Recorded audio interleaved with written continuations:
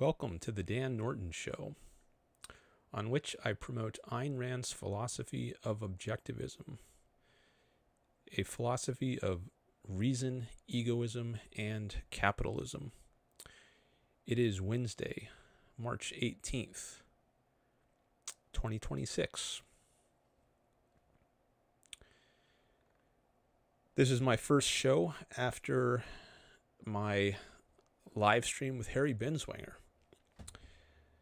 As you may know, 5 days ago, I had Dr. Harry Binswanger as a guest to talk about open immigration. And I'm very pleased with how that went. I had a record number of people attending live. When I checked the analytics afterwards, it looked like it got up to about 40 people, which was about twice the number of my previous record. And we had a lively chat, meaning the people participating in the chats. We had a lot of super chats, some good questions, and also some new things came out in the Q&A with the audience on other topics besides just immigration. Someone asked him about induction, and I thought he gave a very interesting answer to that. It helped me understand Leonard Peikoff's contribution to solving the problem of induction. He also gave an update on his book on mathematics, which I had heard he had been working on for I don't know how long, maybe at least a year, but he said he's now planning to do a book on 5 different sciences, not just math, but also physics, biology, economics, and psychology.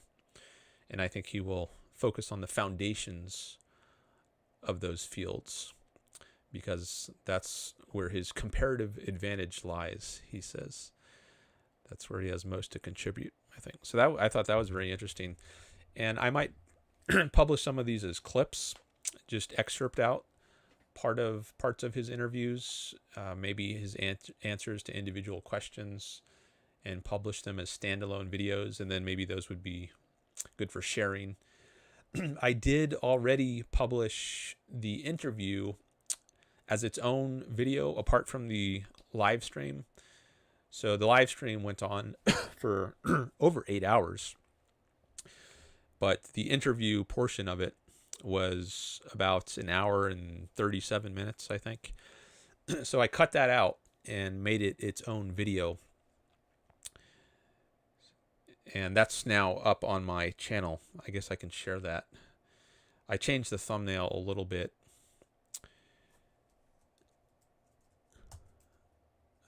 I'm going to pull up my channel here.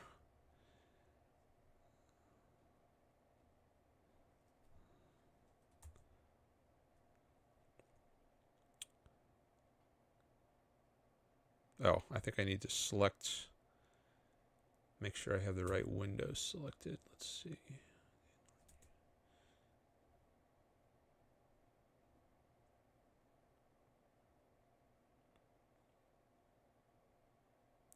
Oh, now my video disappeared. Okay, I think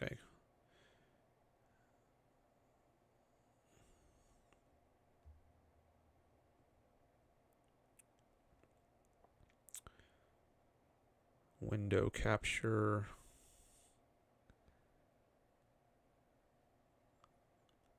I have so many windows open here.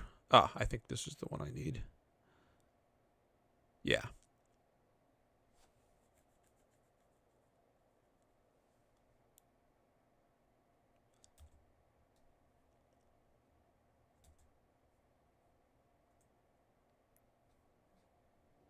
Okay.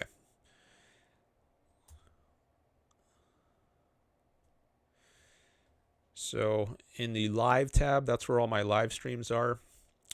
You can find the original live stream right here. You see it was almost 9 hours. But a lot of that was replaying the video. If you stuck around for hours, or maybe if you dropped in many hours into the live stream, you might know that I got worried at a certain point that I might have lost the interview because I could not scroll back all the way to the beginning of the live stream during the live stream. And I'm supposed to be able to do that. You can rewind and go back to the beginning in case you want to start from there. But I couldn't do that. YouTube was only letting me go back to I guess maybe the middle, so maybe 4 hours in. So I was engaging with the chat after the interview ended, and then I took a break around 6 hours in. Actually, maybe I should just open this up so I can explain it a little better. I created a description.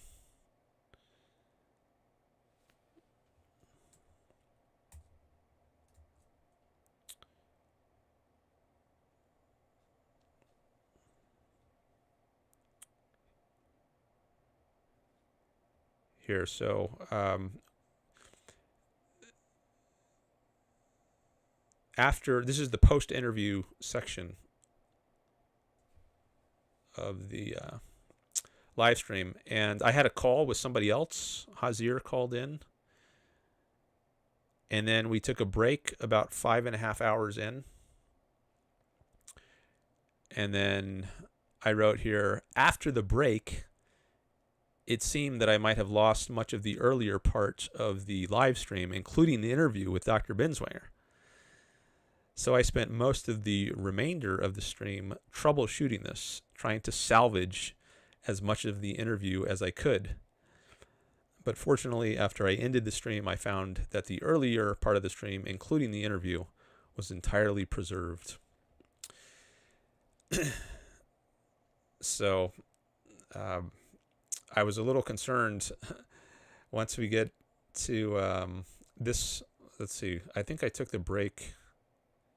I guess it was around here. It says the show will continue shortly. I don't know if that's... Oh, no, actually, this is where the break was.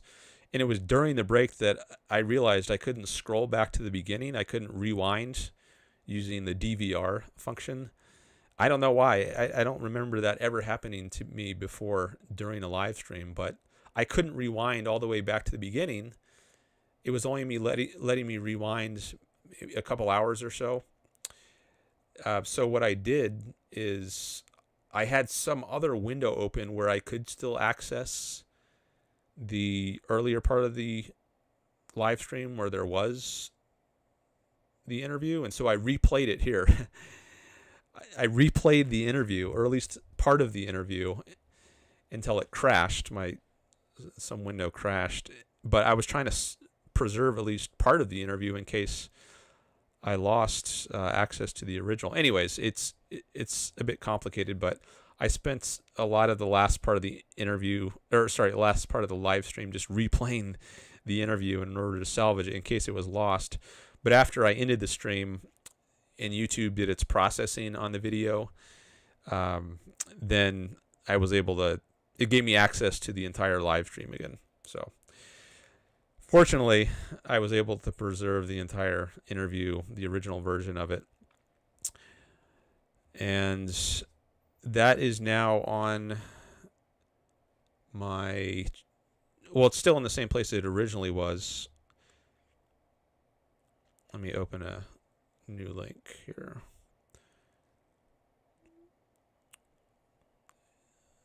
It's still in the live tab here on my channel, right here, with a kind of greenish background. But just a couple days ago, I cut out the interview portion of this almost 9-hour live stream, and I created a video by itself. So if you click on the videos tab here, then you'll see this has a bluish background. I changed it to make it a little quicker, easier to recognize. And I also added a little bit here to the thumbnail. And that's where you can find the just the interview by itself. So that's might be better for sharing if you want to share the interview. And also it includes, let me open this as well in a different window.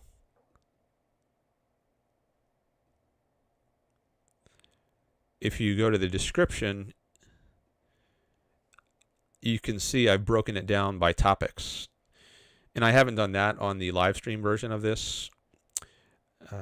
But if you want to navigate the interview to a specific topic, it's very easy now. You've got clickable timestamps here. And I've got the audience Q&A also broken down for all the questions. So I'm very glad to have this as part of my catalog of offerings now. And it's already got over 100 views. I just published this yesterday. And it's got 132 views, which is good to see. Now, the original live stream, it has over 800 views. So where was that? Over here. 826 views. So that's doing great. That's the highest I've ever had on a live stream by a significant margin. I think the next highest number of views was this video here on Iran war, 570 views. That was my record, which for a couple of weeks ago, that was my next highest viewed video. Before that, I think it was the one on Ayn Rand's birthday. Yeah, this one, 366 views. So I have significantly increased my viewing record here, 830. That's great. And if you add to that the over 100 that I've got on the video where I clipped out just the interview portion, then that's over 900 views. I guess it's getting close to 1,000 if you include the views on this version here. So that's great. All right, let me come take a look at the chat, see if anybody has shown up yet. Oh, yeah, I see we got Simon is here, Nick is here, and Robert is here. Welcome. Welcome to you all. Let me share my chat screen.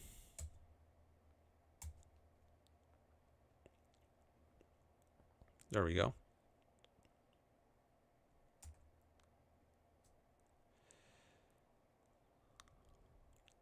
Nick says, I watched the first part of that video today since I had started watching after you started streaming. Okay, you mean the interview? You watched the first part of the interview with Harry? Robert says, well organized. It was a good interview / discussion and warrants a wise audience. Thank you. Appreciate that. Yeah, I thought it was a good interview, good discussion. And there was one technical problem. For a few minutes, the audio became choppy. And I cut that out of this version so people didn't have to wait through 5 minutes of choppiness. And I put up a screen. Oh, I guess I gotta go back to this window here. Where is that?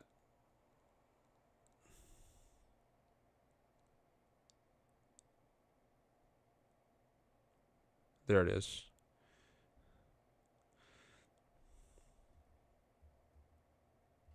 Oh, I guess I need to... Here it is. I put in a slide that says, due to technical difficulties, a few minutes of audio was lost or garbled at this point. That section has been edited out of this video, but it can be found in the original live stream, which is linked in the description. The following section of the interview picks up in the middle of Dr. Binswanger's answer to the next question from the audience. So he was in the middle of talking about induction. He was he was answering a question about what is Rand or Peikoff's, how did Rand or Peikoff solve the problem of induction? And most of that answer was preserved, but maybe the last minute or so, I think, was garbled. And you can hear this if you go to the original live stream. And I can sort of make out what he's saying. Maybe someday I'll go through that section of video and try to translate the garbled portion into a non-garbled version. So he finished up. He gave about another minute on induction that's not included here. And then after that, he took a question about, I think it was a question about do you support open immigration of Muslims into America, even if it turns America Islamic?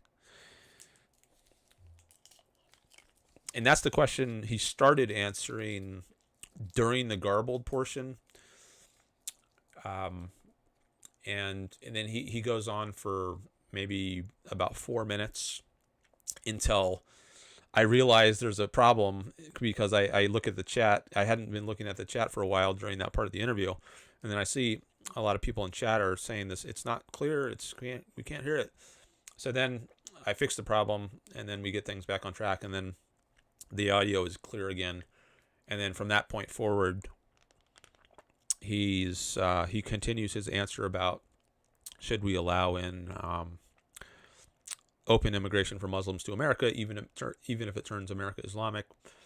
But by that point, once the audio cleared up, he had shifted to a different topic, which was down here in the this one. Two hopeful countries, India and Argentina. And you see it's the question right before that about induction. So about the last minute of this question on induction is missing. And then I guess the full question of do you support open immigration of Muslims to America if it turns America Islamic, the full answer to that is missing. But I guess he elaborated on his answer, and it became, in effect, a new topic. So this is where it picks up.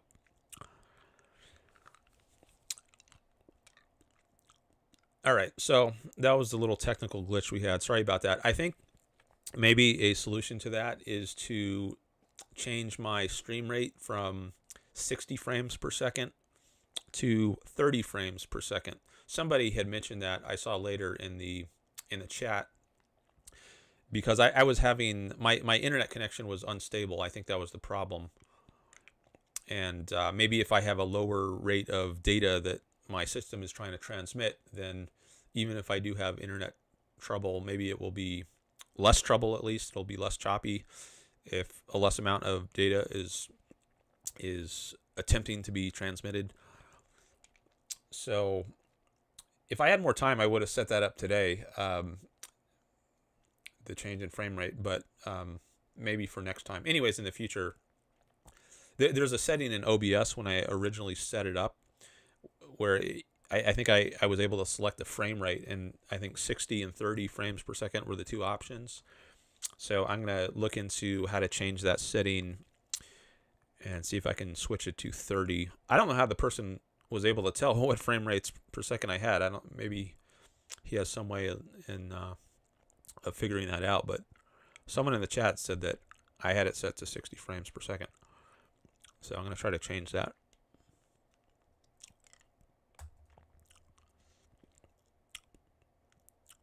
Oh, Evolutionary Capitalist is here. Hello. He says, induction is already formally handled by Bayesian inference. Why does philosophy need to tackle the problem of induction?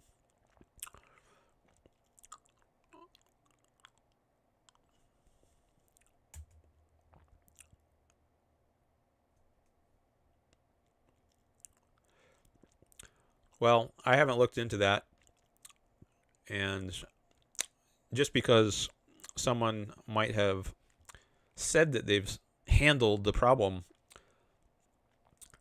doesn't necessarily mean it has been handled, at least to my satisfaction or many people's satisfaction. I think there's a lot of contemporary academic philosophy which is not good. So I wouldn't take anyone's claim at face value that they've solved the problem if they're just if there's someone in academic philosophy. Not saying they haven't, but I'm pretty skeptical, especially if they're not coming from an objectivist viewpoint, a foundation of the objectivist theory of concepts, which is what Leonard Peikoff, Ayn Rand student, the framework he's coming from. And I think that's a good framework. So if you're coming from a very, very alien framework, I'm doubtful you can have solved the problem. Maybe there's some aspects of it that you could make progress on, but to fundamentally solve it, I'm doubtful. You say it's rigorous mathematical analysis on how to update objective and subjective belief. Okay. Well, I think there's a lot of pseudo-rigor in philosophy, and they use logic, mathematical logic, or symbolic logic a lot, where I don't really think it's... I'm, again, skeptical of that.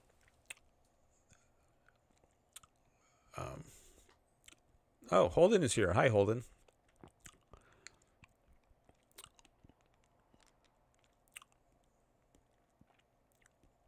Simon says, I had an entire clubhouse room laugh at me today when I told them that the sentence, a cow jumping to the moon, was not logically possible.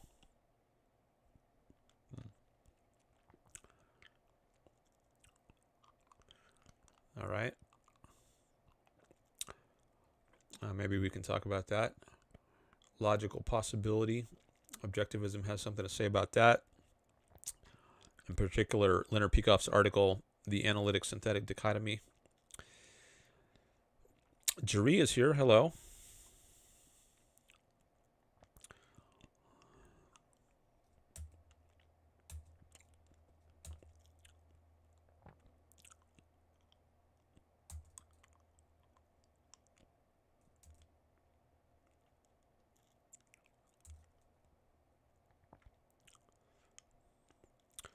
How can you actually explain to people about the rationalism they're engaging in?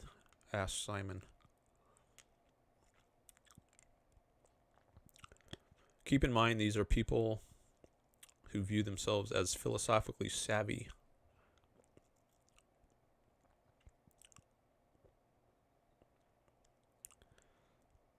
Thomas Bayes is a key contributor to probability theory in mathematics, and Laplace refined Bayesian inference.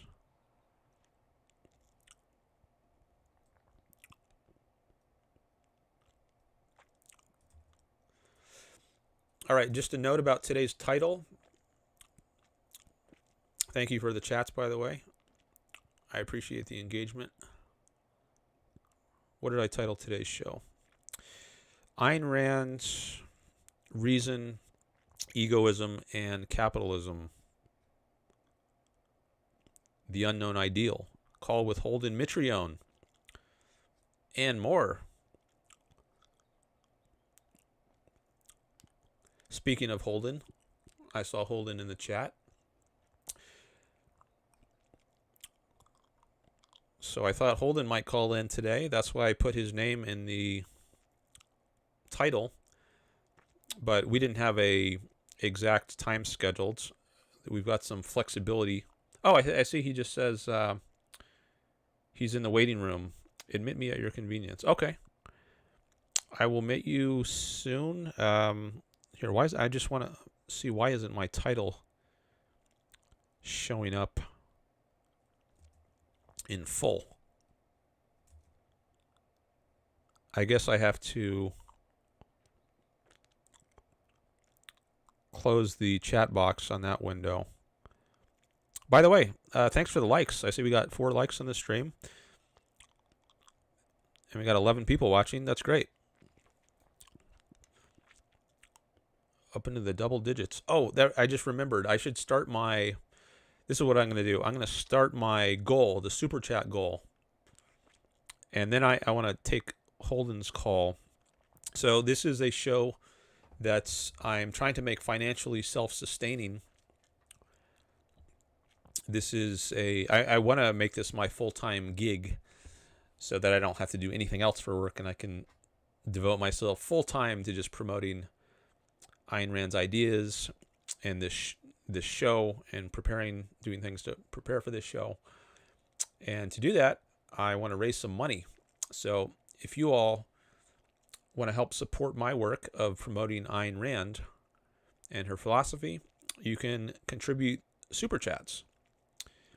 And then I will give your questions priority. I will give them more time, more attention, get to them sooner than I otherwise would. So I hope it's a win-win kind of arrangement. I'll give your chats more priority, more engagement. The more dollars you attach to them. So I want to set up a super chat goal here.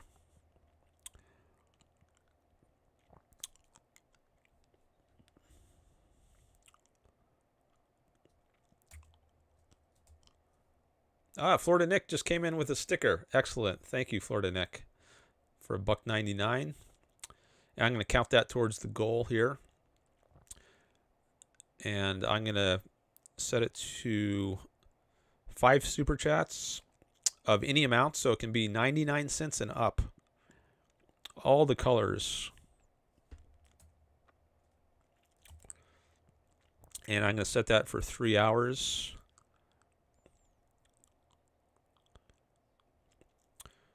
So the goal is to get 5 in the next 3 hours. But we already got 1 because Nick has done a sticker. And I'm going to count stickers even though YouTube only counts super chats.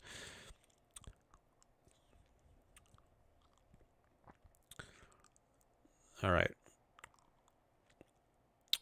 So all you need to do if you want to help out is click on that $sign. Then you can do a sticker or a chat. And if you do a chat, this number will go up to 1 out of 5, 2 out of 5, etc. If you do a sticker, it won't. But even if you don't have anything to say, you can still do a super chat. You can just leave it blank or put in some blank spaces or some random characters if you want to see this number go up. But I'm going to count it towards the goal, whether it's a super sticker or a super chat. You can also use PayPal or Patreon, and I actually get a larger cut. YouTube takes out 30% for super chats. But if you do Patreon, then it only takes out like 10 to 15%. If you do PayPal, it only takes out 2 or 3%. And I have the links here in the description, in the video description. So those are other ways you can contribute. All right. So I want to get to Holden's call, but thank you for all the chats, and I guess I'll get to those after the call with Holden. And it's good to have material to engage with once I get back after his call. Usually when I'm on a call, I'm mostly just focused on the call. I try to check in with a chat event once in a while. But I don't check it as often as I do like right now when I'm not on a call. But it's good if there's material to engage with once I am able to come back to the chat.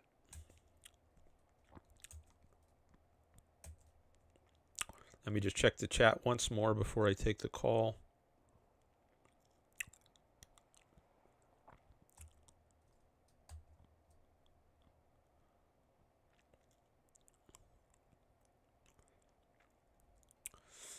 I tried explaining that concepts are meant to refer to existence. If you divorce the thing in reality from the concept, it's just an empty concept, but no one wants to hold reality as a standard, says Simon.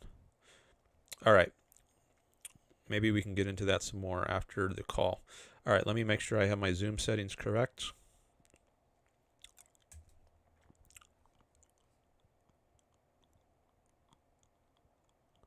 They changed Zoom around. I guess they updated the software, so some of the... Oh. Okay, I don't know where I need to go to make sure I have my normal settings as I want them.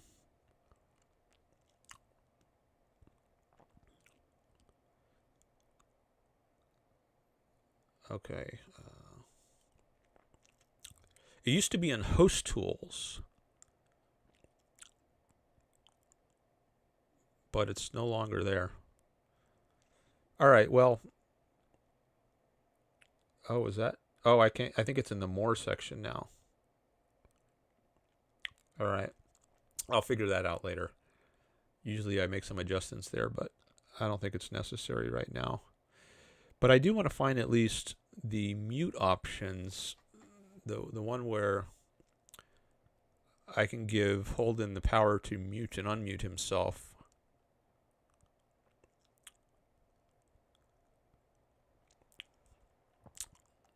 I don't even see that. Maybe I have to admit him first before I can see that. All right, well, I'm just going to admit him and see what happens. Oh, yeah, so just on the title, I put Capitalism, the Unknown Ideal in there because, well, it has to do with Holden. Maybe he can explain that.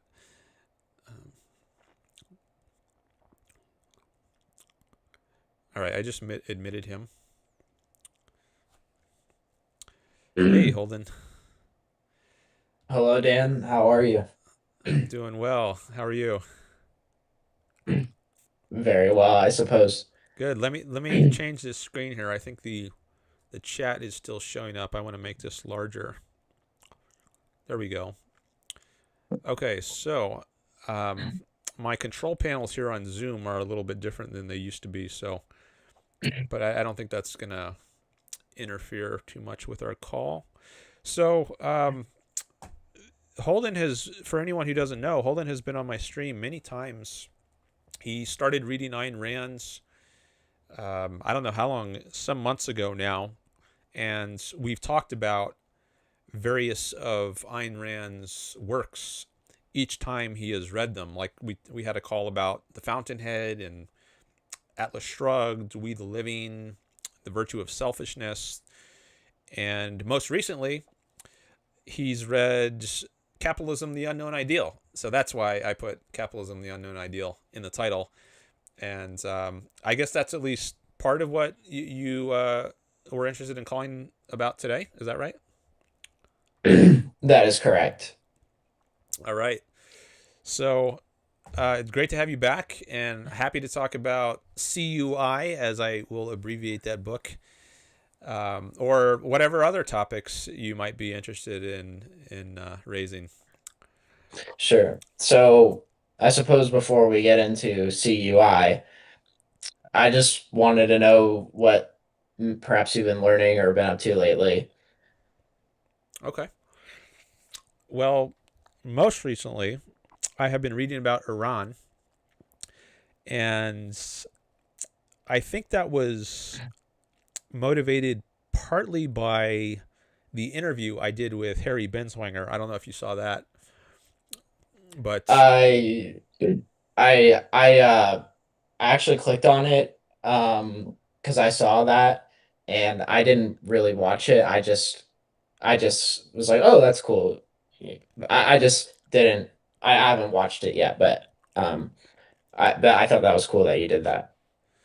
yeah. So in that interview, it was on immigration primarily, and we talked about foreign affairs somewhat in that, like, should we worried about the threat of jihad? Is that a good reason to have some kind of restrictions on immigration so we can screen out Mhm. potential terrorists? And that was at least one aspect of the interview.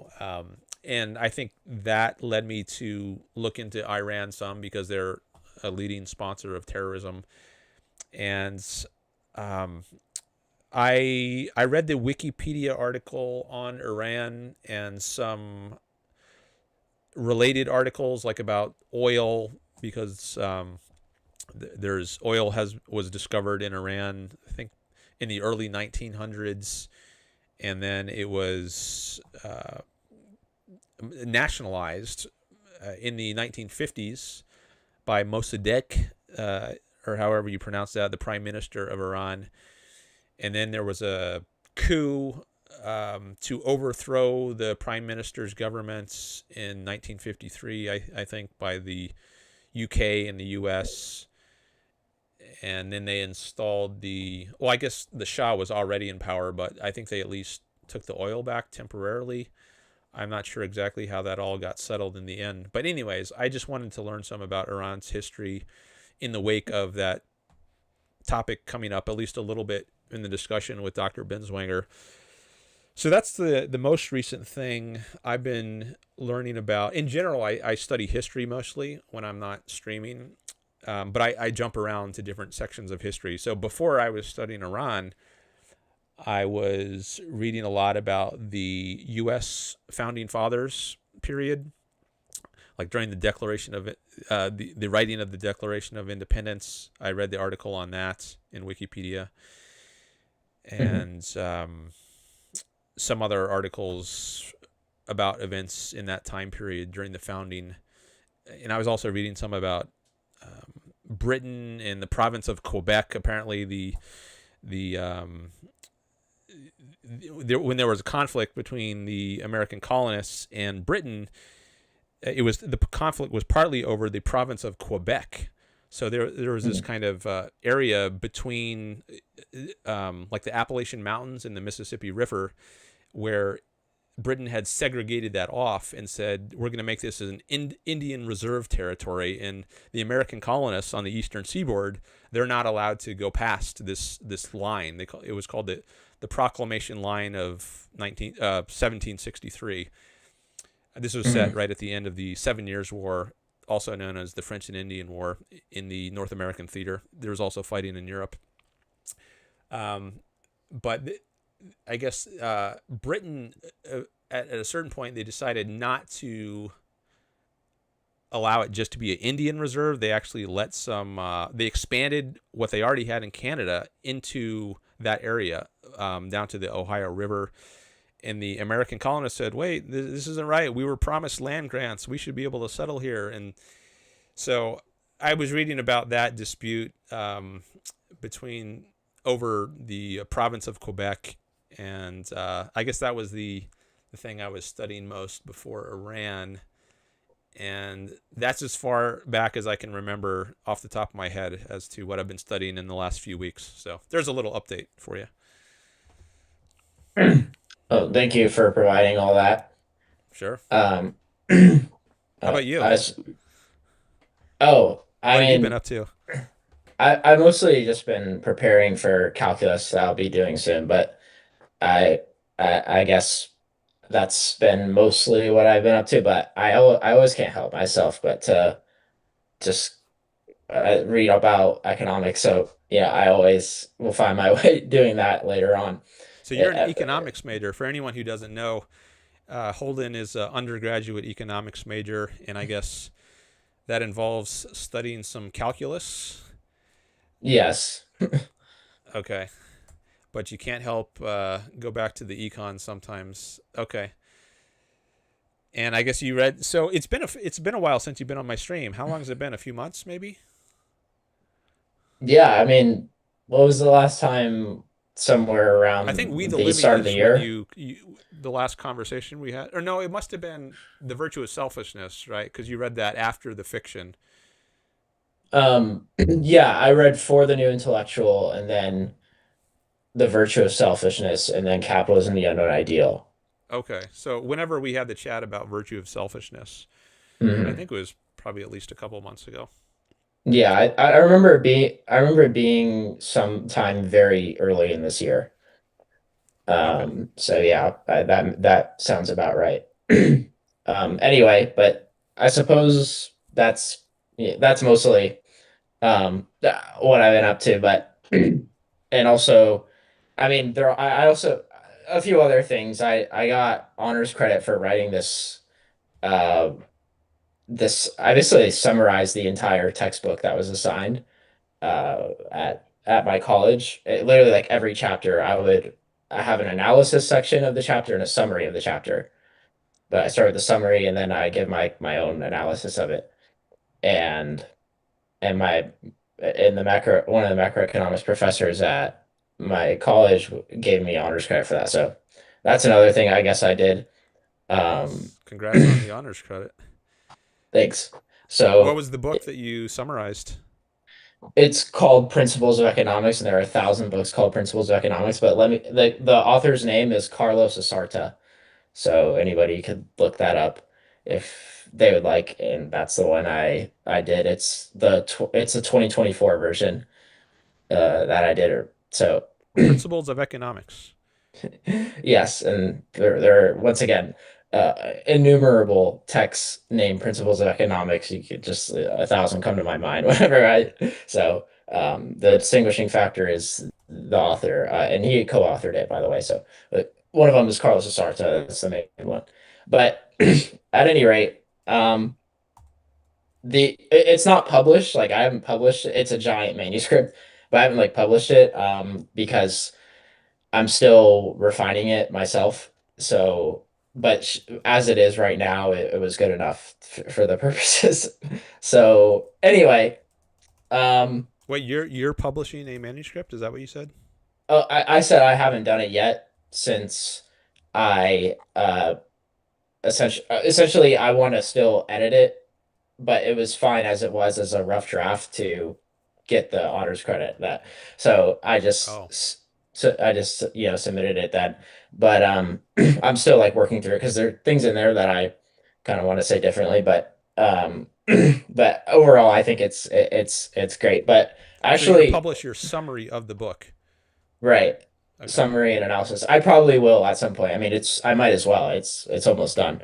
So anyway, can I just go for a sec? I'm just using the bathroom real Yeah, fast, sure. and maybe you could check the. All right, Sure. just give me a sec. Thank you.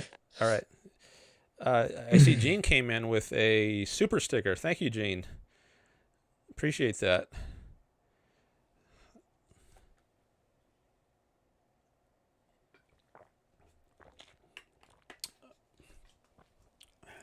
All right.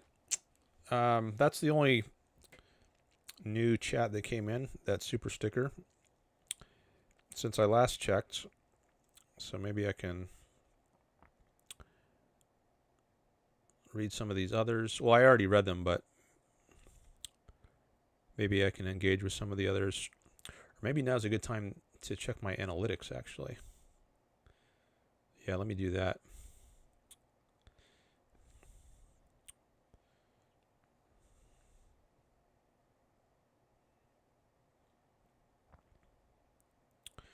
I got, I think, about 10 new subscribers since I did my interview with Dr. Binswanger.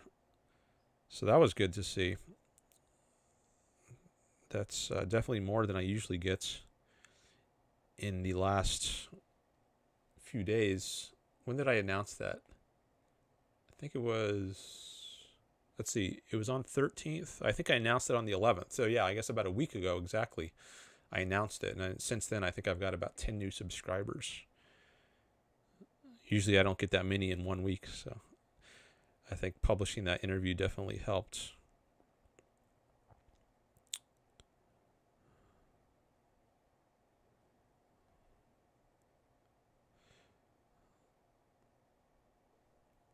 Oh, nice big uptick on the viewers since I started live streaming today.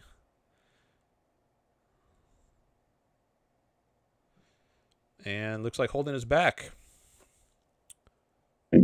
Yes, I am here now. All right.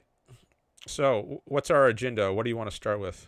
So I suppose, um, well, I suppose we can kind of go through some of the things that were in throughout the book. I mean, I have a chronological kind of like each essay and some things that I thought about what was written that perhaps we could both chime in on if you or I would like. And I was kind of some of them are questions that I have for you.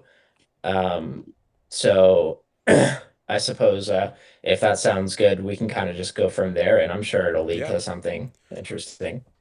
Yeah, this is the book that I think I was most excited for you to read because of your interest in economics.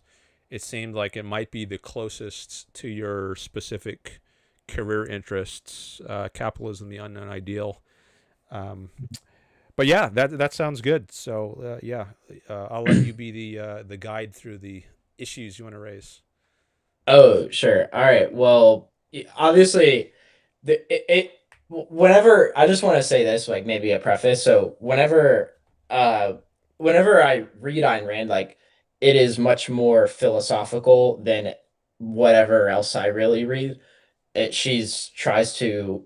I mean, I suppose like from objectivists in general, Euron is the same way. Alex Epstein's the same way. Whenever I read them, so I mean, uh, and so on. So I I just want to kind of say a lot of it, like especially towards the end, frankly, it was very. I mean, they're very. Ayn Rand is very philosophical in her defense of capitalism. So I just want to say, like, obviously, like it's obviously there's economics in there too, but I want to just like kind of say I don't know. Um, I don't see myself as like the uh I don't know leader in some of these things, so I'm gonna need your help with some of this. But anyway, I'll just say I'll just start with that. But So at just any a rate, little background for anyone who doesn't know this book. Ayn Rand, she's most famous for writing fiction, but starting in the 60s, she turned to nonfiction and she wrote a lot of essays in her magazines, the Objectivist newsletter, which eventually became the Objectivist, and then the Ayn Rand letter. And then many of the essays or articles that she wrote for those periodicals were anthologized into various books. So one was The Virtue of Selfishness, which came out in 1964. Capitalism, the Unknown Ideal, which is the one we're talking about. I think that was originally published in maybe 1966 or 67, but then a second edition of it came out a year or so later. And I think the only difference was a couple essays were added to it. Maybe Requiem for Man and Cashing In the Student Rebellion. I'm not sure which essays were added, but anyway, that's mhm. the historical context. She was writing in the 60s, and she has essays about the theory and history of capitalism.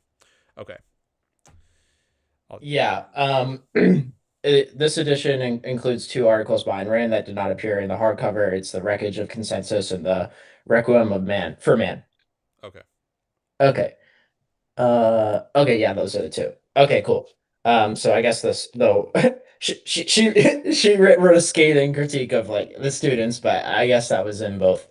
But of like University of Berkeley. But anyway, I okay. So as yeah, let's see. I'm just mentioning that because I was like, oh, okay, she went pretty hard on that one. But all right, so yeah, I mean, I guess like one of the big problems that uh, or one of like the big questions of like economics. I don't know if you would say it's like we'll just say like just of like societal problem is like, oh well, how should resources be allocated? And um and I mean, there's someone listening who's like, "Oh, strictly speaking, Holden, it's not the economist's job to say how it should." It's just like, all right, just follow me for a second. Um, so apparently, like this Britannica, Encyclopedia Britannica, Britannica. Britannica. Sorry, I'm saying it wrong. I read them actually quite often, but I guess I thank you for that. Can you say it one more time? Britannica. Britannica. Okay, Encyclopedia Britannica um, put out this like this article that like was giving this like opinion on capitalism and that was like it was meant to be objective, clearly, but it wasn't really. So, um, and frankly, from what I've read of Britannica, sorry, I'm losing my mind. It's Um, like like Britain, the country, Great Britain, Britain, but Britain, the accent is different. Britannica. Britannica. Okay. Yeah, hold on. Let me just change my AirPod just a second. Okay, sure thing. It's running out of batteries.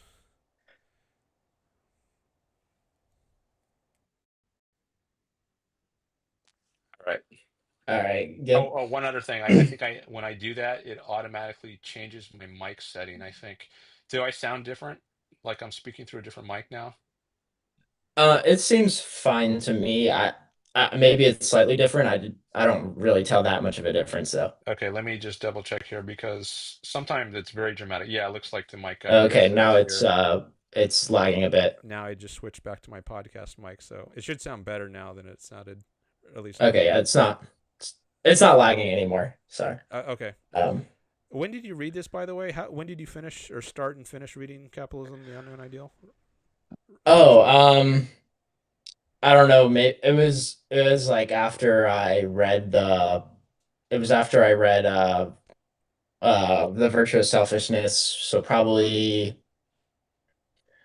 it was sometime in January, and so probably yeah, sometime in January, and I probably finished in early February, Okay, so you somewhere read around it there. like a couple months ago ish. Yeah, maybe like yeah, a couple months maybe Okay, now or so.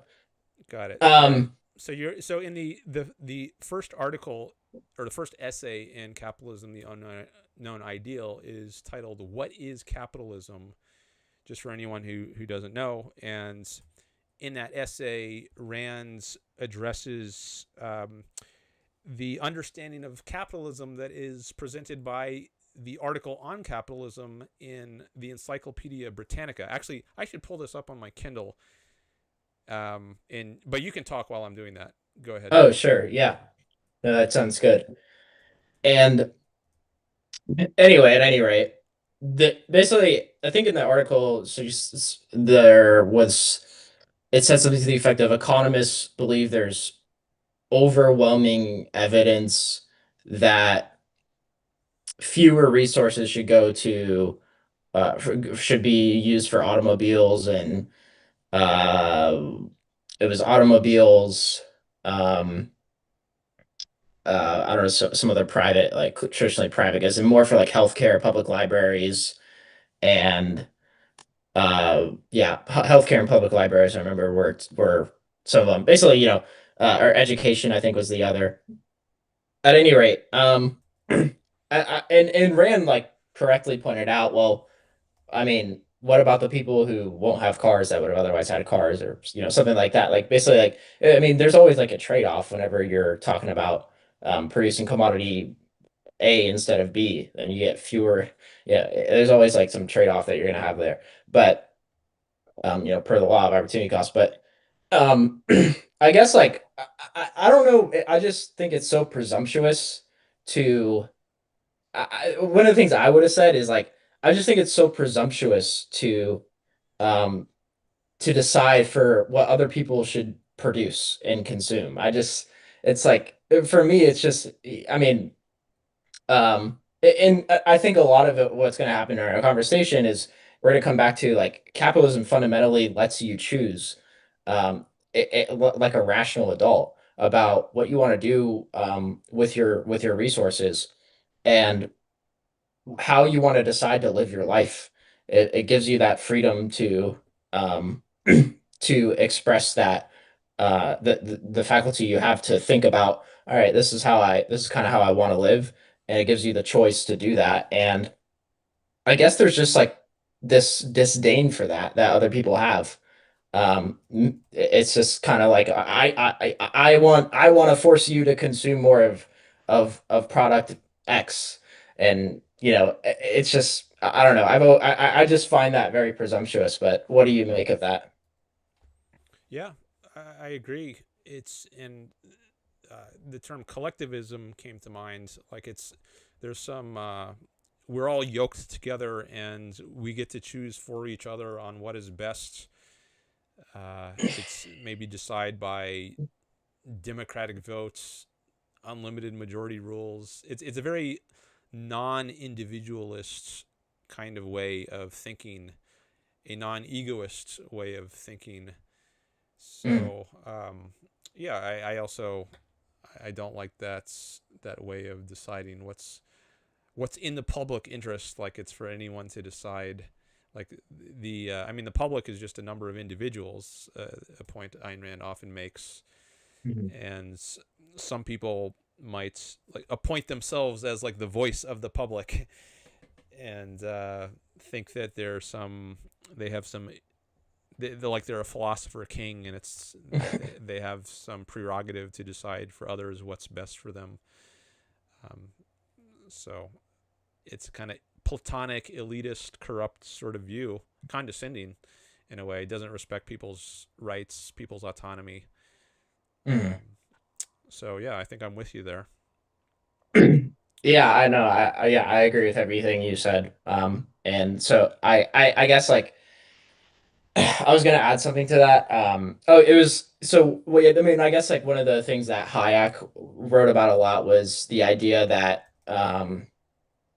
like the idea that you could have the knowledge of it that uh, you could interfere with like this incredibly complex system, social system, and know that your particular intervention is going to give you what the desired outcome that you want. It's like there's just so many factors at play, and the idea that you could be the person who knows what the correct distribution of income is or allocation of resources is. It's like, all right, well, you better be careful. But I mean, and that's something that a lot of people have taken from Hayek. But I think even more fundamentally, like even if you could know that stuff, then it still doesn't make it right to just take people's money, and it's just I think it's just barbaric. Um, Yeah, I think anyway. this relates to Rand's point that values are objective. They're not intrinsic or subjective. This is a very important trichotomy in her philosophy.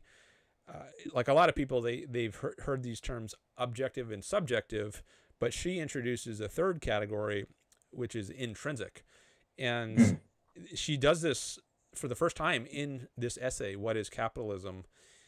mhm, And it's a very deep essay, but the idea of intrinsic value is that you can force value on someone without their recognizing it. On her view, the objective theory of value, someone has to actually grasp something and evaluate it as good for him or herself in order for it to be of value. Like, let's say I think that you think you want to be an economist, but I think you would actually be better off if you were a computer programmer. And now, is it right for me to force that on you? Let's say I'm even right. Let's say that I'm right that you would be happier in the long run if you were a computer programmer instead of an economist. It's still wrong for me to force you to be a computer programmer because you have to see it for yourself. If I just force it on you, whoops, my phone alarm went off. If I force it on you, then you will rebel against it, right? You might, maybe you'll even commit suicide, right? Because you had this dream of being an economist, and now your life plans are wrecked because the statist central planner, have decided that Holden is more cut out to be a computer programmer, and then Holden jumps off a bridge tragically because he doesn't get to pursue what he wanted. So even if someone mhm, is mistaken about some value that they hold, which is possible, they still have to come to grasp that for themselves. You can't force a value on someone and have it be an actual value to that person. They have to recognize it for themselves. And that's part of the objective theory of value. That's a value is only really a value if you recognize it as such. Which isn't to say that anything you happen to value is a value. I mean, you can be mistaken. Maybe you pursue heroin or alcohol, and that's actually destructive of your life. But at least a necessary condition of something being a genuine value, if not a sufficient condition, is that you recognize it as such and you've evaluated it as such in your own mind. Mhm. Yeah, and that's, I guess, and yeah, I'm totally with you when it comes to just like how it just gets to like this same thing of of just rejecting people's autonomy to make their own choices about whatever they want to, yeah, be or whatever. I guess like, and she talks about guild socialism, or I think Nathaniel Branden does as well, and how just horrific it is um I mean, obviously they're not using the same words that I am, but how horrific it is for like someone's ability to make independent decisions for their own lives. Um, and, you know, they got like this bureau who decides what occupation you work in instead of like you being able to make that choice for your own life. Um, Yeah, just absurd. it reminds me of in Anthem. There's they assign you to certain That's occupations. exactly what I thought about too. Yeah. Street sweeper. Yeah. uh, Right. yeah, that's I think equality. So this is for anyone who doesn't know Ayn Rand's very short novella, Anthem. The main character, Equality, 72521, I think it's his name. He is assigned to be a street sweeper in this dystopian future where there's just like authoritarian worlds and totalitarian government, and um, people don't have freedom to decide for themselves how they're going to live. They're forced to live in certain ways, and equality is assigned the role of street sweeper. Yes, and yeah, I mean, I can't believe like it's just the same thing. I thought of whenever I read of that. Yeah, and it's just so obvious whenever you're seeing it in third person how destructive that is. Like, it just how evil it is. At least to me, it is. Maybe it isn't for others, but it's yeah, it's just it's like treating society like they're a bunch of like rats or something. I don't know. It's just it's maybe I'm not expressing it very articulate, eloquently, but anyway, so It's another case that just came to mind is arranged marriage, like in India. mm, You don't absolutely. have choice over who your marriage partner is, which is like one of the most important things about your life, is like who you're going to spend your whole life with in this most intimate sort of way. And that choice is taken away from individuals, or at least I guess at certain points in history it was. I don't know, like the current state of India culture, maybe it's more healthy, but at least in certain parts of history, certain cultures, they've had arranged marriages. So yeah, that's another big way in which your freedom to choose can be overridden to the detriment of your own happiness. Yeah. And it's insane. I've read articles from conservatives who talk about like the success of arranged marriages, and they just completely miss the point. It's like, well, one, what is your criterion for success? And you find out that it's just like whether or not they got divorced. But who knows? Like, they're forcing this woman to be with this dude that, you know, it's like it's just completely absurd. I mean, yeah, it's just it's barbaric. It's truly barbaric, and um yeah, and once again, it's a complete rejection of autonomy, and thank God it's not as widespread as it once was before. Um, but uh, yeah, it's just bizarre that people could still think that is in any way acceptable. And maybe this also ties into some deeper issues like religion. So if you're willing to give up your mind, then you'll do all kinds of destructive things. There's a famous line from Voltaire.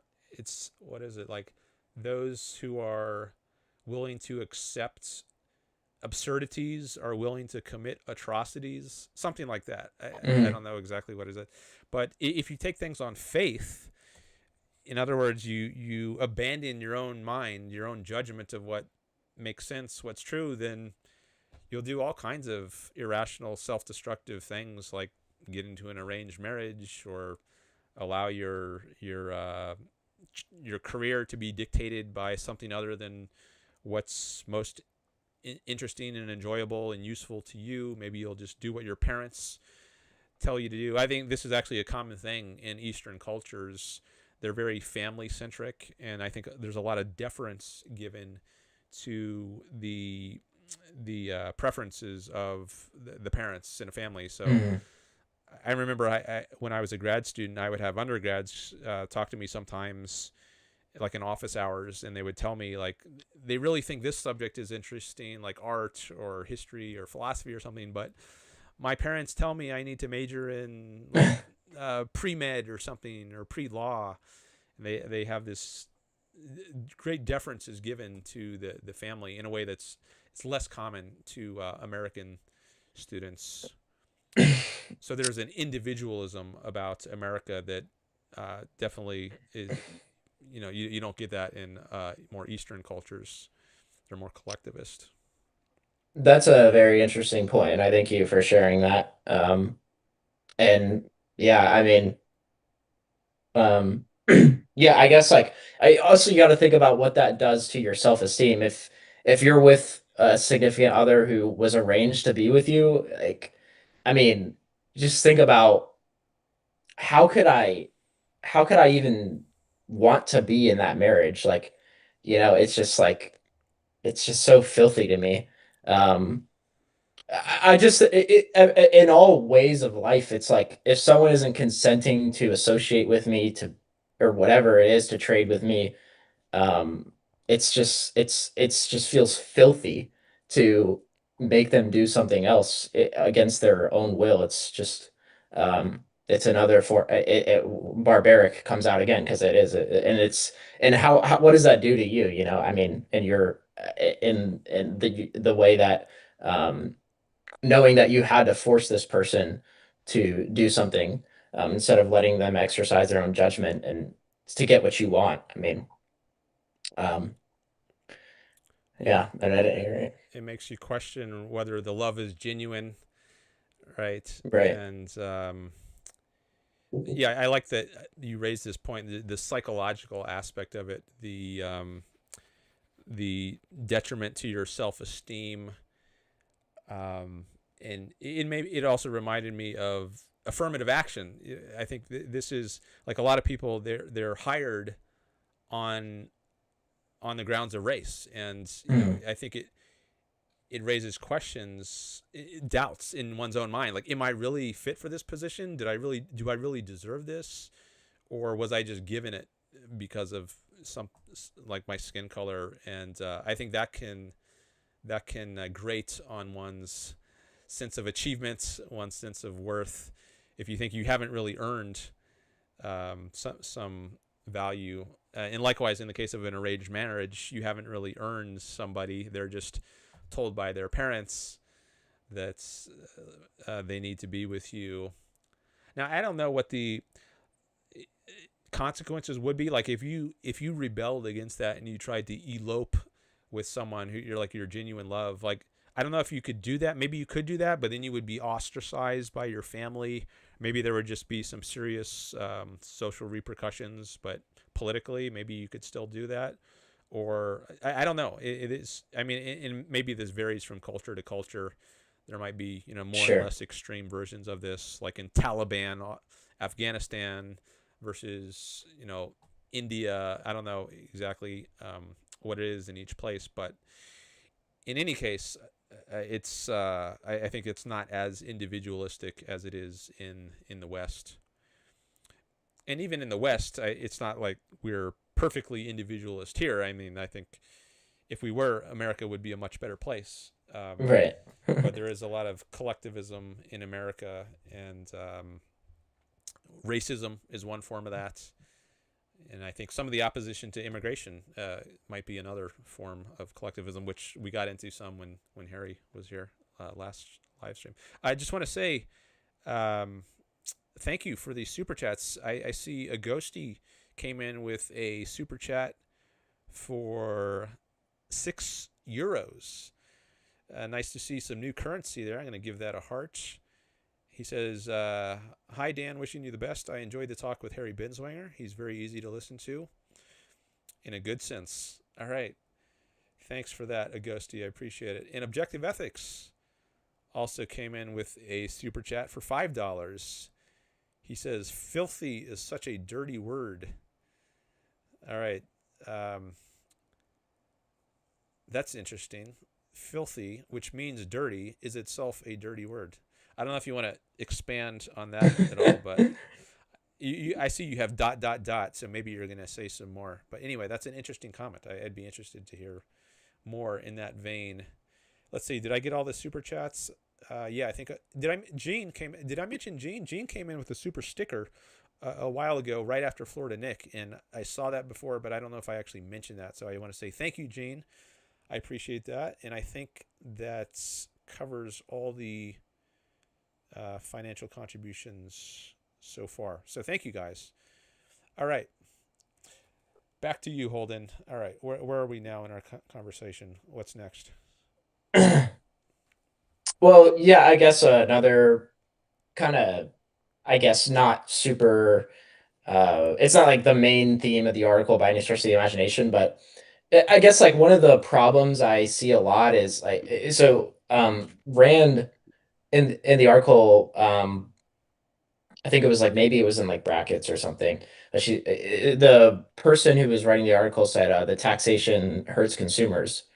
And Rand's like, well, what about producers? And I think one of the just like bizarre um, theories of I don't think any serious economist believes this, but um, a lot of it's like common to say. Like I just hear it very often. Unfortunately, it's like, oh, consumers pay for all taxes. It's just like, and they're implying that like the economic incidents. So it's like there's like this difference in economics we call between like legal incidents or statutory incidents, which is like who physically sends the money to the government. But what economists care about is like who bears the burden of the tax, who actually faces like this burden because of taxation. It's not necessarily who gives the money to the government that is bearing the complete burden of a tax.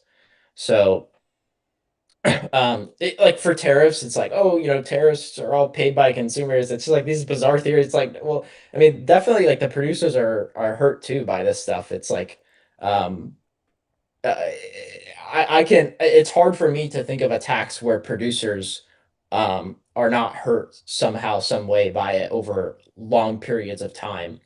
But anyway, I I guess that was also a thought that came up, and you can comment that on that if you have anything. Did you say the last sentence, which had long time at the end of it? What was the whole sentence again? Oh, so I just said like over time, especially over like long periods, it's hard for me to imagine any tax that doesn't burden a producer um, over a long period of time because, and by over a long period of time, I mean like a tax will shift the income patterns in an economy in where it's most profitable to allocate some resource. And some producer is going to find that whatever they planned on before to produce and use a given resource is less profitable than it otherwise would have been if the tax was never in place. Um, so a lot of the time, it takes time for that to happen because there are like ripple effects in the economy. You tax Walmart, Walmart stops buying products from X, X stops buying products from Y. Uh, and now we stopped producing less of some commodity because of this, and that's because it became less profitable to produce that. It's just like over time there's these effects um that may take some time to occur before, because like the immediate burden may not happen overnight for the suppliers of Walmart, let's say. um I mean, I'm sure their stock price would fall and all that, so I guess it's not really good, but maybe some like not so obvious effect if it was unforeseen, and their stock price would definitely fall, but um, holding other things equal, but some unforeseen effect in the economy. That's why I say over time, you give it a second to ripple through. Um, that it's almost certain that some producer will be hurt by a tax, like any tax you could think of. Um, but anyway. I'm just thinking of uh, an example of how taxes hurt both consumers and producers. Um, but just Mhm. as I'm saying that, it feels a little. I felt a little uncomfortable because it just occurred to me, well, maybe this is a kind of false dichotomy, like between producers and consumers, because to be a consumer, you have to produce something. Right. Um, uh, so if you're going to buy something, you need to earn the money to buy it, but to earn that money, you have to be a producer yourself. Um, I guess unless you're like a child, right, and you're not you're just consuming what your parents give you, Or welfare or whatever. or yeah. But let's setting aside cases like that. Um, there, the primacy of production, I think, is a principle which um, I don't think Ayn Rand ever formulates it exactly like that, but I think there's a focus on the producer in her works in a way that there's really not.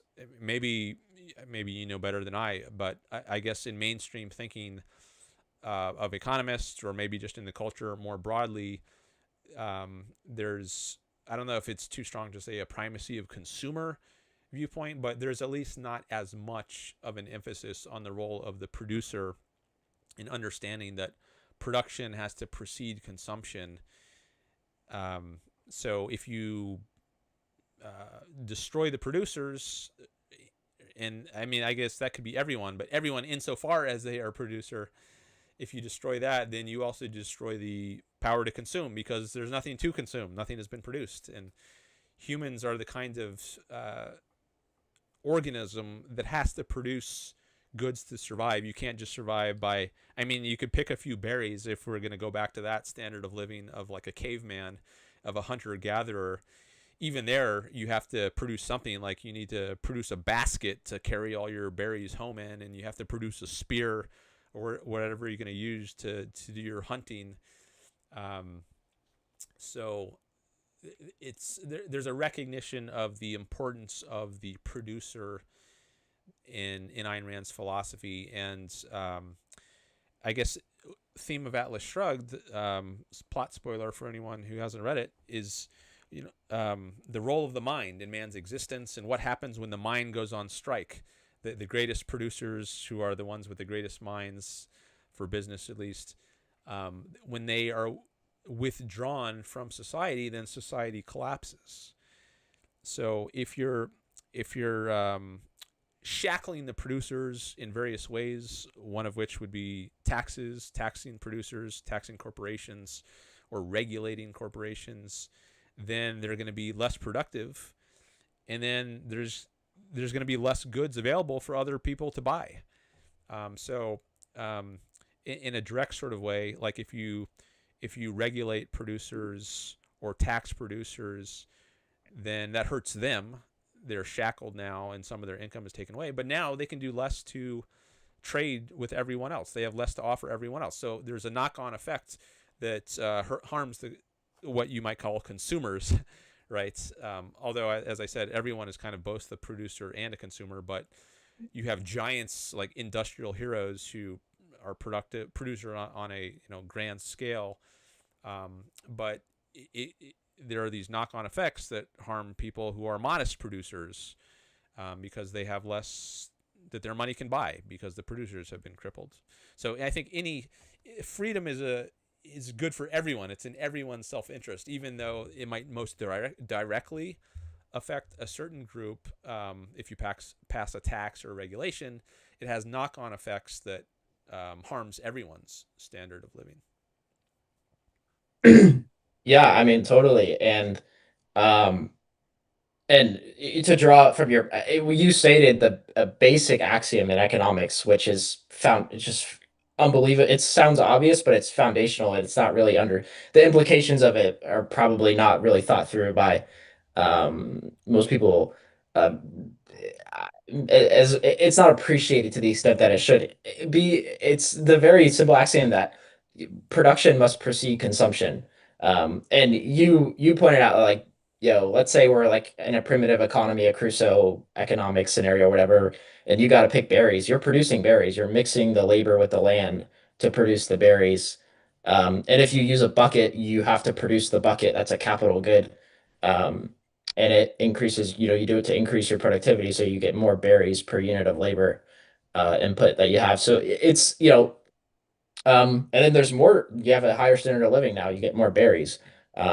Yeah, and And even if you don't have a bucket, like even if you're just the work itself of picking the berries. Like imagine you're lying on the ground, you just woke up and you're hungry and you don't have a mm, bucket and you want to satisfy your hunger. Well, you have to do the work. You have to go looking for the berry tree, find it, and then maybe it's 3 miles away, and then you have to do all the work of finding the berries and picking them, and that consumes calories.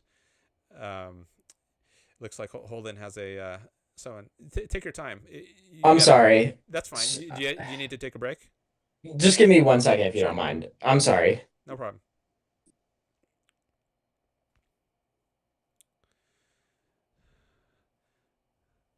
I'll wait for him to get back, I guess, and take a look at the chat.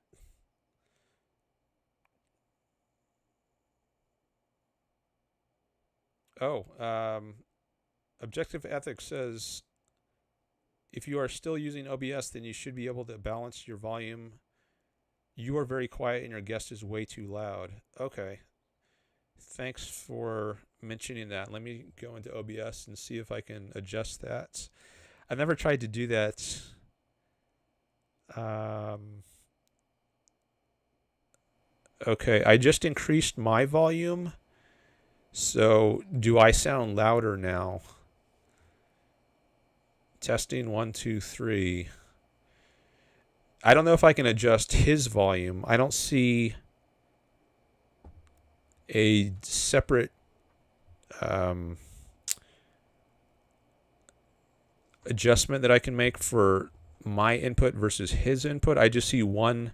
Oh, it looks like this might only affect mine because it says it's for the mic. That's the label it has on it. And his volume would be the speaker volume, which is okay. It's not. Maybe when he comes back, I'll see it go up. I can see how high it goes up. But since he's not talking right now, it's just at the bottom. But I have an idea of how I might be able to adjust his volume as well. I'll test it once he gets back. But I think I can at least adjust my volume. Okay, Nick says that I sound louder now. Okay, so Holden, someone in the chat said that I sound too soft and you sound too loud, or at least louder than I am. So I increased my volume, and now I Okay. want to see if okay now I see that your volume appears here. So let me know in the chat if you want me to lower Holden's volume or if it was enough for me to just increase my volume. All right, I'll try to check back, but I'm glad I was at least able to increase my volume a little bit. Okay, so I was just saying, like, even if you don't have a basket or a bucket or something, you still have to do a kind of production, which is just the work of going to find the berries. Like maybe Right. the nearest berry tree or berry bush is like 2 miles away, and that takes work. You can't just lie on the Yeah. ground there and expect the berry to pop into your mouth out of the sky. It takes work. So production is really fundamental, and it's involved even if there's no goods like making a basket out of twigs or something. Just Mhm. going to the site of where the value is in procuring whatever that value is, picking them off the tree, that takes work. Whereas somebody who's just sitting around on the ground, he's not doing that work. He's not a producer. So yeah, as we were both saying, production is primary to consumption. Absolutely. And yeah, like everybody, like let's say you were talking about um how everybody's hurt. Yeah, I mean like we are only as rich as, I mean, we only have the goods that we can only buy things that we produce, as we said. So um the if we taxation destroys the productive capacity of an economy, for example. It's just like this massive distortion to accumulating capital goods. Like you mentioned, a spear, that's it could be an example. You use it to produce other goods. Um, I guess like the produce. I guess we have fewer of those capital goods whenever we have taxation because those are made possible by savings. In order to like build this spear, and we could talk about this more once we get to like the gold standard if you want. In order to like make the spear, you gotta forego picking berries now, and forego maybe just leisure, which is like a general consumption good in Austrian theory. And you go to produce the stick and you need some fund to, or sorry, what are we saying is the capital good, the Spear. spear. Spear. So in order to produce the spear, you got to take time away um from the things you otherwise would have been doing. And you got to save up some fund. Like you got to have some berries there to, kind of make it so that you can survive while you build these capital goods. So you got to save to build these capital goods, and then you get more productivity from it. But taxation distort. You get yes fewer berries. You have this smaller fund to produce. You get a smaller fund available to delay consumption and produce capital goods. And so anyway, Can you and explain what you that mean by capital goods? yeah, so capital goods are man-made resources that are used to produce other uh, commodities. So the most common example of a capital good is a machine, let's say an oven that's used to produce let's say it's used to produce hamburgers. And so McDonald's has these ovens in there, and those are capital goods. And those capital goods are what make the workers productive. Like if like when you were talking about using a bucket to produce berries, and or a spear, and those make that you're much more productive with that spear than with your hands. Like you try and catch fish with your hands, for example, is like what Bamba Barak was talking about, and you get like a harpoon. You're just much more productive. Um, so capital goods make the workers more productive, and that means more is produced, and we have all higher real incomes because of that. So that's what capital goods are. And the capital like structure is what makes civilization. Like we don't have a higher standard of living without capital goods. It's like it's what makes us productive. And it's the bedrock of our economy. And you can only have capital goods to the extent that you save. So those are what capital goods are. And we can talk more about that, I guess, later So, on if you like, but yeah. just a so what would you call the berries? Would they be like consumptive goods? Like Mhm. you directly consume the berry, you don't directly consume the bucket, right? But the Exactly. bucket is like a means of getting more berries per unit time instead of having to make like 10 separate trips to the berry bush and carry them all in your hands. Maybe you can carry like 10 times that much berries in one trip if you have a bucket. So even though you're not consuming the buckets, like as a final good, a final thing you consume, it enables you, it increases your capacity to consume. So maybe that's at least one aspect of, or one characteristic of a capital good. It's not a final consumptive good, but it ultimately increases your ability to have greater consumption. Exactly. Yeah. No, yeah, that's totally right. So capital good, any producer's good. So it's three producers' goods. You got land, which is just whatever this we call them gifts from nature. And those are things that aren't improved. Like humans haven't done anything to them. And what is improved on land is capital, or what is used to combine land and labor to mix it up and produce something that's more desirable for us. That is used for production is a capital good. But and the other is labor, by the way. But specifically on capital goods, um, the by the way, capital is just stored land, labor, and time. Murray Rothbard says it eloquently. Actually, Baum Bauer was the first, I think, to say that. It's stored land, labor, and time. Basically, what that means is it's land and labor combined um, over time to make the capital. So like the bucket that you have is made out of sticks that you got from that was a gift of nature, and you combined it with your labor to make it into a bucket, and now it's a capital good. This laptop that I'm using to talk to you right now was all the parts in it are the microphone you're using. All the parts in it were part of land that humans refined into a much more into a different form. Um, and I guess if you use it for like a podcast that you make money from, it's a capital good. But anyway, um, the in Austrian economics, basically something is a producer's good if you use it as a means to produce other goods. Or if it is in the final product, that's called circulating capital. So there, you got circulating capital and fixed capital, but don't really worry about that much right now. Just mostly whenever you think of capital goods, just think of I think you have the right idea. The bucket is a good example. The spear is a good example. Uh, but yes, in Austrian economics, it's up to you.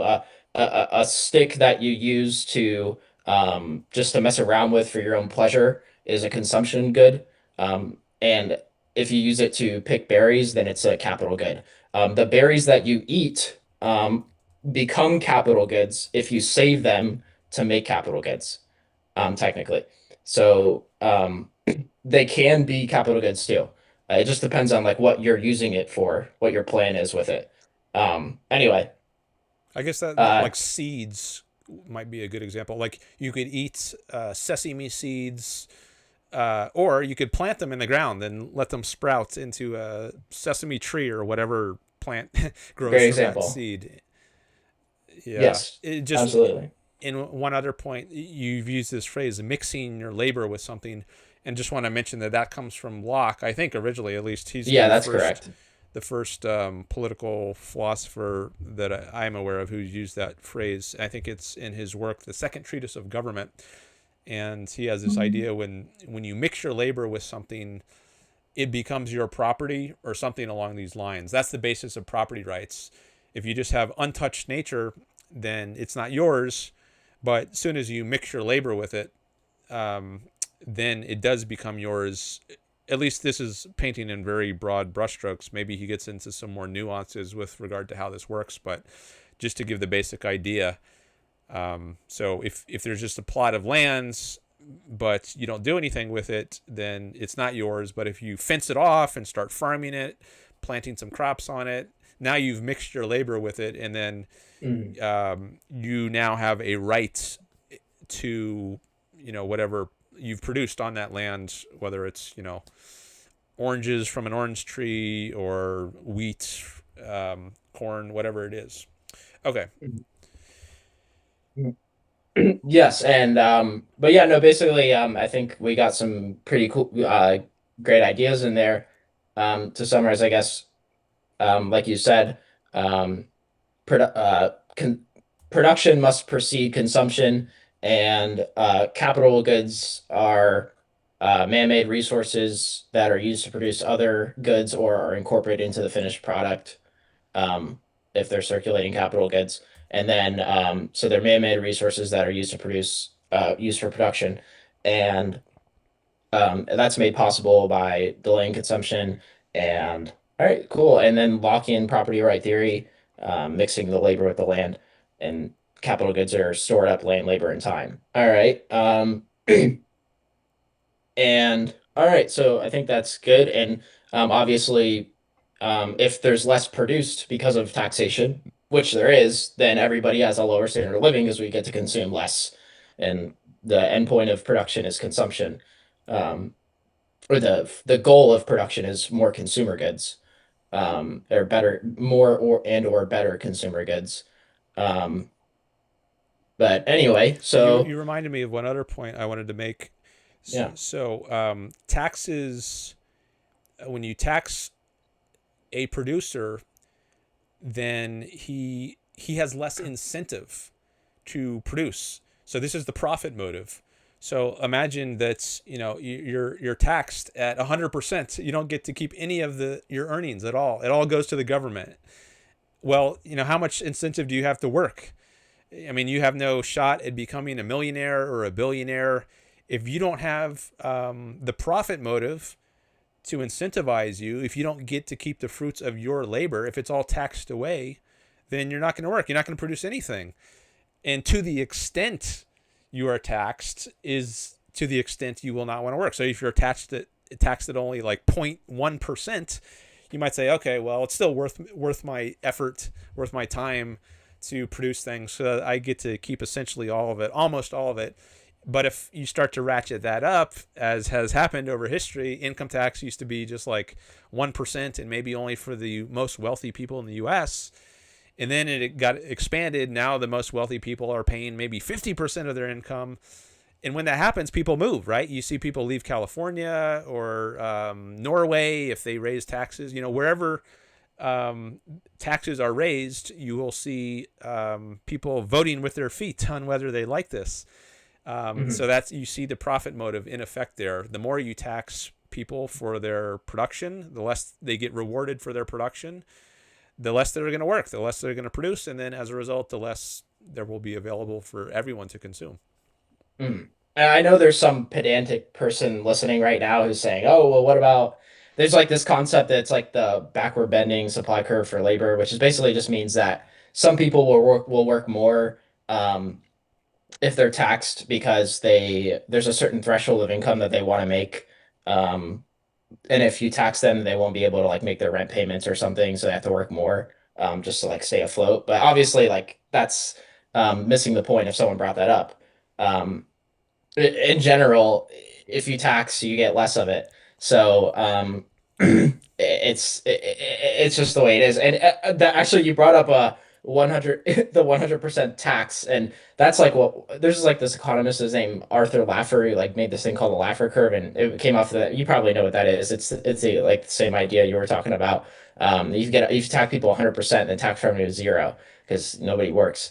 Um, I guess and that's it then you have like communism. You've yeah, for sure. Yeah. abolished private property. I guess everything you've produced is owned by the government, or everything you've earned is owned by the state, and it then doles it out or rations it out as the central planners deem fits. But you don't have a right to anything that you produce. Right. And actually, I wrote an article recently that the Mises Institute published. And I brought up the 100% tax as an example. Like Warren Buffett he has these shareholder meetings. I love Warren Buffett. He's my guy, but he has these like, sometimes he says like things on economics, just like, oh, okay, I don't know where he got that from.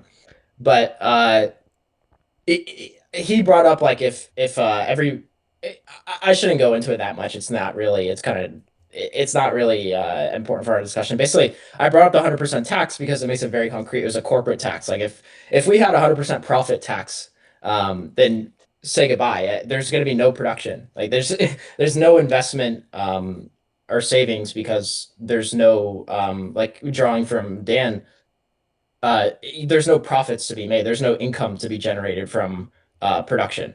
So they're not going to bid for your labor or your land or your capital goods because there's just no income or that the capitalist entrepreneur will receive from buying your labor, your land, or your capital goods to produce anything. So if you want to destroy the economy, that's a great way to do it. Just tax profits 100%, and we'll go back to a barbaric civilization. Um, anyway, so Well, you might say, well, that's where altruism comes in. So if you think you have a duty to live for the sake of others, then I guess if you can sell people on that, then you might think, well, even if they are taxed at 100%, they're still going to work because they think they have a duty to live for others. So they're basically other people's serfs or yeah. slaves, and it doesn't matter that they don't get to keep the rewards of their labor. So I think maybe this suggests that taxing people goes hand in hand with promoting altruism. Like the more, in order to get people to buy into higher taxes, you have to get them to buy into altruism, that they have a duty to help the poor or the old or the sick or whatever it is. And Hmm. so then you can have programs like Social Security or Medicare or Medicaid, um, which you might not otherwise be able to have if everyone was like a diehard egoist and they thought, I should be able to live for my own sake. My wealth shouldn't be forcibly taken away from me to support others. Isn't that a selfish kind of attitude? So Hmm. if you can, guilt trip people on the self-interest aspect of it and get them to buy into altruism, then I think it's easier to sell these high tax kind of schemes to people. I agree. Um, yeah, and that's why we need to oppose altruism, or one of the reasons, I guess. Let's see. All right. Well, I suppose uh,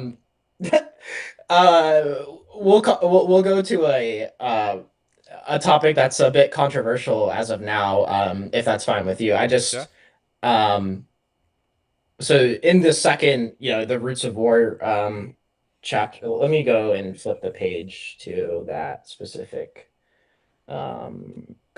remark from Ayn Rand. Hold on. So, if you don't mind, just give me your thoughts on this in wake of the Iran conflict. I'm not going to share my views on any of it. I just want to see what you have to say. Um, about this. I could say it myself, but I'll just read the passage in my own words. But we'll just see. Let's see if maybe this leads to something interesting. Okay, so she says, quote, "The bloodiest conflicts of history were not wars between nations, but civil wars between men of the same nation who could find no peaceful resource to law, principle, or justice." Okay, hold on. That's not what I wanted. Let's see. Where does she say this that I'm looking for? Sorry, 1 second. Um, let's see. Okay, hold on. Okay, is that it? Okay, yes, that's what I'm looking for. Okay, so she says, quote, "Which type of government is more likely to plunge a country into war? A government of limited powers bound by constitutional restrictions, or unlimited government open to the pressure of any group with warlike interests or ideologies, a government able to command armies to march at the whim of a single chief executive." So before you actually get into this, I just would like to kind of comment on something and just kind of tell me your thoughts, if you don't mind. Yeah. So, Let me just pull this on the screen. I found the passage. okay, yes.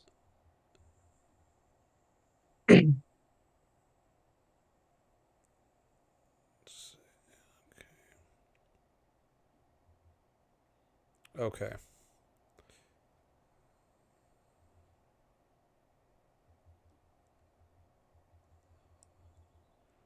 I gotta just adjust something here on my window. Okay. So you just read this. Yes.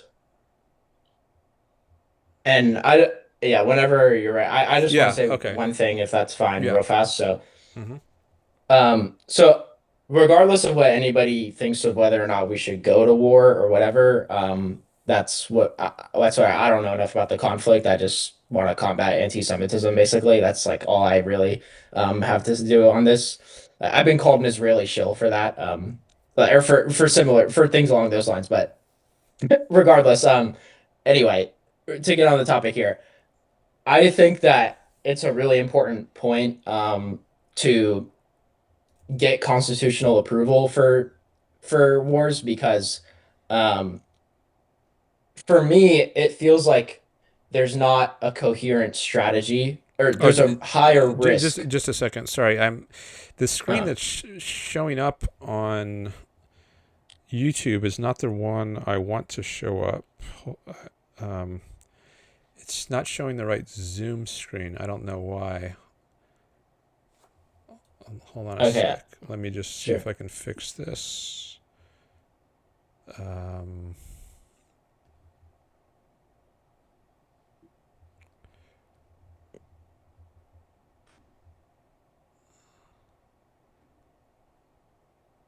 All right. Hopefully, when I close this window, it does not kill the call.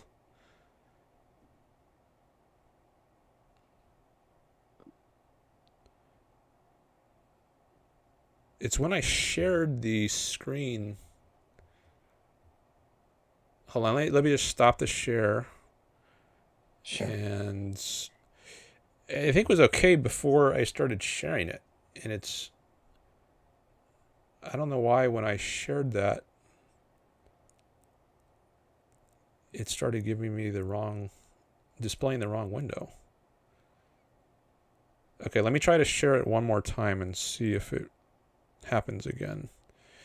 I guess if it does happen again, maybe I'll just not share it on screen. Okay, but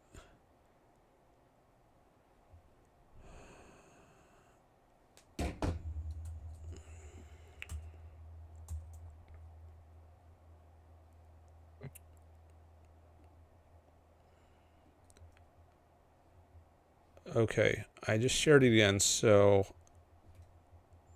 I think it's gonna work this time. I'll find out in a few seconds. I'm just waiting for the delay on YouTube to catch up so I can verify. And take your time. No, that's weird. It's still going back to the wrong screen. Huh.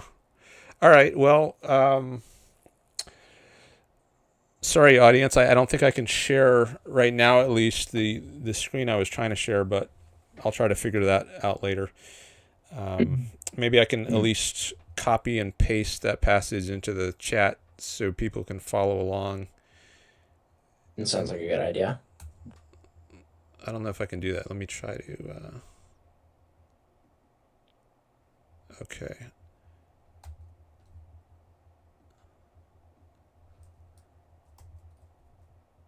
Okay, looks like that's going to work, but I have to reduce.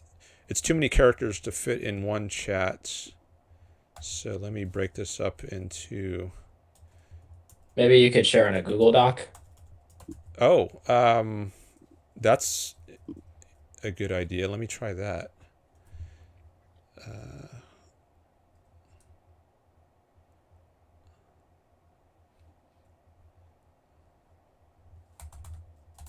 Yes, that's going to work. Thank you. Sure. Okay.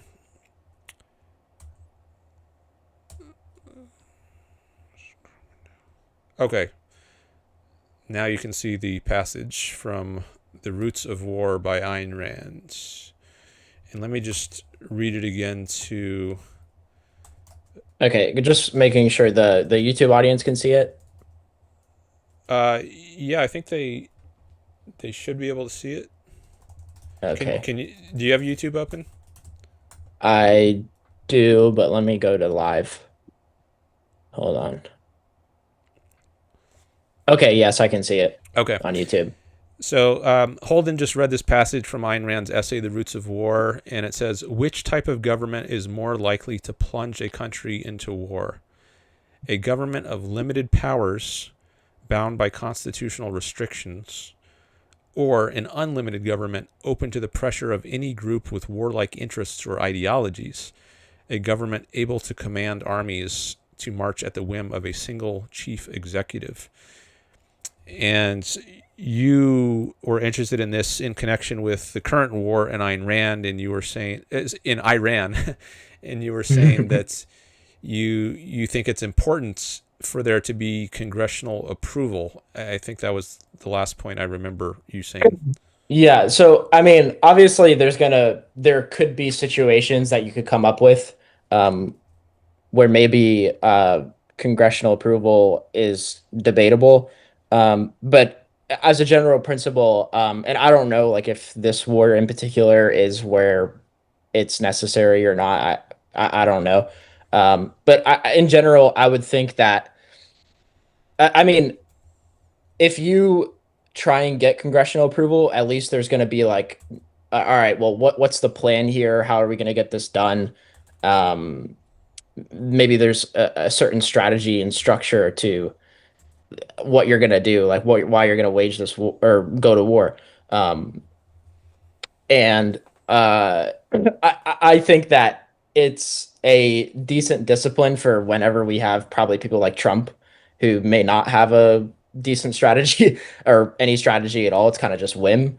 Kind of I feel like I don't know. I just think that like because I read this article from John Bolton, or it was about John Bolton. I don't think he wrote it. It was about like his remarks on Trump, and one of the things he was talking about is like the lack of strategy in the Iran war, which is obviously not very uh, surprising to anybody for Trump. But you know, basically the point is like um, I don't know, maybe if we had that checks and that balance in place, um, we could get more desirable strategy and planning that would otherwise be less likely to happen in a scenario in which we just use executive power to go to war.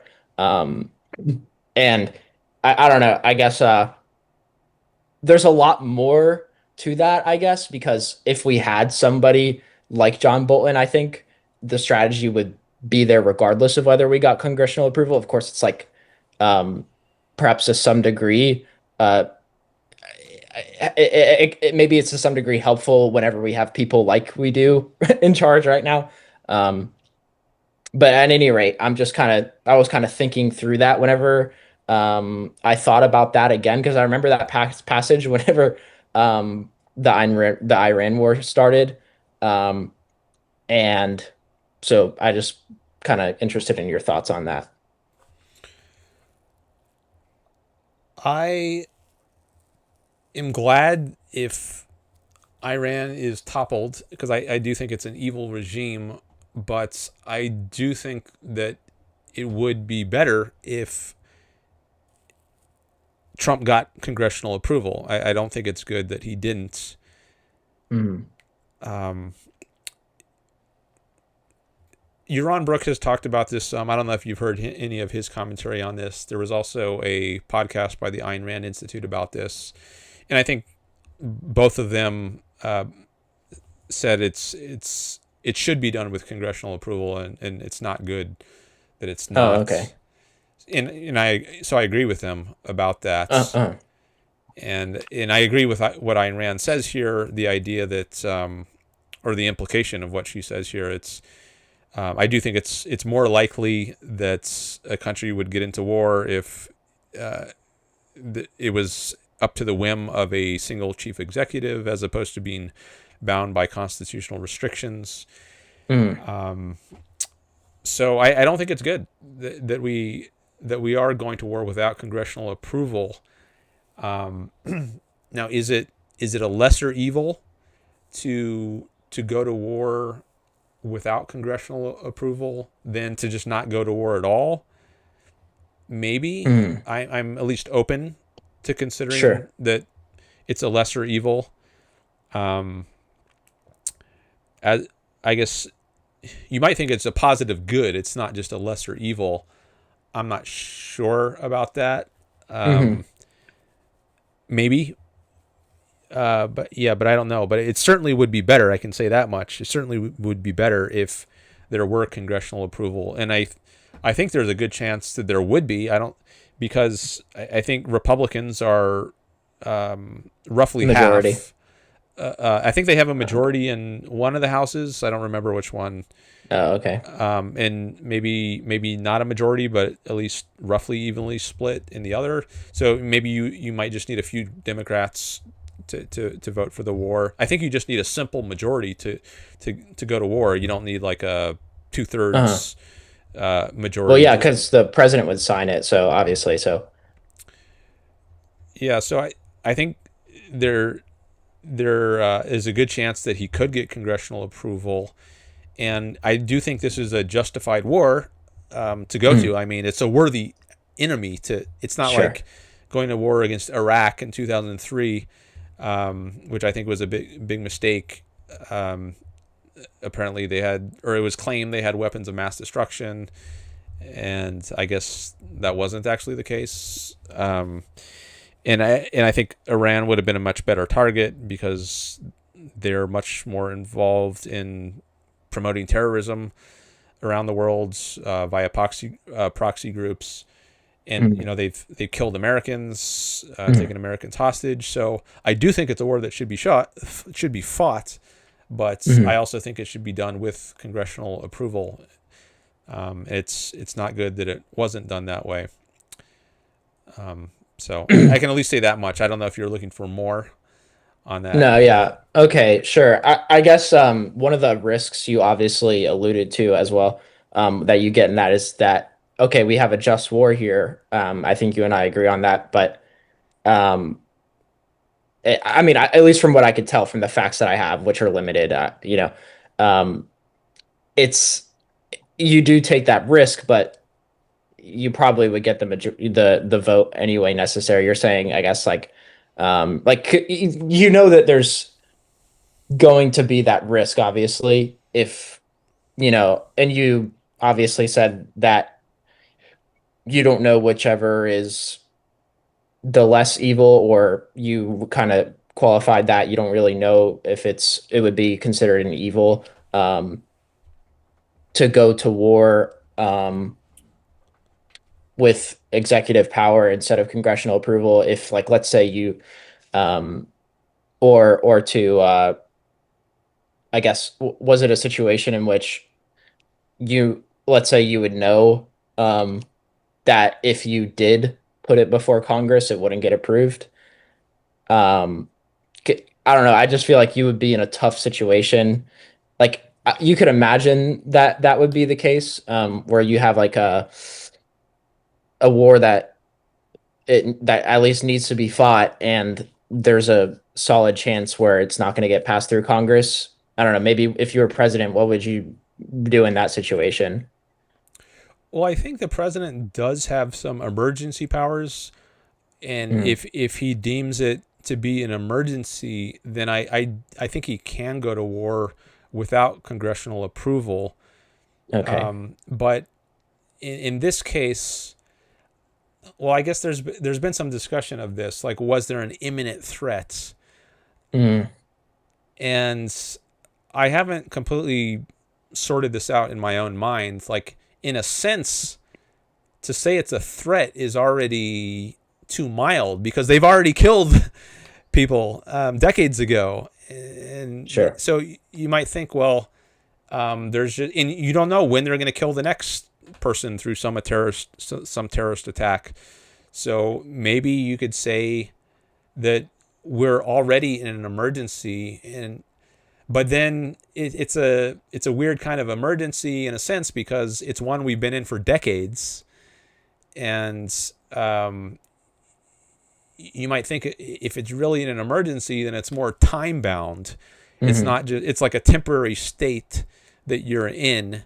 It's not just an ongoing thing for decades. It just becomes like a norm at that point, or the new norm if it's something that's been going on for decades. And I mean, we should have attacked Iran back in 1979, I think, when they Hmm. originally took hostages. So you could call that an emergency, and maybe Hmm. you could say that at that point, the president could have gone to war even if he didn't get congressional approval because it was an emergency.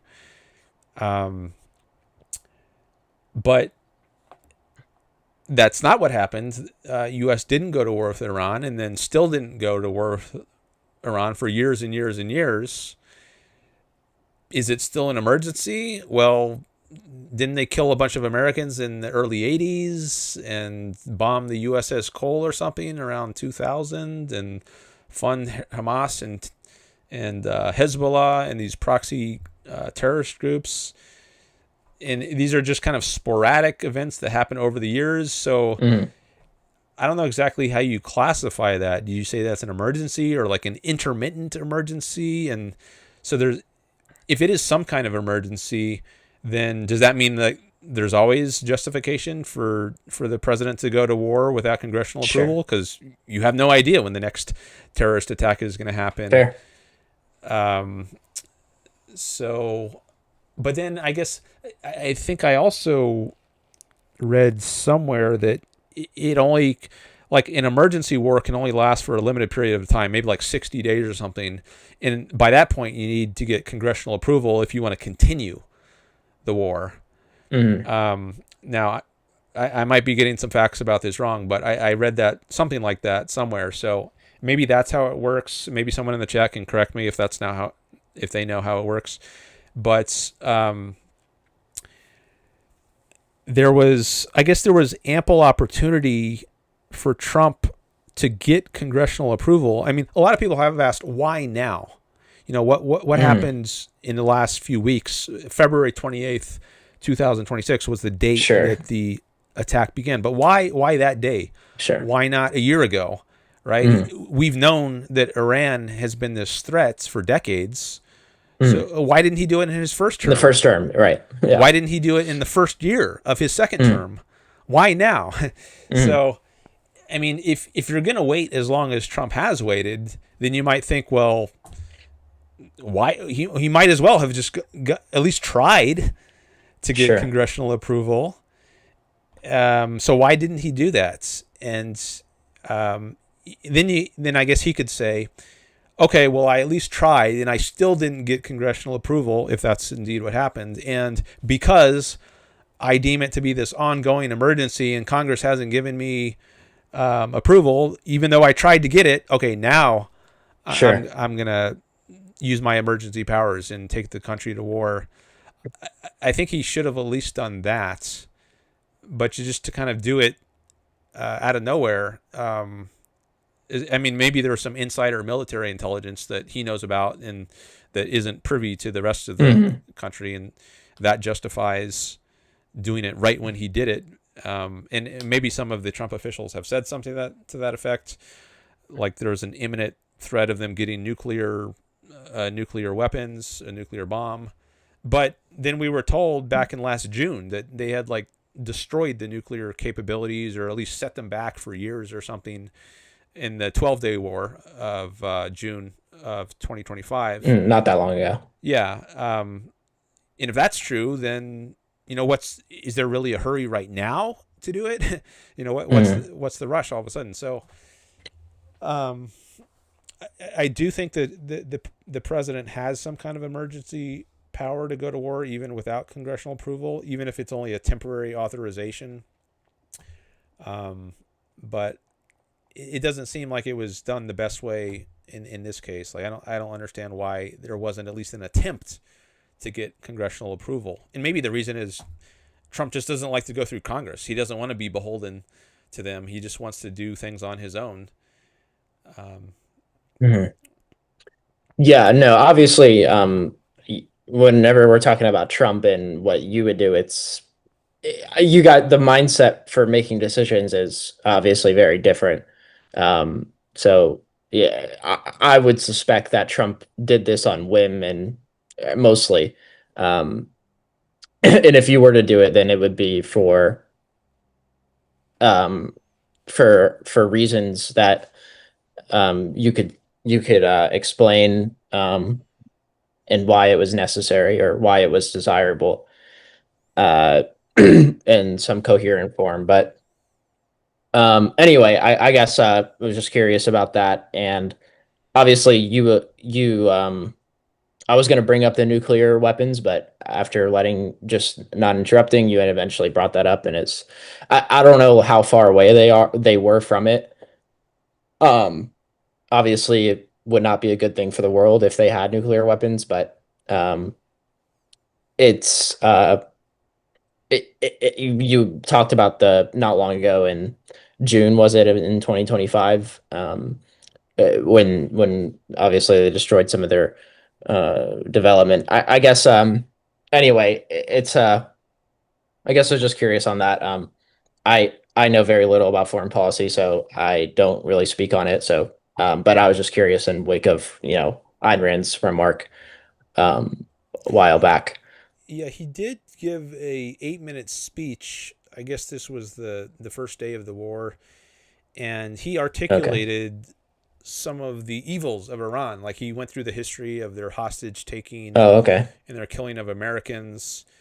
So Now, I don't know how much of that was fed to him, maybe by a Sure. speechwriter or advisors, and how much of that was his own independent reasoning for going to the Mhm. war. Now, if I were to articulate a case for going to war with Iran, I might have said, I would have cited many of the same facts that he did in that speech. Mhm. Um, However, I don't know that that was actually his reason, as opposed to what he thought, plays well with the American audience. I mean, of course, if he just comes out and says, I just went to war on whim, or because Mhm. I want to be like some tough guy and, take out dictators. Like, I'm not necessarily opposed to dictators. I think Putin is kind of cool. And I expect it. I respect him and how people stand up when he talks. Mhm. And I wrote love letters to the leader of North Korea. And God. I mean, it's often been pointed out that he has this kind of friendly attitude towards strongmen around the world. So Right. you might think, well, his real reason for going to war with Iran wasn't that he's opposed to authoritarianism or something, because he himself, I think, has a strong authoritarian streak, but um, Mhm. that's obviously not going to play well to an American audience, or unfortunately, maybe there's an increasing Yeah, amount sure. of people Yeah. in America who are open to authoritarianism and monarchy. What's that guy's name? Curtis Yarvin, I think, has recently been promoting like monarchism or something. I don't know. I've heard only a little about it, but anyways, in general, at least, I think he might think that um, the kind of reasons he has to articulate to make this seem like a reasonable war are the sorts of things he said in that 8-minute speech, but that's not Mhm. necessarily Sure. his actual reasoning and motivation for why he did it now. Maybe he just wants to be a tough guy and be like the strongest bully Yeah. on the world stage and overthrow other bullies. It's not really about protecting individual rights. Right. It's hard to imagine like Trump could be caring too much about individual rights, given all the ways he acts domestically, and Agreed. his kind of friendliness towards um, dictators. Yeah. Agreed. Okay, got you. All right, well, thank you for that. So the next thing I suppose and if are you done? Sorry, I don't want to cut Yeah, you yeah, yeah. off. Sure, go ahead. Okay, sure. Okay, so I just think it's so bizarre that Alan Greenspan was writing the things that he was writing. It after what he did at the Fed. I don't know about how much you know about Alan Greenspan, but Well, I know um, he had a position at Townsend Greenspan, and maybe that was it. I guess some firm that he was a part of.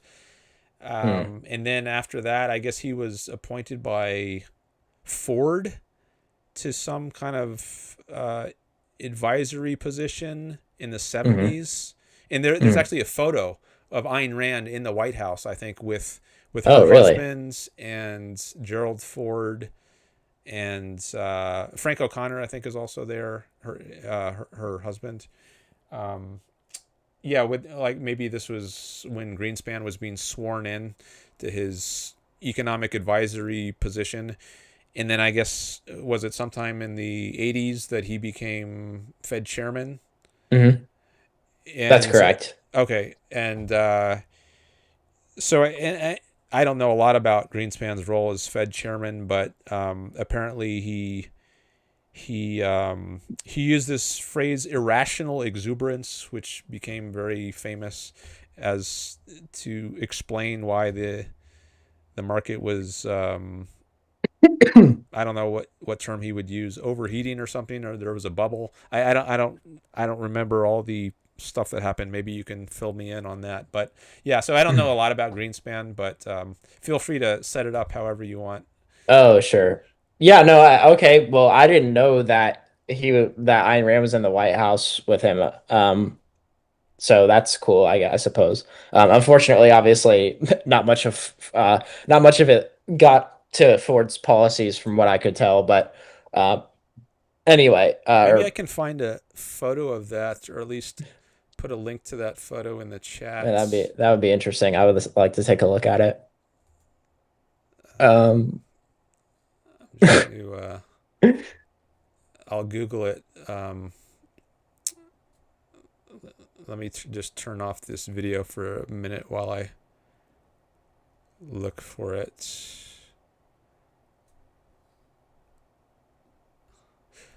Um, I just don't know what's copyrighted, so um, maybe it's better to just put a link in the chat rather than share it on my screen. Photo of Ayn Rand's Greenspan, and at least you can see it. Gerald Ford in what I think it's the White House. Oh yeah, here it is. There's a lot of photos okay. here. I mean, if you just Google that phrase, Uh, Rand with Greenspan and White House. Let's see. Oh, I see it. Okay. Yeah, that's cool.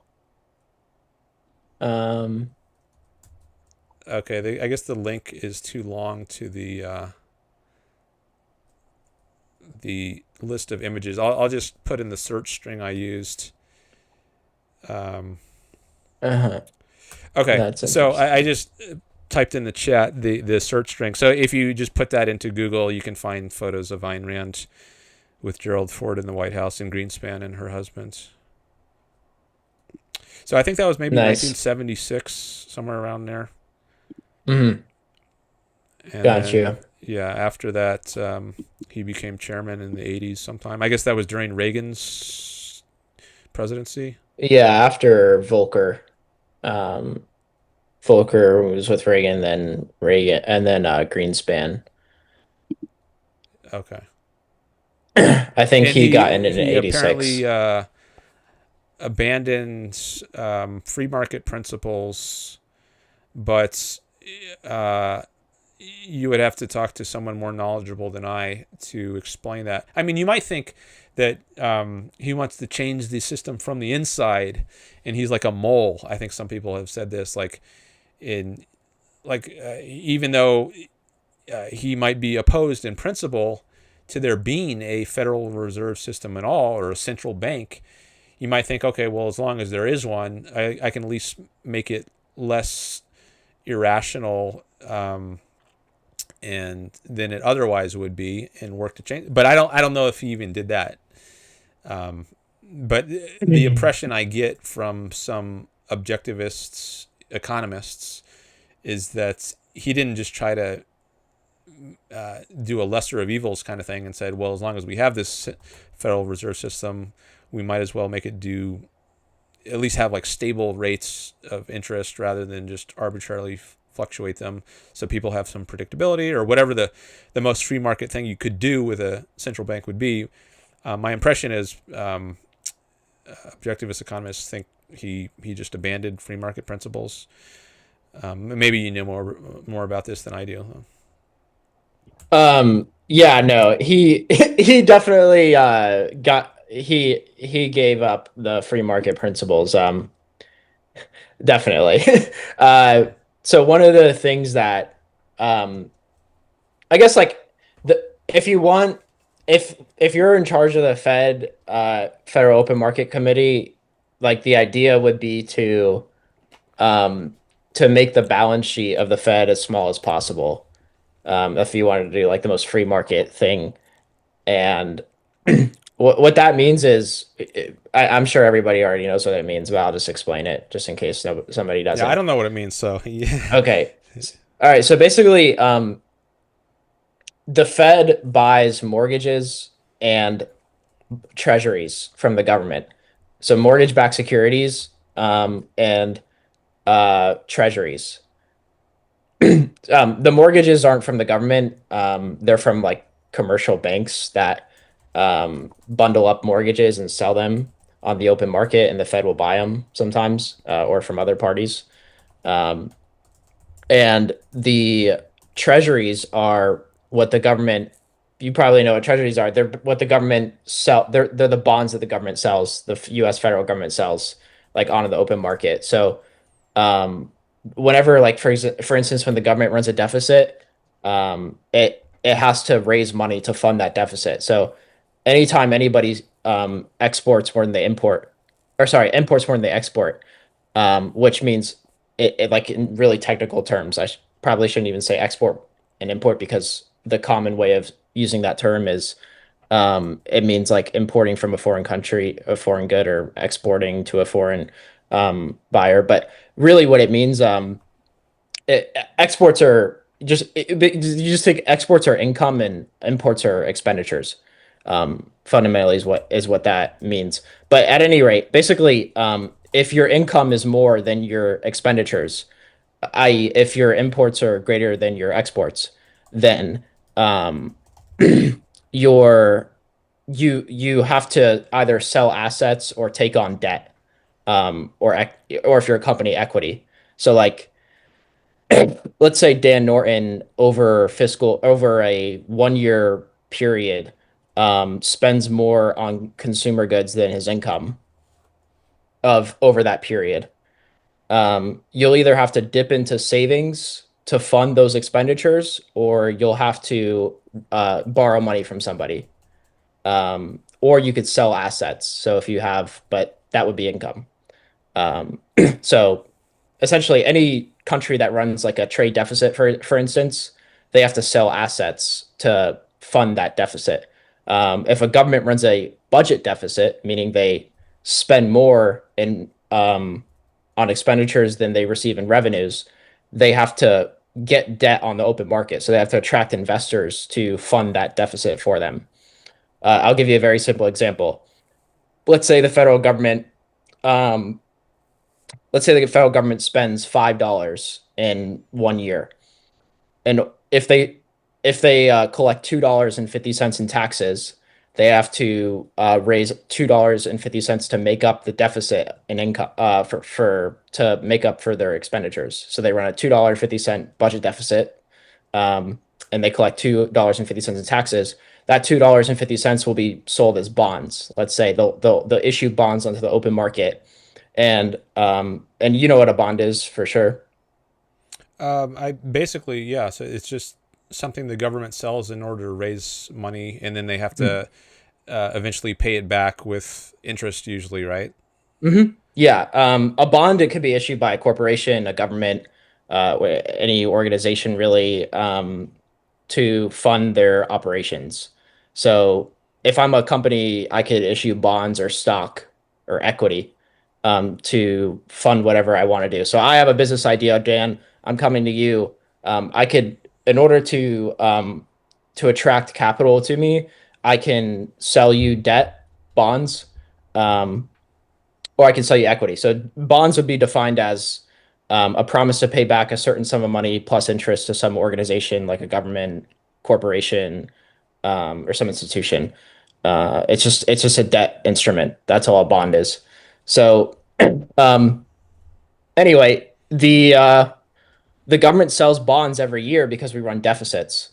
And one of the things that the Fed can do is print money and buy the bonds from the government. And that is so when the Federal Reserve does that, their balance sheet increases because they carry more assets. So the Fed will own more assets in the form of bonds when that happens. And so they hold these bonds that the government sells. Now, obviously, they don't hold all of them. I think the Federal Reserve owns like something like 14% or something like that of bonds from the U.S. Treasury. The exact amount isn't important, really. Um, but at any rate, basically, the Fed can enable the government to run giant deficits by printing money. So, like during COVID, for instance, let's say the government has this emergency and they want to spend much more money than they usually do, like during COVID lockdowns, to like give people stimulus checks or something. the government will go out into the open market and start selling a bunch of debt because they're running these huge deficits. And the Federal Reserve can enable them to do that without yields on bonds going way up. So like on bonds, there's like this inverse relationship between interest rates and price. The lower the price of a bond, the higher the interest rate, and vice versa. So, so like if the government just started issuing like 100% more bonds tomorrow, then interest rates would go way up on U.S. debt, um, and they have to tax in order to pay interest. Like right now, for instance, the government pays $1 trillion, roughly $1 trillion a year in interest on debt on just bonds that people own. And mostly it's like rich people that own these bonds, mutual funds, and so on. Obviously, the Fed we mentioned. Um, so anyway, at any rate, that's how the government can run a deficit is through by selling bonds. Um, anyway, so that is so if I'm Fed chair, right? One of the things you could do as Fed chair is you can let the bonds mature, meaning you could just let them pay the interest and the bond is done once the interest is paid and the principal. Um, and that what that does is it makes so the government can't just ramp up their expenditures um, much more than tax revenues. They'd actually have to find investors to buy those bonds. And so it's kind of a way of disciplining the government. Obviously, just they still can tax. So, but printing money is pretty easy to do. So it's you don't have to like go not you don't have any tax. You don't have to have really tax collectors or anything. You just print money. So it's a pretty expedient way to like fund government operations, especially in the short run. Um, but anyway, so Inflation. It's um, like a kind of a stealth way of taxing people, and because people don't like it if you raise their taxes, so instead you just devalue the currency by printing more money, and it has the same effect. uh, exactly. Yeah, I mean, it has like I mean maybe you remember from Economics in One Lesson if you read this specific passage something about I forgot what the essay is called, but he talks about like inflation is the most pernicious tax. Um, basically inflation just like it changes what's profitable to produce. Like it just screws up all these plans that depending how on it's introduced into the economy. Like if it's inflationary credit, then a bunch of entrepreneurs will start producing things that they otherwise wouldn't have produced. If it's just like for consumers, let's say, then it'll change. It'll be different. It depends. Basically, what I'm saying is it depends on how the new money comes into the economy, but it screws up like all these production plans generally by the way it's introduced. Um, so like this, we have this like giant structure of production that is functioning okay because of prices, but those prices are distorted uh, whenever the new money is introduced. But anyway, we don't have to get onto that at least right now. The major point is that if you are the chair of the Federal Reserve and you want to have a free market platform, one of the things you would do is you would stop buying mortgages and bonds from the Federal Reserve. So they buy that really the mortgages became really popular after 2008, so not really much as Greenspan, or I guess during 2008 and after, um, because when the Fed buys mortgages, that makes the interest rates on the mortgages go down and the price of the mortgages go up. Um, but so like people buy houses that they can't really afford or capital that otherwise would have gone to entrepreneurs is going to like people to buy consumer goods that they can't really afford. But anyway, regardless, the Federal Reserve, if you want to go on a free market platform, don't buy mortgages and treasuries, and so like shrink the balance sheet of the Fed, and that's going to like cause the least amount of distortion, or that's one of the ways you could like reduce the distortion that the Fed places on the economy. Another thing is that Alan Greenspan did is I think he cut interest rates to 1.5% after the dot. It was sometime after the .com bubble, and one of the things the Austrians talk about is how basically cutting interest rates. Now, obviously, the Fed only they don't control every interest rate. They control like the discount rate, which is like how much banks have to pay to lend money to banks. Or sorry, how much banks have to pay the Fed in order to get money for that from them. It's the interest rate that the Fed charges for like lending money to a bank. Let's say it's usually used when a bank is insolvent. The discount rate. They control the Fed funds rate, um, which is the overnight rate that other banks lend to each other. So Bank of America lends to JP Morgan um, overnight. That the Fed funds rate will determine the rate that they pay on that loan. But anyway, so you don't want interest rates to go too low because then people start borrowing money to do dumb things or things that they wouldn't have otherwise done, or wouldn't aren't truly profitable, because we don't have like the actual resources to like do these projects. Um, but we do them anyway because interest rates are lower than the true scarcity of savings. Anyway, uh, I guess um, so Greenspan failed on both accounts. The balance sheet expanded under Greenspan, and he was recklessly cutting interest rates, um, which facilitated bubbles like the dot-com bubble and the 2008 housing bubble, um, for instance. Um, so whenever I see that Greenspan uh, wrote these essays, it's just like baffling to me. Um, so like there's one, so I don't know if you remember, but the guy who got me interested in economics is a guy named Peter Schiff. Oh yeah. So maybe people in the audience know who that is. I read his book How an Economy Grows and Why It Crashes, and one of the things that he mentioned was um, was I think he wrote a letter to Alan Greenspan asking like what the hell's going on here? You're cutting interest rates, you're expanding the balance sheet of the Fed. What happened? Like showing the essays that he wrote, like and like what he was preaching before. And he was like pro gold standard and all this. And he's like, "Oh, it's just not practical right now to do any of those things apparently. Or to do like the free market things." So it's I don't know the psychological like state of Alan Greenspan whenever he was at the Fed, or like what was causing him to do what he did. He to some extent like held like these vague ideas. Like for instance, one of the things he used to do was he would see if the Fed is being too easy. Easy meaning like cheap money policies, like low interest rates and so on, and printing money. If gold, I think some price of gold, I think it was like something like $300 an ounce. Like if it was more than $300 an ounce, he knew he was being too easy, and if it was less, then he was being too tight. So he kind of adjusts monetary policy according to the price of gold.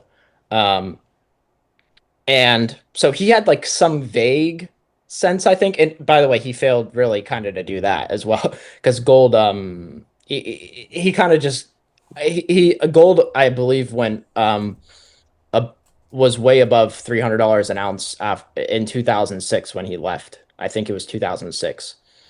Um, anyway, I think that's right. But regardless, the point is he had some vague idea of I guess what he supposedly believed before, but um he basically gave it up. But hopefully, I'm sorry if like I came across as pretentious or something. I just don't or whenever I was talking about like the balance sheet of the Fed and all that. Uh No, it it was good. I mean, I tried to follow it, and I think I got the basic idea of it, but um, I'm glad you Sure. explained that.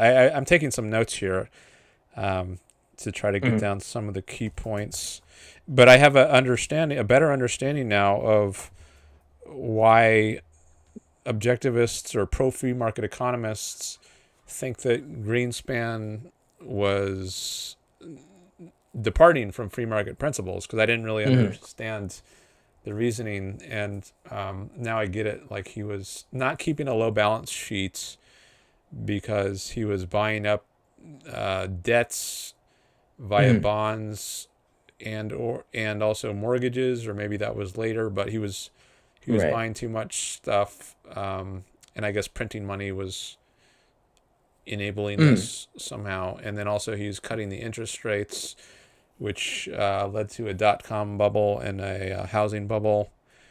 So even if my Mm. understanding is still somewhat woozy, it's less woozy than it was before. So I'm Oh, glad you went yeah. through all that. No, I think that sounds good.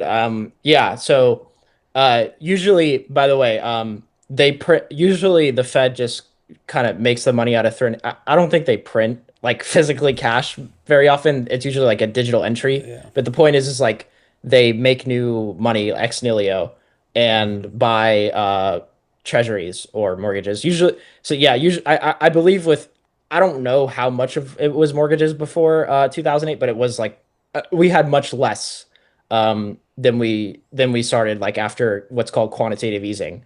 And all that means is printing money and buying debt. What the Fed did, I think it started in 2008-ish or somewhere around there. Um, but yeah, that's but I think you're good. It's just it sounds like a fancy, but the balance sheet obviously is just like the assets that it contains at least the assets that they hold. Um, just like any other corporation or institution's balance sheet, it includes assets. Um, and those assets consist of US treasuries and mortgages overwhelmingly. Um, and that is one of the ways that the Fed intervenes into the market. Um, so yeah, anyway, so I guess it's that's some hopefully somewhat helpful. Yeah, that is helpful. That's just the word I was going to use. Cool. I probably heard some of this from Euron Brook talking about it over the years, but it definitely feels more clear in my mind now than probably it ever has been. So definitely Oh, helpful. great. Yeah, and if there's anything that I probably didn't explain it the best, so if there's any like particulars that maybe you need maybe that you would like to know about, just feel free to ask. But if it's cool, I'm just gonna I'll be right back Sure. in like two minutes or so if you want to Yep. catch up on chat. Sure. All right. I see Frederick is here. Hello. Or at least has been here. He mentions in the chat Reagan, according to his book, was enthusiastic in the gold standard. And he also mentions Greenspan's book. Yeah, I saw Greenspan came out with, I don't know if it was an autobiography. I think that's what it might have been. But this was years ago. Maybe that's the book Frederick is referring to.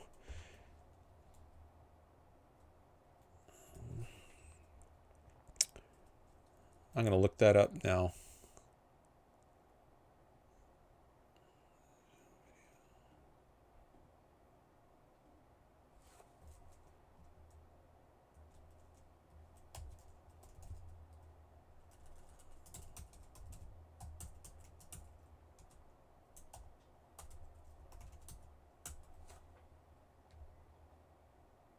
The Age of Turbulence, 2007. That's the one I was thinking of. Is that the book you're talking about? I don't know if he wrote any other books, but that's the one I remember seeing, which was, I guess, right before or right during the financial crisis. 2008 is usually the year that I think is associated with the financial crisis. Although I think the housing troubles started in 2007, maybe, which was the year this book was published.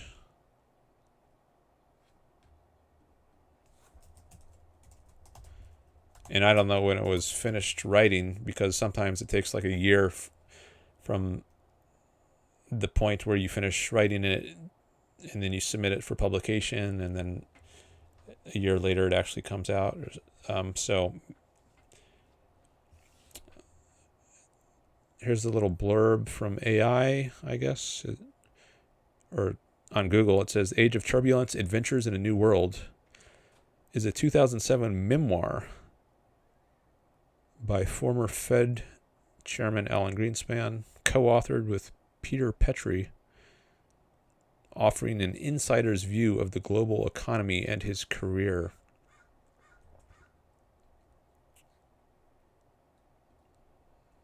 That's what I'm reading.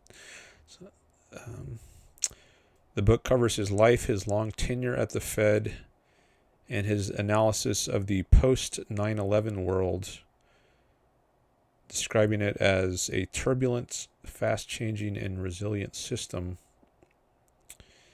It became a New York Times bestseller and provides a unique perspective on economic and political events from a key figure in world finance.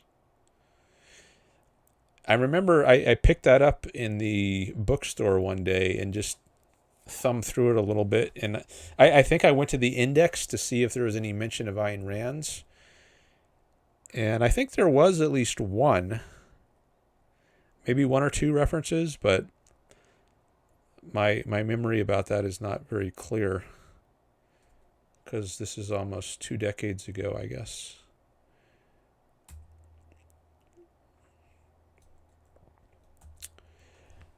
All right, let's see what else we got in the chat.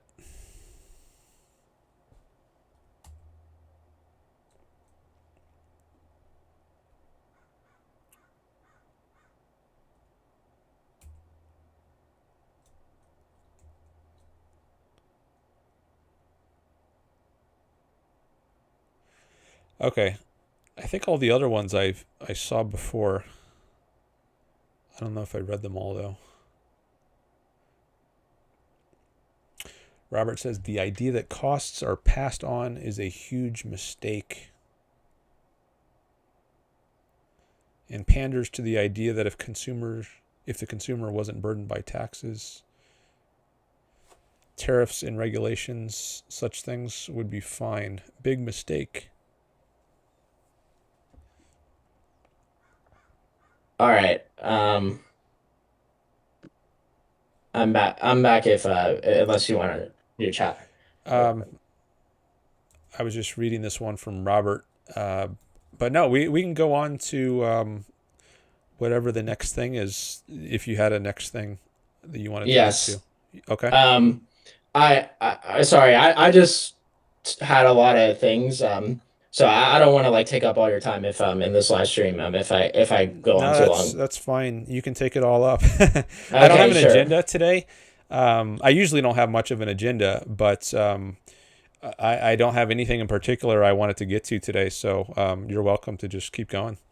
Okay. And by the way, I mean, if it's fine, if there's anything relevant, I guess, to the situation on the chats, I can comment on them if it's that's fine. I don't know, if there is, just if there happens to be, but if Okay. not, Well, then cool. I don't know if you want to say anything about this one from Robert, but at 4:15 p.m. he has this chat, Pacific time. It says, the idea that costs, Mm, he's talking about tariffs, I guess. The idea that costs are passed on is a huge mistake, and panders to the idea that if the consumer wasn't burdened by taxes, tariffs, and regulations, such things would be fine. And then he says, big mistake. Now, when I read that, totally. I thought, well, if you tariff some good, Mm, I guess there are different ways you could react to that as a business who's paying that tariff. So let's mm, say you're importing what's something that's like maybe steel.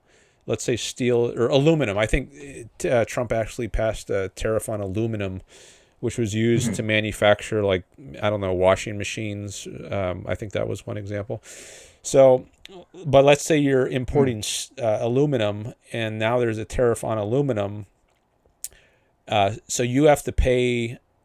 Well, I don't know how it's priced, like by the ton, but I guess we can just imagine you pay, let's say $1 million per ton. I have no idea if that's correct, but let's just say, Um, oh, I go think ahead.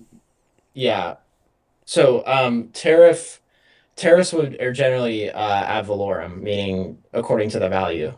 So it would be, I think it's generally levied. Like the accounting of it is based on the price of what it was bought at. So it'd be like a certain percent of what the price was. So per ton, I guess. I mean, is generally I don't think like according to the definition that would be considered a tariff. I guess it'd be like an excise tax. Um, I guess excise tax is according to the units. Um, but anyway, it doesn't really. I guess like uh, my concern isn't necessarily according to the value. It's just like, all right, how much are they paying and like per unit, I guess. Hmm. Um, So, like, if let's say I want to import, maybe I'm a washing machine manufacturer, and I need to import aluminum in order to manufacture my washing machines. So how would I pay in Trump passes it puts places a tariff on importing aluminum. mm, So now I, as a aluminum importer, I have to pay a tariff. I don't know. Let's say it's like I don't know, 20%. mm. So if before I was paying, well, I mean, I guess you have to buy it in certain units. I don't know what the units are. Like the importers of aluminum, do they pay by the ton or by something else? Do you know? I mean, if it's a tariff, then it would just be all right. How many units did you buy? What was the price you bought it at? And then it would be like it would be a percentage. Um, but I guess like in terms of like if I were to start a business, like if they're like in terms of like actual businesses in the economy, I don't know like what other taxes they're subject to. Like maybe they're subject to some other tax that I'm not aware of. But as far as I'm concerned, um, as far as the tariff is concerned, it'll be according to the value of the or the price of the product. I'm gonna So write like this if down on my sure. notes. So because I need to, or else I'm not gonna be I'm able not to like an keep. expert on like the accounting of it. I could just more like tell you like the economic implications of, them paying the tariff in terms of like, all right, they have to pay it, X amount for each unit.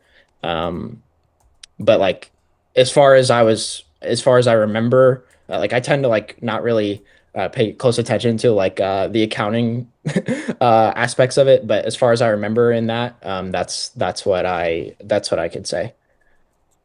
Okay. Well, do you have anything you want to say to Robert here? Because I thought that at least in some cases, costs are passed on to consumers. Now, I guess producers could eat the cost, or Hmm. the exporter could eat the cost. Like if you're China and you're exporting aluminum to the U.S. and U.S. has placed a tariff on it, I guess you could. What would they do if they want to? Well, let's leave aside the Chinese company who's exporting. Let's just take the importer of the aluminum. Um, they could eat the cost and then leave the aluminum the same price to whoever they're selling their washing machines to, or they could raise the price of their washing machines, and then they would be passing a cost on to the consumer. Mhm. So is that how you see it happening, or at least two possible ways it could happen? So on one Mhm. possibility, the consumer, the cost is passed on, the cost of the tariff is passed on to the consumer, and in the other case, it's not. It's eaten by the producer of washing machines. Does that sound right? Um, yeah, so this is going in neoclassical theory, it'll be based on relative elasticity. So essentially, if the producer is relatively more elastic, or like the the one who's selling the aluminum or washing machine, then they would eat more of the cost. And the idea is that uh, um, that they will keep selling um, regardless of the price more so than the buyer will. It's really hard to explain this verbally, like this theory. So like, all right, let me okay, so the idea is, all right, look, the most vivid way I could put it is let's imagine we'll just abstract away from tariffs for a second, okay?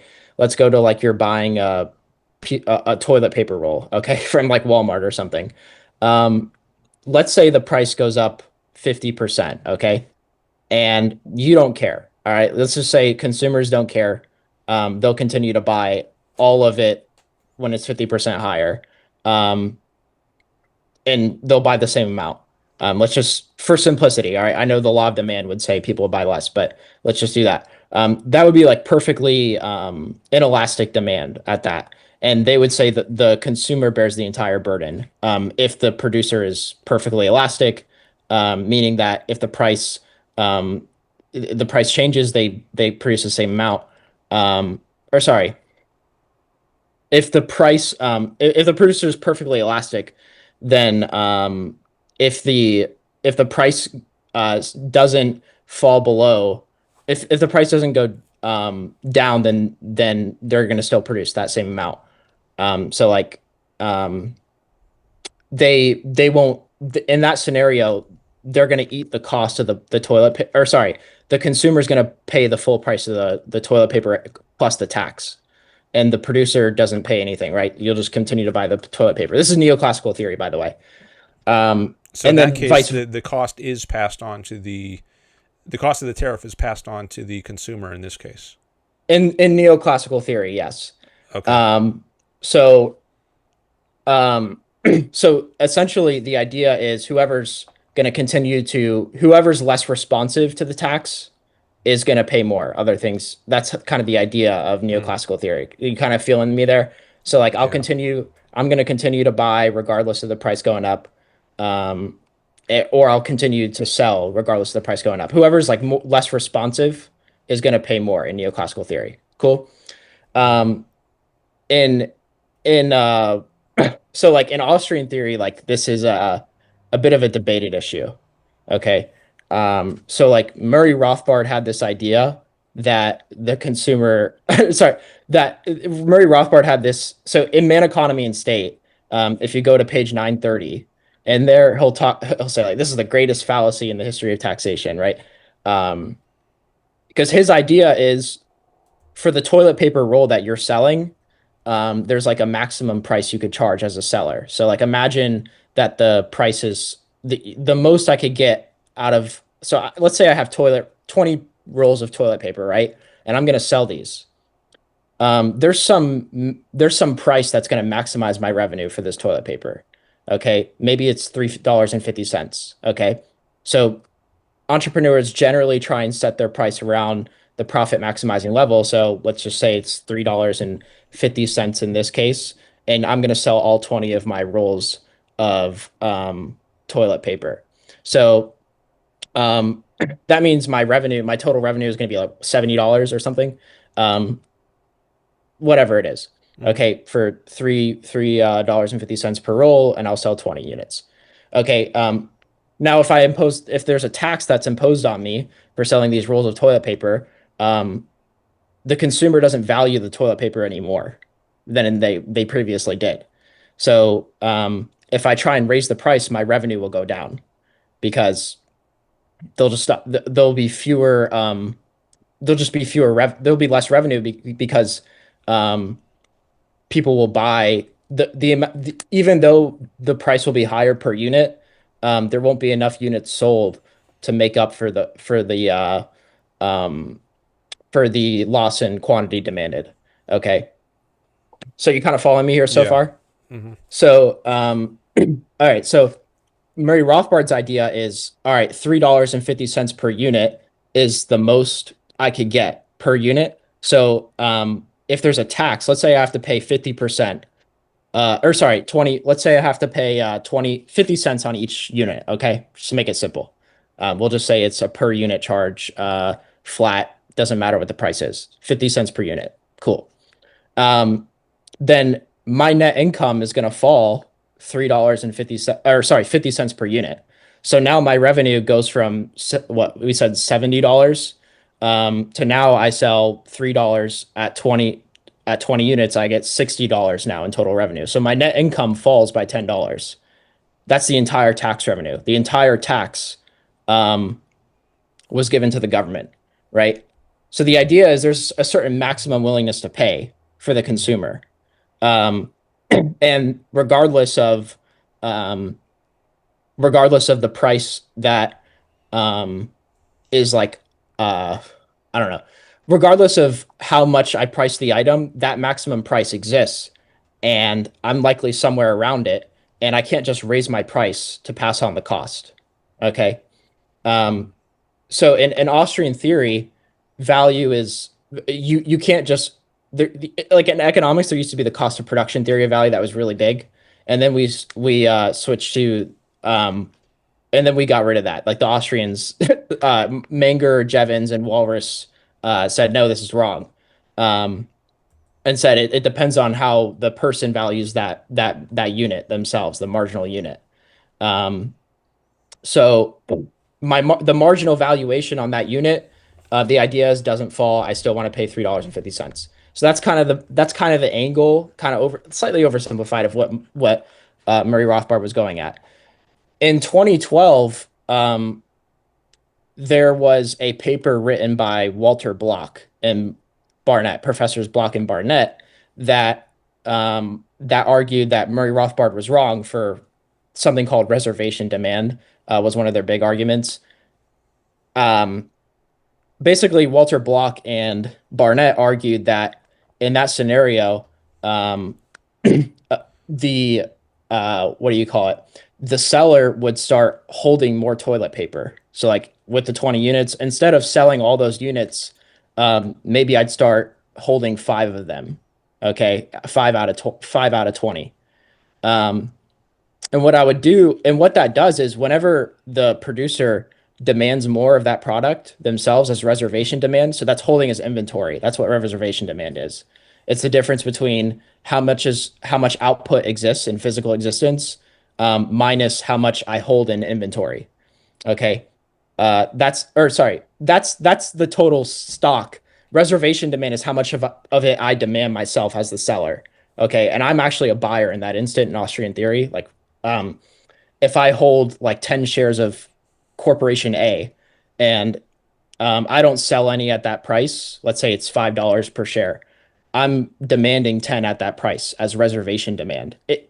So basically the idea that Walter Block and Barnett had, one of the ideas that they had in there in that paper was if I hold more as stock, the price is going to go up because of the law. So basically, if I demand more at a given price, then the price will increase.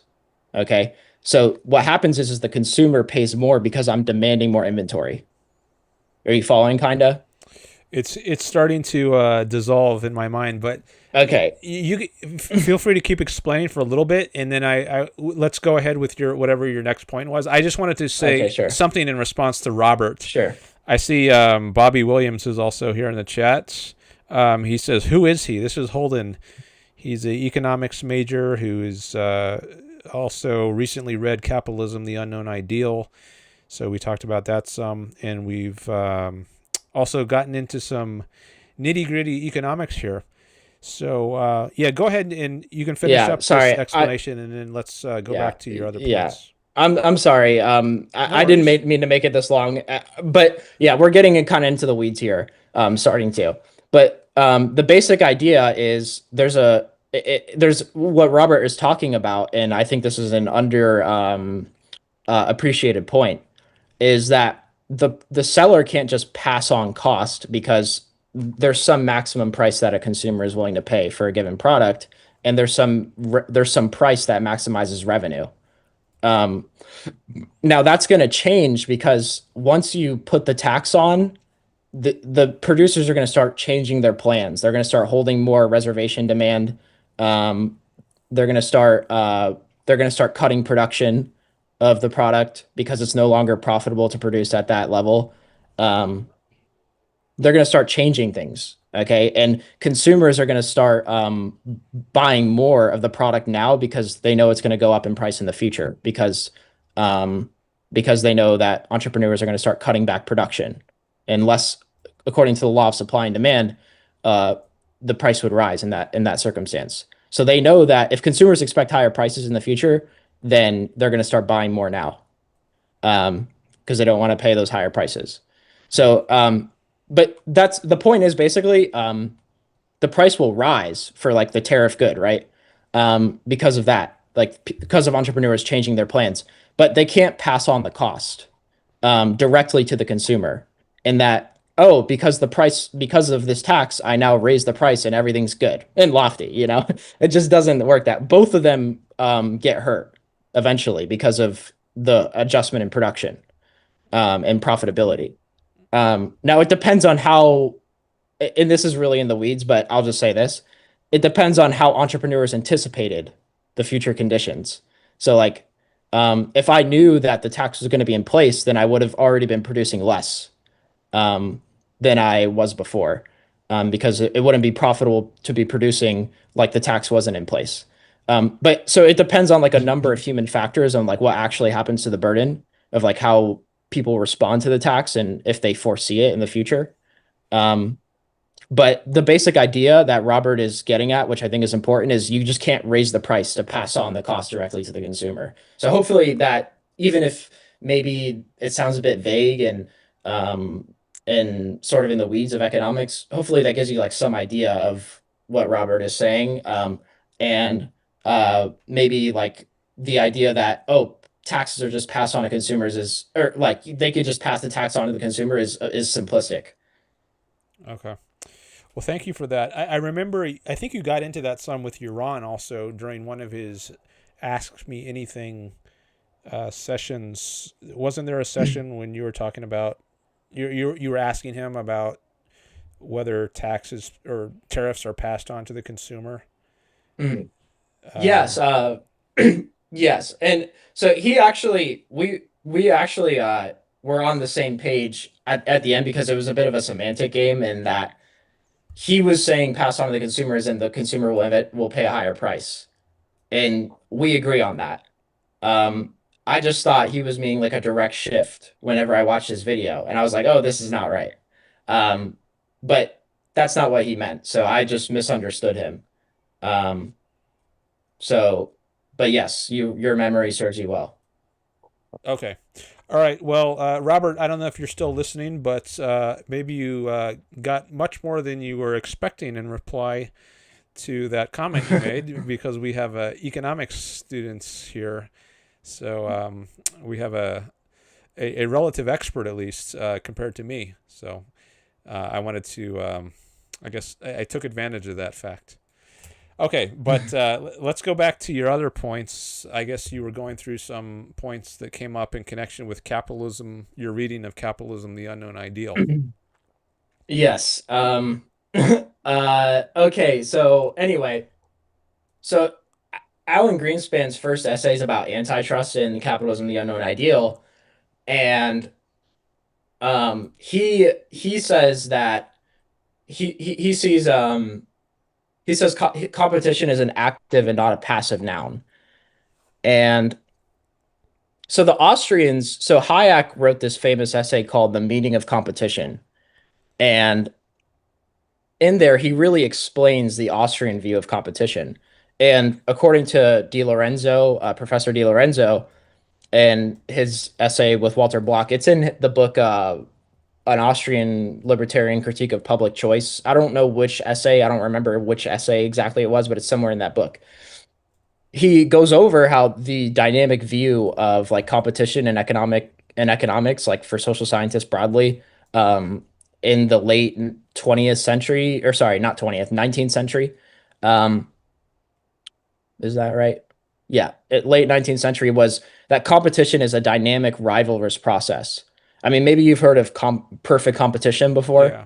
Hmm. Um, and the idea in perfect competition is you have homogeneous products, you have price takers, quote, price takers. So like your production decisions don't affect like the price because your output is insignificant relative to the entire market. Um, and there's no like product differentiation or anything like that.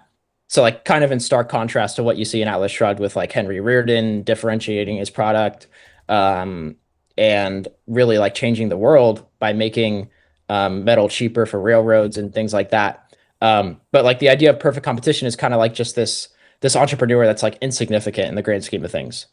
Um, and Hayek kind of talks about how this is like a complete distortion of what competition is. And it's a constant process of differentiation, of cutting prices, of changing your production techniques, and et cetera, so forth. So um, basically, the Austrians, we see competition as dynamic, as this constant process of innovation and adjusting to new conditions and foreseeing new conditions if you're a good entrepreneur. And um, anyway, so I guess like Greenspan kind of has a similar uh, it's kind of a similar view to the Austrians here. He's kind of taken something from the Austrians. He didn't cite any that I saw. And Hayek rejected that competition should be seen as a noun. It should be seen as a verb altogether. So Greenspan didn't go that far from my memory in the essay. But um, anyway, so I really think that there's been a massive distortion of what it takes or what like a desirable business is. Um, and to let me explain to you what I mean by that. So one of the things that Hayek said in his essay, The Meaning of Competition, was that if someone cuts let's say there's an entrepreneur that finds a new way to produce something that cuts costs by 50%, okay? If they lower their price by 25%, that's a market failure in neoclassical theory, um, because price is greater than marginal cost. Okay, so that's the criteria. That's the criterion that neoclassicals have, which is the dominant economic doctrine today. Is if price is greater than marginal cost, then there's a market failure over in long run equilibrium. So kind of in the long run, if a firm is producing at a level where um, price is greater than the marginal cost of producing a given unit of output, then there's some market failure going on. And Hayek is saying that this entrepreneur that figures out how to produce something at half the cost, even if the price only falls by 25% of what it used to be, he's doing an enormous service to society. Um, because now there's more resources available for other entrepreneurs because he's only consuming 50% of resources he was before. Now other entrepreneurs in that industry may go into other industries because they can't really compete with that guy because he's too good. And now those entrepreneurs go into other industries and the price of other goods will fall now because he's producing at a yeah because the resources are available for the production of other goods now. Um, and I mean, there's an enormous set of implications that I could go over that would be exhaustive and probably not necessary for the video. But I guess like you could think of like John D. Rockefeller, right? John D. Rockefeller cut the price of oil by 90% roughly with Standard Oil. He got 90% market share as well. Is that a market failure that this guy made oil or kerosene cheap for all these Americans? They could start lighting their homes with actual oil instead of whale oil. And John D. Rockefeller just changed the world. He made so many people's lives better, and he ran a market failure, right? According to our neoclassical doctrine. You could go down the list. Um, think of the great entrepreneurs, Jensen Huang, and is that how you say his name? I don't know. Henry Ford, Steve Jobs. You could go down the list. All of them differentiated their products. They innovated. They did and they cut the price of what they were selling um, by a strong amount. Um, those are the industries that had the most innovation or some of the highest rates of innovation and increases in output. Um, so anyway, so yeah, the antitrust laws are evil in my opinion. And they're really good for the bureaucrats. Um, anyway, I guess I'll just pause there. I don't want to go on for too long. Okay, I'm just trying to understand this idea of according to who was it, neoclassical, it's a market Mhm, failure if the mhm. price of something is greater than the marginal costs Correct. that um what is how do I make this concrete in my mind, like the marginal cost of, I guess if we take Rockefeller, and he's selling oil, I don't know, does he sell it by the barrel, or is, Um, I don't know. I think it was like these. I don't know how like they package the kerosene. Uh, I but just want an whatever. example of like Yeah. a marginal Okay. Yeah. Sure. cost. Yeah. Sure. So let me make it concrete for you. So let's say you're producing apples. Okay. You got your little apple farm, or you got a tree that has apples that fall off of it. Um, and the you hire someone to make these apples for you. Okay. Or to pick these apples off the tree and sell them to somebody else. Uh, the price at which the apples sell for, that's your price, right? So there's, let's say it's $5 an apple. That's what price is, okay? And let's say for each apple that, let's say the marginal cost is, all right, I'm gonna hire a unit of labor to produce this apple for me. Um, so I have to pay this laborer some amount of money. In competitive market, long run equilibrium, the price of the apple is $5 and your marginal cost is $5. So the unit of labor is $5 and the apple sells for $5. Are you kind of picking it up there? Okay, you said this is a long run equilibrium. Yeah. So if the cost is $5 in the price, then you're not making any profits at this point, and Mhm. that's what happens in the long run. So the idea is in a competitive market, yes, but when economists say marginal cost, they don't, or a neoclassical economy, when they say marginal cost, they don't mean like you don't make any accounting profit. So like I know this is like getting in the weeds, but basically the idea is cost is the sum of explicit and implicit cost. So let's say by you let's say this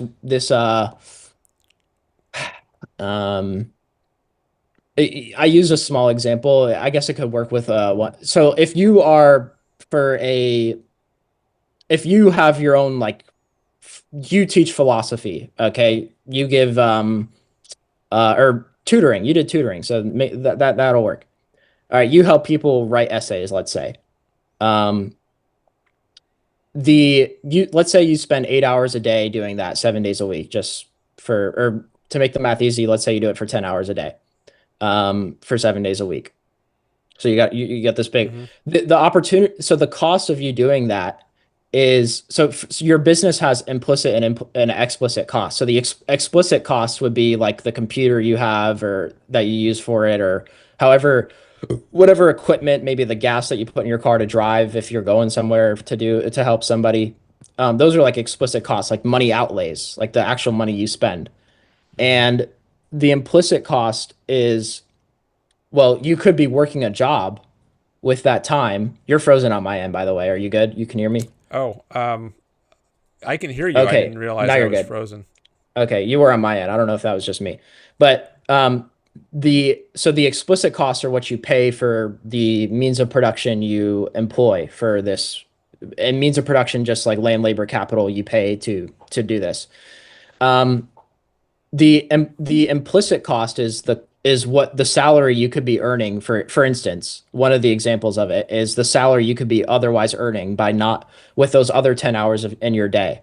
So let's say the second best opportunity you have is being a philosophy professor, where you would make $20 an hour, let's just say, for or $10 an hour, just to make the math easy. So if you would be making $10 an hour, at seven at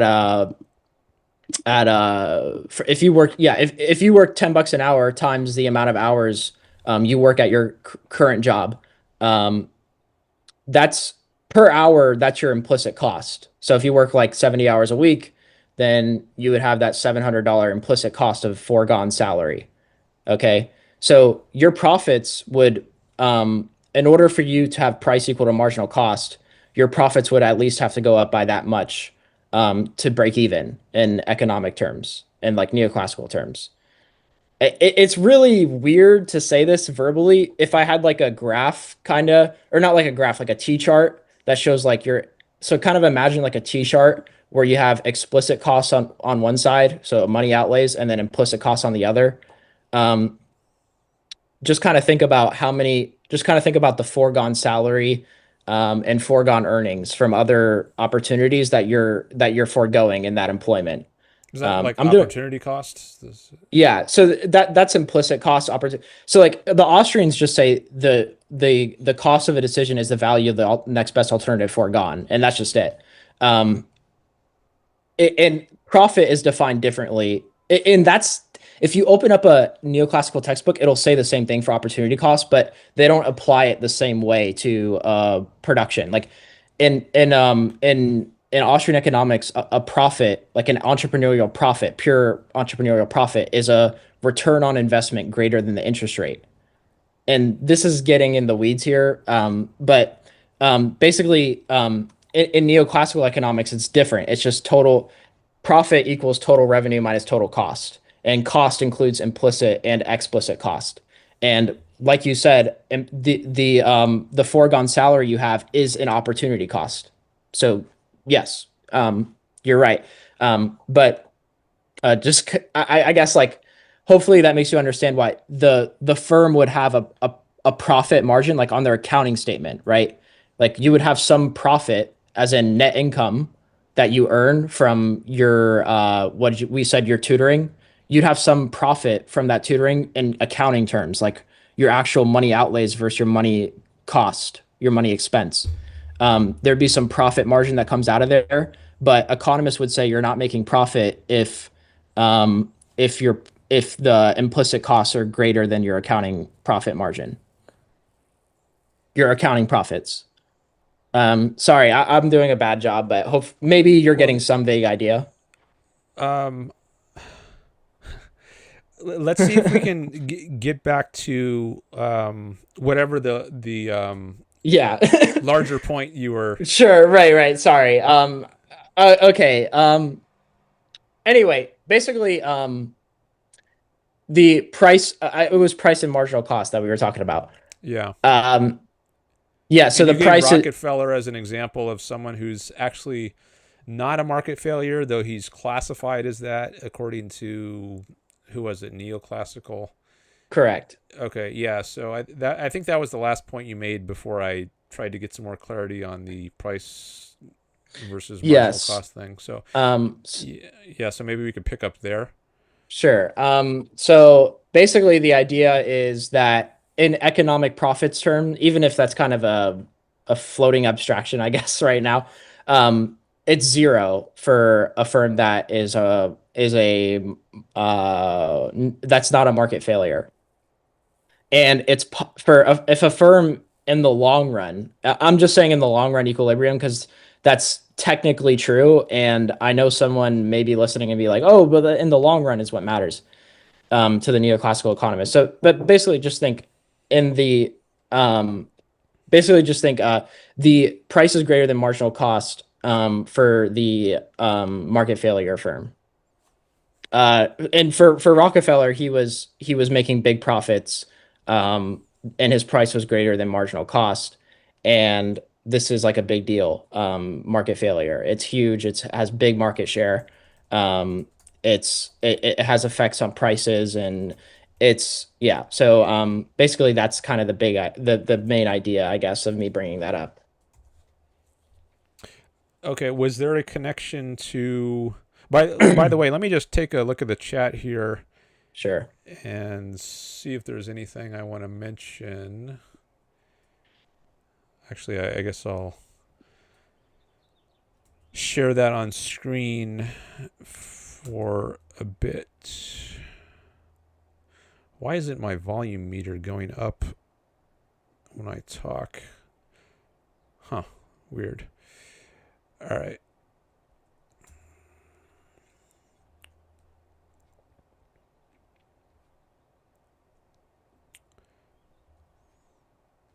All right, I see a bunch of chats from evolutionary capitalists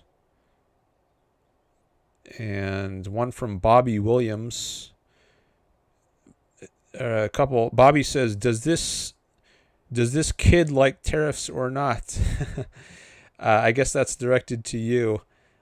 He is younger than I am, so but he is an adult, so you use the term kid. Yeah. So do you want to answer Bobby's Yeah. question? He says, "Do you like tariffs or not?" No. Yeah, I don't like tariffs. Okay, well, so there's your answer to that, Bobby. If you're still here, he's he has a lot to say about economics, and Bobby just wanted to get to the bottom line on that question. Um, Frederick, let's see, is this it says LG appliances, not LP.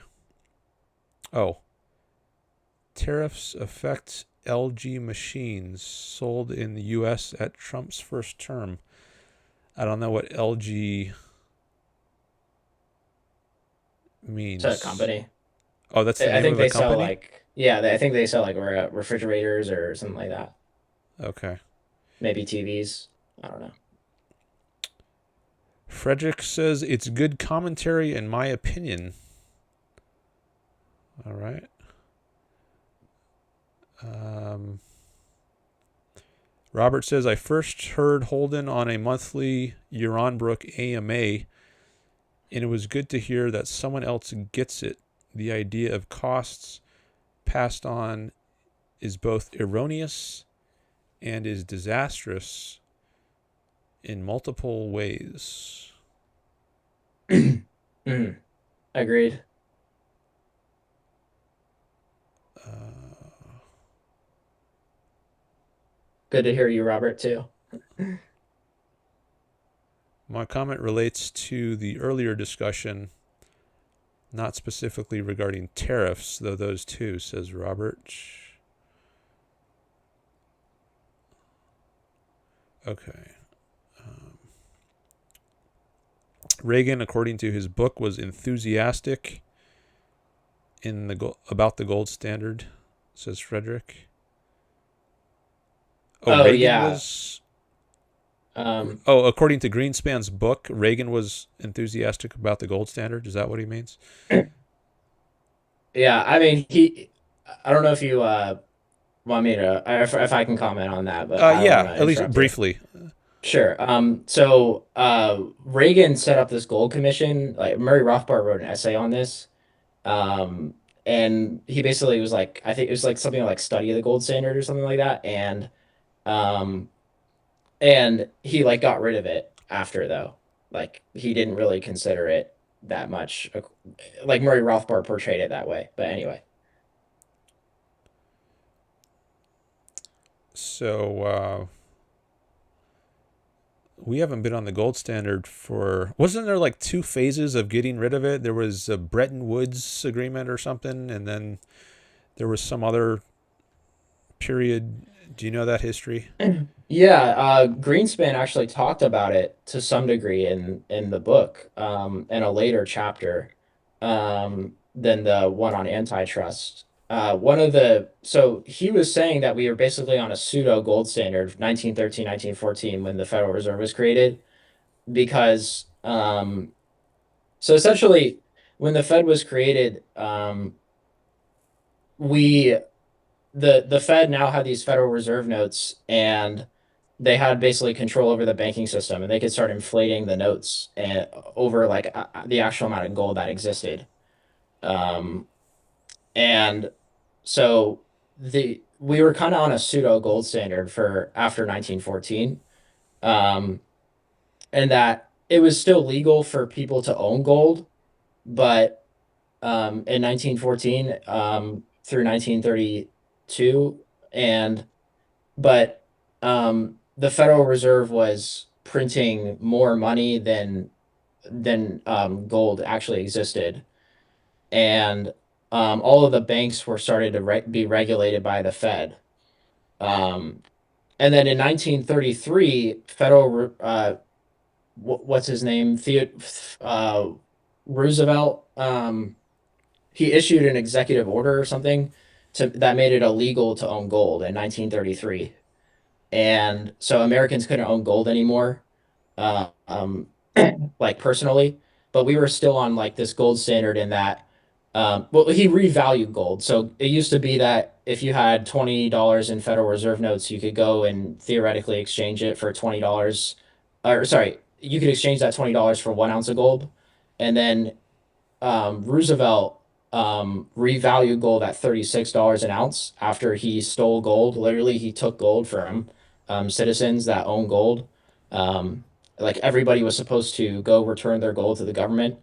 Um, and after that, so then it became illegal to own gold in the United States, 1933 and through sometime in the 70s.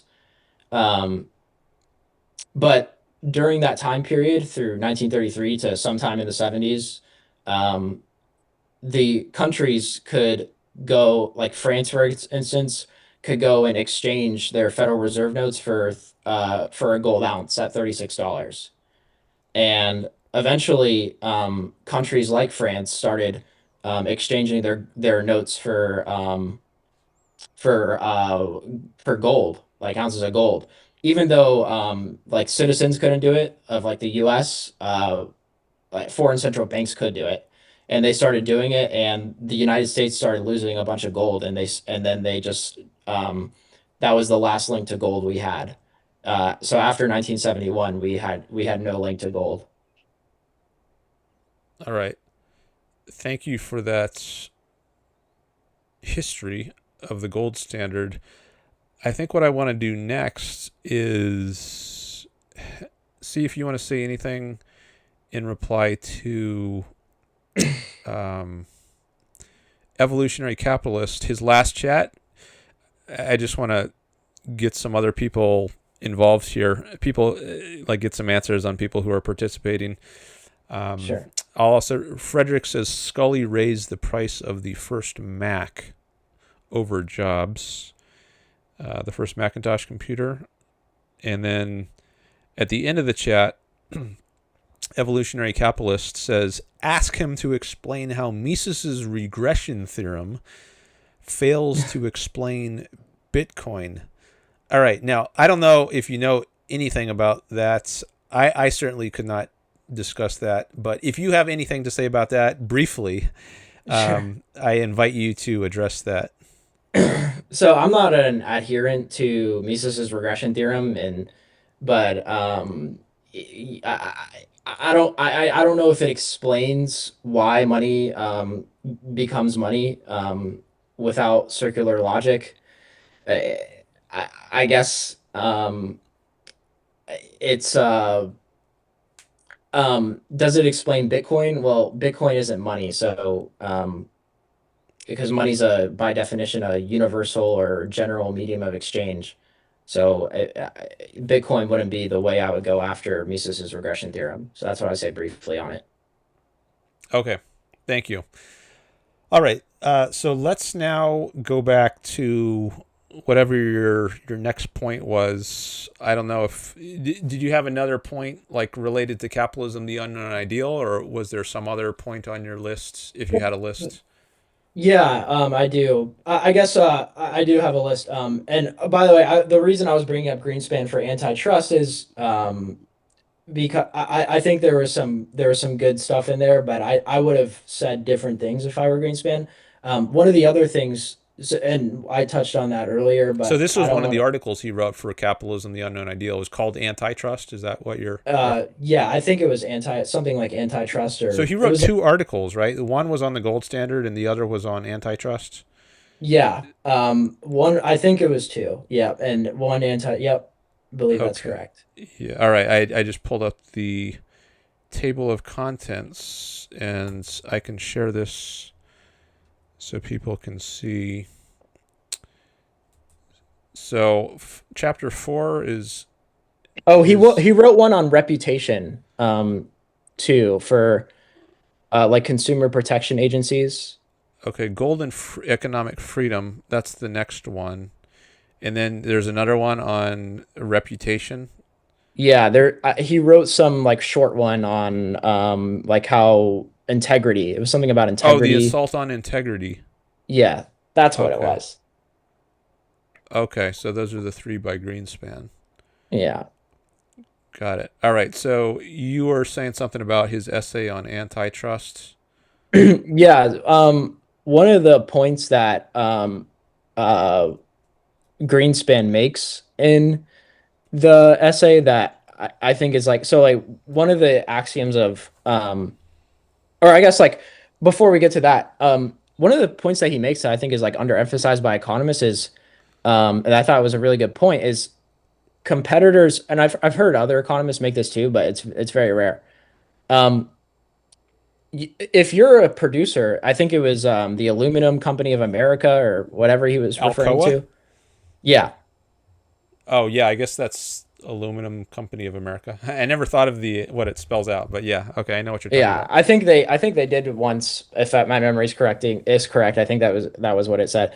But at any rate, it was uh one of the things that that economists tend to overlook, or I guess maybe even people in general, is that it's not just your current competitors. And Alan Greenspan talked about this. It's not just your current competitors that matter in as far as like competition goes. Um, it's the threat that others can join the industry. That's also a threat to uh, you if you start running your business poorly or not serving consumers well, then other competitors will start joining in to do that, to produce what you are producing. So anyway, I just thought that was an important point, and I frankly just don't. I mean, I remember Block saying something about that, if my memory is correct, but it's just a rare point. So I'll be sure to remember that in the future. But if you had any remarks on that, that's all else I had to say on that essay that I found insightful. Mm. I was just thinking of Rockefeller again because he had like 90 or over 90% market share. Yet I think he's like the classic example of a so-called monopolist, and people are always worried like, what about in capitalism, laissez-faire? If you get monopolies, they're gonna get total market share and then gouge consumers and just jack up the prices. All And right. he didn't do that, right? He kept his prices low, and eventually I think he faced competition from, was I think oil was discovered in Russia or something, and that was like that became the competitor that started to um, eat away at his market dominance. I forget exactly how it happened, but it wasn't there wasn't even if there aren't existing competitors, and I guess there were at least some because he didn't have 100% market share ever. He just had like over 90%. But if he slacked off, if he started to give bad service or maybe raise his prices, then more and more other potential competitors would look to join in and see they might start to think, well, there's a profit making opportunity here. And so they might start to jump in. So McDonald's isn't just competing with Burger King and Wendy's. It's also Right. competing with some new startup, um, In-N-Out Burger or whatever, maybe before they existed. I don't know when they started, but they're competing with all the potential customers, and that's also a pressure to keep their prices low. Um, so, yeah, I mean that's just examples to flesh out the point you were making. Yeah, no, I think that was great. Thank you for that. Yeah. All right. Well, I suppose that's That's all I mean, there was more I could say about Greenspan, but I'm trying to get through this.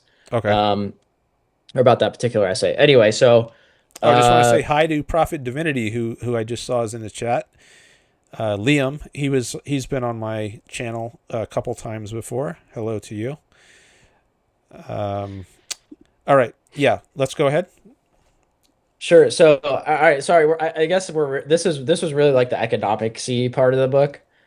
So this is another one of those more economics types thing. I guess it's a just warning.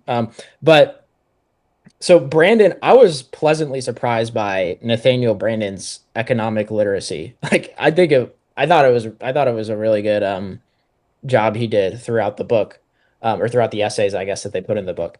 Um, If but I he, recall correctly, he cites Ludwig von Mises maybe more than anyone else in the book. oh Like yeah, if you look into the footnotes, I think his articles reference von Mises more than any other essays.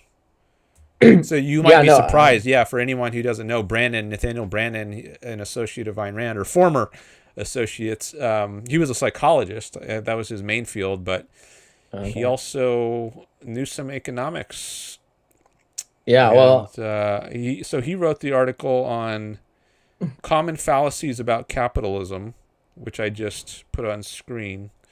Is that do I have? No, I need to share a different scene here on OBS. Oh yeah, that is yeah, selected.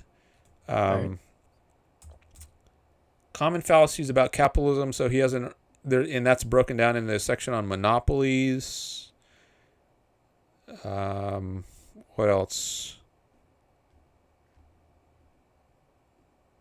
Let's see. Uh, Depressions. yeah, There's like 4 or 5 sections in here. yeah, So you yeah. It were was kind of like a impressed. mini. It was kind of like a mini. Yeah, I was definitely. I was gonna say before you mentioned that actually, I guess it helps to read Mises, but you know, clearly he at least read some of Mises. Yeah, so I mean one of the things, yeah, he brings up a lot of things that are just great in my view. um and but yeah, no, anyway, yeah, yeah, a lot of it is straight out of Mises. But I guess I guess also one of the he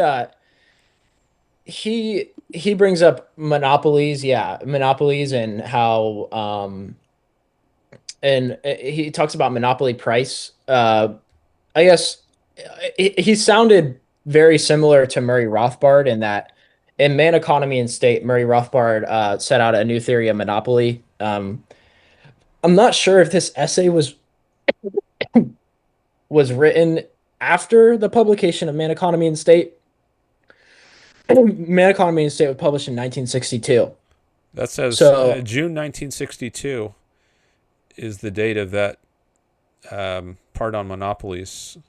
okay.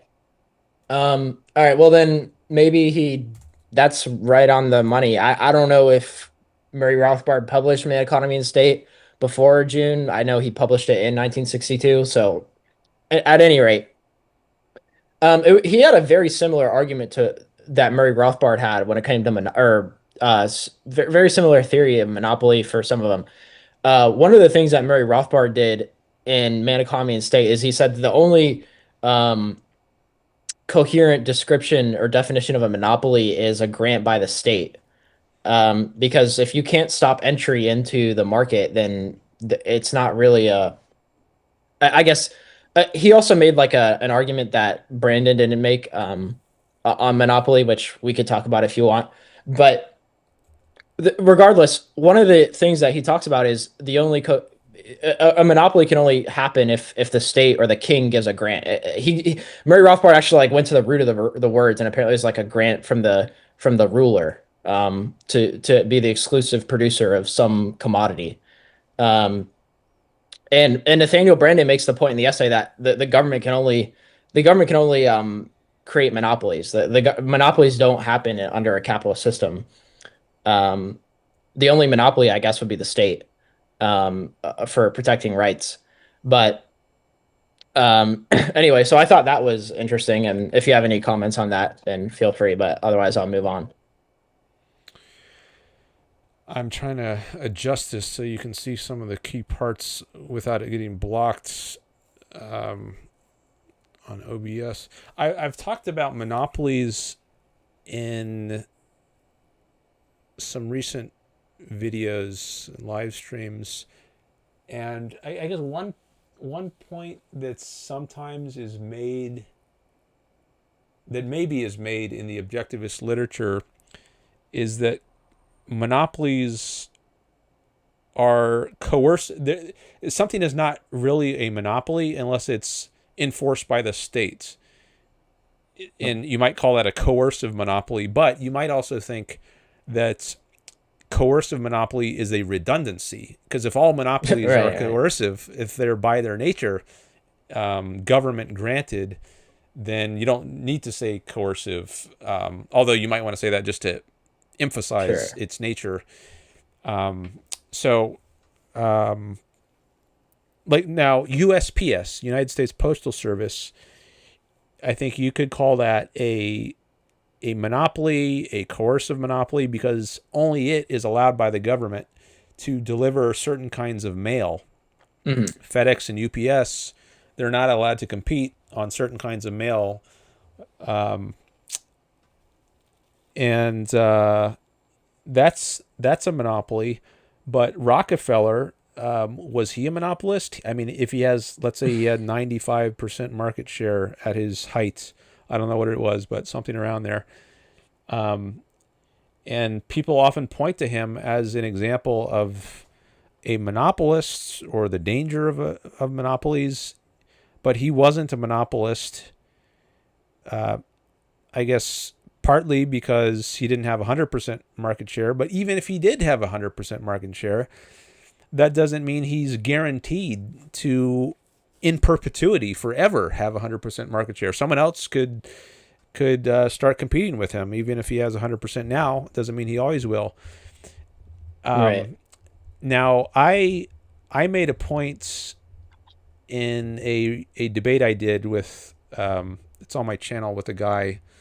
I'm Really Important is his name. And maybe I should pull that up on the screen. In that debate, I made the points that, in a sense, everyone is a monopolist. It's in the videos section, and this guy right here. This is the debate I'm talking about. So if you want to hear maybe a fuller discussion of my thoughts on monopolies, I have it here in the description here, this section. Maybe I'll do a somewhat briefer discussion, but I made up this fake company, Pedro's Burritos. Imagine there's a guy who opens a restaurant and he sells burritos. The name of his restaurant is Pedro's Burritos.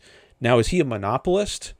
Well, in a sense, he is, because no one else can serve burritos just like Pedro does. He has a special way of doing it. Right. Maybe he has a certain combination of ingredients that he uses, or a certain way of frying them, or some way of cooking them that's unique to him. And no one else knows how to do this. Now, should we say that Pedro has a monopoly on selling selling Pedro style burritos? Hmm. Well, maybe, I guess you could say that, but then does the term monopoly become a kind of meaningless concept or useless concept if everybody is a monopolist? Everyone has a unique way of doing something. No one does things identically to anyone else, like, or two waitresses at who work at Pedro's Burritos restaurant. Maybe one has a slightly different style of interacting with the customer than the other. So do they have are they monopolists over that style of being a waitress or a waiter? Right, So right. I think if they have 100% market share of this very Right, right. idiosyncratic way of offering some good or service. So I think the term monopoly might just become meaningless or useless unless you restrict it to something like the USPS, which is the other example we got into here, where it really means you're doing some way you're guaranteed to be the only one who can do something by force of the government. That, I think, is a useful distinction and concept to have. And I'm curious if you have any thoughts on that. I think that's great. I mean, that's actually one of the things Murray Rothbard talked about in Man, Economy, and State. Another one. He made the very similar argument that you just made, um, and I think it's a perfectly valid argument. And the it's one of the things that you could point to. It's like, all right, well, if we, what it depends on. All right, so monopoly, it's like, all right, well, what do you mean by monopoly? And if you say the sole producer of a commodity with no close substitutes, which is generally what it's used, and the textbook that I reviewed is that's the essentially the definition of what they used. Um, then I mean, a close substitute is depends on the valuations that people place on them. But the sole producer, yes, if it's a sole producer, then you just name monopolists. I mean, because it depends on the valuation that people place on that product, and if it's different than other burritos, then it's a different commodity under economic theory. So um, that's I applaud that argument. And I'm impressed by that you just came that I'm not sure where you got it from. Maybe it was just your original idea. Um, Well, but I think I wonder if Harry Benswanger is coming to mind. He's done some work on economics, and I don't know if I heard this from him or maybe heard part of this idea from him. It might have come at least partly from him, but but I'm not sure entirely where I got this from. But it's interesting that you said there was this qualifier you mentioned, which was you're the sole producer of some commodity, or unless there's or it of any, or I guess you're a monopolist if you're the sole, if there's no close substitutes. So maybe that Mhm. qualifier of close substitutes would deal with some of these cases I was Right, talking about. Like maybe Pedro has unique burritos, but Javier's burritos, they're not identical. They're in a somewhat different style, but you could still say that's a close substitute. So we're not going to call right, Pedro a monopolist. Um, exactly. so maybe that gets around some of the objection I might make to using the concept, or for restricting the concept of monopoly to only coercive monopolies. Someone might say there's still a legitimate, meaningful, useful term of the monopoly to apply to cases where there is not coercion, but there's only one producer of some good and there's no close substitutes. Um, I would want to think about that some more. Yeah, I mean, no, yeah, that's a great point that you made, I think. And that's exactly what the authors would say to you, I would imagine, is, oh, well, Pedro isn't a monopolist because that reason. There are no close substitute. There are close substitutes. So, like, once again, it depends on what they mean by monopoly. Like, ask them to define what a monopoly is. Um, and Murray Rothbard says, all right, if or I guess you could say, if that's not a monopolist, then all right, what is it? If it's the sole producer of something, then okay, over in the world and over what geographical area? I mean, is it and if it's the sole producer of something, it's still um then Pedro's Burritos is a monopolist, I guess. So anyway, I guess because in economics, all that matters is the valuation that the person places on the good. So if it's different in any way in the mind of the consumer, then it's a different commodity. But anyway, yeah. I I was guess just if thinking about the geographic area point you mentioned. Like, let's say you're the only person in town who produces burritos, Mhm. and someone has to be in that position at least at first. Uh, like if you're the first burrito producer in some town, are you now a monopolist?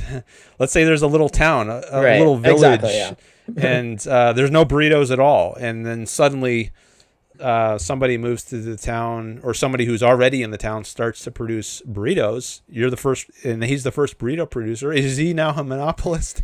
And there's Right. not even any close substitutes, because in that town, at least, Exactly. he's the only one in town. He's the only game in town. And uh, so, yeah, I guess even so.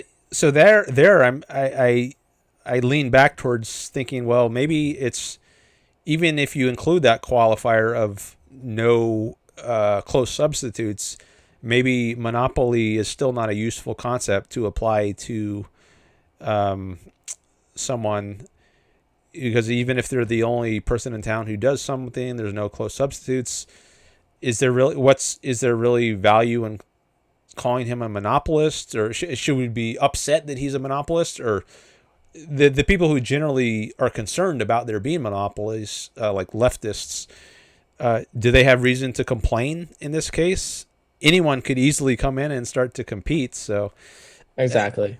thinking along these lines, I'm starting to think that, or maybe I'm reinforcing my idea that, not original to me, but that it's proper to restrict the use of the term monopoly to just coercive cases where the government is backing someone and saying no one else is allowed to enter this market. That, I think, is a very useful, clear and useful term to have. Whereas it's not clear to me that it's muddying the waters and creating confusion to actually use monopoly, the term, for other sorts of cases Yeah. where there is not coercion. And I'll just briefly state this. You almost pulled it straight out of Man Economy and State. I know I said it a bunch of time, but And I haven't read it's true. that. Yeah. So like this is one of the things that Rothbard talks about is if you bring the it is he used Crusoe and Friday. So it's a slightly different example than you, but it's more extreme to illustrate the point. So um maybe you know what Crusoe economics is. Um or you know No, I what haven't. Crusoe. I haven't heard that term. I might know what it is if you start to Yeah. describe it, though. I bet you there's a good chance you will. So it's like basically Crusoe is on a desert island. It comes from some novel where Crusoe is on a desert island and now he has to figure out how he's going to survive and like economize. And it kind of illustrates economic concepts very well. Kind of similar to how we were talking about picking berries earlier. So think of like some guy named Crusoe is on a desert island by himself and he's picking berries, to for consumer goods to survive. Um, if you so another character on that island, like once, let's say, all right, we demonstrated the concepts of saving and capital accumulation and all these other concepts with this Crusoe character. Now we can bring in Friday. So now basically what this does is it's just a desert island with two people on it to illustrate points about economics. So it's like thought experiment, right? We're imagining two people on a desert island. Doesn't matter what their names are, really. We just call it Crusoe because it came from that novel.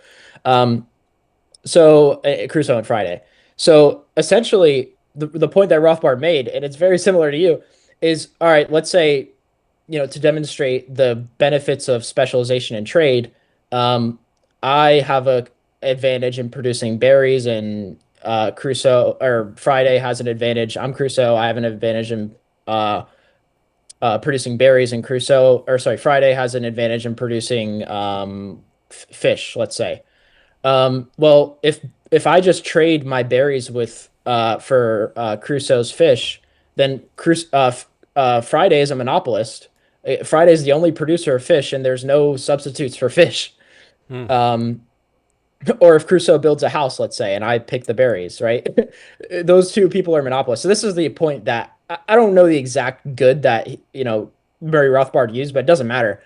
The point is that you got two people on a desert island. They're both monopolists of their products, clearly. And there are no close substitutes to their products, and they're monopolists by definition. If our definition isn't a grant from the state, so that's you just got on that point. We just collapse it to an even smaller scale, I guess. Um, but yeah, so I you have a natural economic mind, I guess. Well, here's another point which just occurred to me. It's kind of maybe subjective as to what even counts as a close substitute if you're going to use that. Like you might say, like if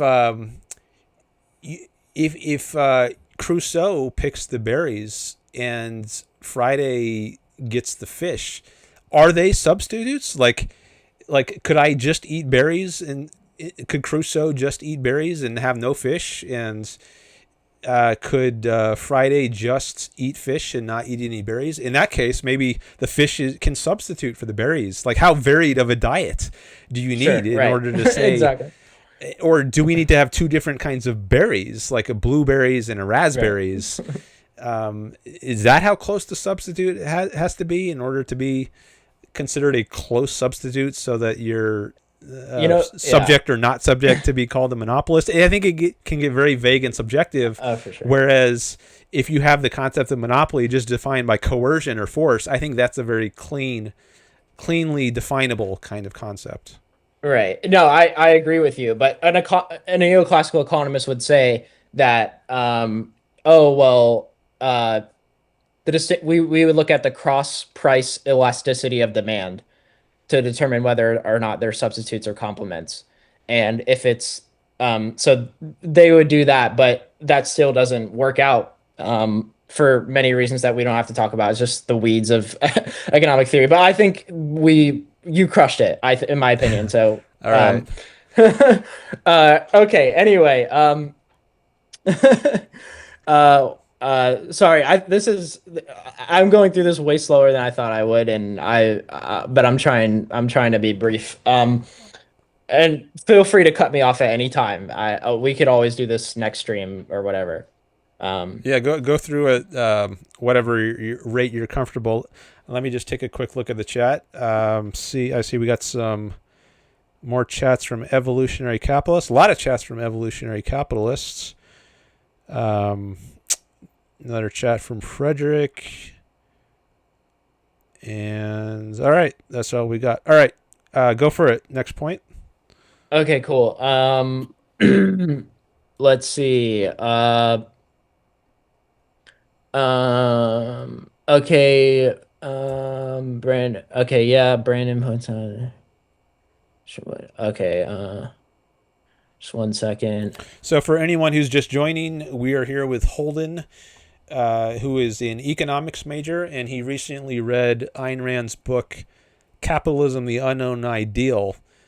And we're going through some points, some notes that he made as he was reading that book. Yeah. So I was gonna bring up that he pointed out that a commodity like nickel is in competition with other ones. Like I don't know if it was aluminum or some other one that he pointed out, but basically we already kind of went over that before I even got to it. So that's another something else to consider. And then he talked about how. So one of the things he Greenspan. You mean Greenspan in his essay on uh antitrust? this was Brandon we're talking about now. Oh, on his essay on monopolies? Yeah, but actually I was just about to bring up something that Brandon drew from Greenspan, and this law in economics is a very important one. Greenspan didn't come up with it, but there's this axiom in economics, or whatever you want to call it, this truth that um, so profits across all industries tend towards the same rate. So like basically the idea is that if there's a if I get a 5% return on steel in the steel industry for my investment, and in the aluminum industry I get a 6% return, then I'll shift my investment to from the steel industry to the what did I say, aluminum industry. Um, so the what that does is the price of once investors shift their funds, they sell their stock in that industry, and there's less production in that industry. The rate of return increases in that industry, and it'll decrease in the other industry. And that's kind of how equilibrium happens across the economy to make the returns on investment equal. Um, Mm. so now we're kind of incorporating the laws of supply and demand um, and kind of investor behavior, entrepreneur behavior, kind of into one now because so kind of thinking through the implications of that. If I invest in the steel industry, then there will be more output in the steel industry, and the price of that will fall because there's more supply, and that reduces my return on investment when the price falls of the output. Okay, and if I stop producing steel, then the price will rise because there's less output, and the return on investment will rise in some corresponding way or thereabout. And if I invest more in an industry, the return tends to fall in that industry because there's more output. Okay. And this is kind of, even if that sounds kind of vague to the audience, just kind of think, all right, I if I were an investor, I want to seek the highest return on my investment. And while doing that, I kind of create an equilibrium between investments throughout the economy, meaning that each investment tends toward the same rate. Um, by shifting my funds from one place to the other. And thinking through the implications of this, you could actually understand a lot of entrepreneurial behavior and kind of what's going on there. Like we mentioned the tariffs earlier, if there's a tariff that's slapped on the goods and I didn't foresee it, um, then my return on investment falls in that industry. Um, and so I'll stop investing in that industry and the price of that good will rise, for instance. Um, Now, whenever we go to, um, uh, I guess, whenever we go to, or one of the things that Nathaniel Brandon talked about was unions. So maybe you recall, um, he talked about how unions try and raise the price of their labor without a corresponding increase in productivity. And I don't know if you've heard of, so he gives a sort of, he makes it very uh I don't know how to say it. He does a very good job of explaining it in terms that are easy for me to understand.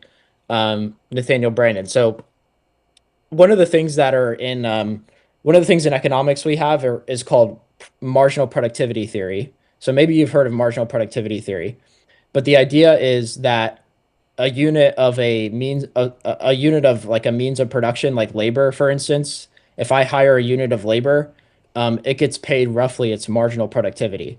So productivity just means, all right, um, I Dan hires me to pick berries, and I'll pick a certain amount of berries for each unit of time. Per hour I work for you, I'll make a certain amount of berries. So the more berries I produce, the higher my wage will tend to be. Kind of, that sound reasonable to you? Mm. If you give me So like you're like a working on commission, not like by the hour. yeah, but you'll pay me an hourly rate. That's a function of how many berries you think I'll produce in that hour, and what Okay. you think you could sell them for. So like imagine I was in your backyard, you hire me to pick some berries for you, and for each hour I I pick 100 berries, and each is worth 10 cents. So you could sell that for $10 each hour I work, right? Um, uh, if you could pay me $9, then you make a $1 in net income off me per hour. All right, kind of like an accounting profit of $1 per hour each hour I work for you. If my wage it so you won't pay me more than $10 an hour, right? You'll be losing money. So that's kind of the idea of marginal productivity theory. Um, Mm. the your wage is a function of your productivity and what the output is worth. Okay. That's and it's the same for a machine. If I have a machine and it's going to have some contribution to output or what I produce, that machine is going to get roughly its marginal productivity. Same with a plot of land. Whatever its contribution to the final output is, that's roughly what it's going to get paid. All right, so you're kind of following there. Yeah. Um, Not perfectly, but I think good enough to go on. Okay, sure. I guess one of the things he talks about with unions is they raise the price of labor. Okay, so the employers are paying them roughly their marginal productivity. So essentially, they'll earn regular profits. Their profits will be normal. Mm-hmm. Um, at the current wage rate. All right. And if the wage rate is lower, let's say I was picking berries for you, you're making $1 profit off of me, right? Let's say you're making $5 profit to make it extreme. All right. So each hour I worked for you, you were getting $5 in net income per hour. Well, what would happen is other entrepreneurs would start bidding up your wage. So entrepreneurs would come in and start bidding me up, trying to take me from you, Mm-hmm. because they can make a profit off of me. Um, so the reason why wage rates tend to equal marginal productivity is because of competition, entrepreneurs bidding against each other. So unions typically are doing this after this process is exhausted. So there's no more profits, like excess profit to be earned from hiring labor. So it's around marginal productivity. Mm-hmm. And what Brandon talks about is if there's not a corresponding increase in productivity, then you can't really raise the wage. Um, because then I'll start making a loss on each labor I hire. For if you hire me and let's say I unionize against you somehow, just as one person, just for the sake, and demand an $11 wage, and the government forces you to accept my wage. Um, well, that's going to be tough for you, right? You can't pay that wage, so I'm going to be fired. You're not going to want me anymore. And that's what happens in unions. They raise the wage above the equilibrium marginal productivity wage rate, and the employer can't pay. Mm-hmm. So Nathaniel Brandon was just talking about how this it was explaining kind of this concept, and one of the things he does is he draws from Mises, and Mises says the only sustainable way over time to raise the wage rate is to increase the productivity of labor. So think of like a modern agriculture worker. Um, he's got these giant machines and capital equipment. Like he could produce like these big tractors. He could produce, you know, several thousand bushels of wheat or, per hour or whatever it is. Those machines make him so much more productive, and his wage is way higher than a subsistence farmer was back before the Industrial Revolution. Like it's not even close. Imagine trying to do that with your bare hands. Your wage would be tiny. Um, in that circumstance. So I thought that was good because he drew from Mises to explain that if you really want to raise the wage rates of people, then you need more capital goods. Like we were talking about earlier, you explained the bucket. Um, the bucket makes you more productive, or the spear makes you more productive. So I have a higher standard of living because my production is higher per unit time I work. Um, so I guess that was a great point that Nathaniel Brandon made, and I'm happy he did. So anyway, unless any comments on that? No, good to hear that. Yeah, it's so you're getting. I guess when I read his articles, I thought, yeah, sounds good, makes sense. But I guess you're giving a kind of depth or of explanation or integration to the nuts and bolts of economics, which is giving it a kind of new flavor, which is good. It's so I think you're adding something here, so I appreciate Okay. that. Yeah, for sure. That sounds great. And Like then he he doesn't said, get into like marginal productivity, yeah, right, right. all of the technical terms, whereas you're doing that. So that's adding something. That's good. Sure. Yeah, and I think as we discuss more, I think it'll fall into place for you very easily over time. Even and it sounds like you have a natural gift for economics to some extent Mhm. um, so far. So I'm happy about that. But I understand it's not exactly your primary interest. But anyway, people. So he also talks about like public education. You know how like many people say, oh well, who would have education, or what would education be like, or Only the rich people where would be able to afford yeah, private education. that's what it is, right? You see, I don't do with these like I don't I'm not like in the weeds of like these. So like But I'm aware of them, like these like ideas like that they wouldn't exist if the government, who would build shoes, right? As the example he used in the essay, who would build shoes if it wasn't for the government? Like that's what people would say if the government had been building them for 100 years, it feels like, right? Um, so, but there's this concept that's called crowding out in economics, and it usually refers to so we were talking about government debt earlier. So when the government goes and sells bonds into the open market to like fund their deficit, um, that they're crowding out funds that could have otherwise gone to private investment. So like for example, I actually own government bonds.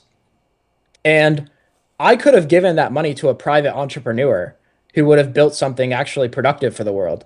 But instead, I gave it to the government who's just blowing it on consumption or social security checks or whatever, that is that they specifically did with that money. Um, so now there are fewer bonds in the private sector. So in other words, there's some enterprise that would have been expanded or started if it wasn't for the government um, crowding out these funds out of the market.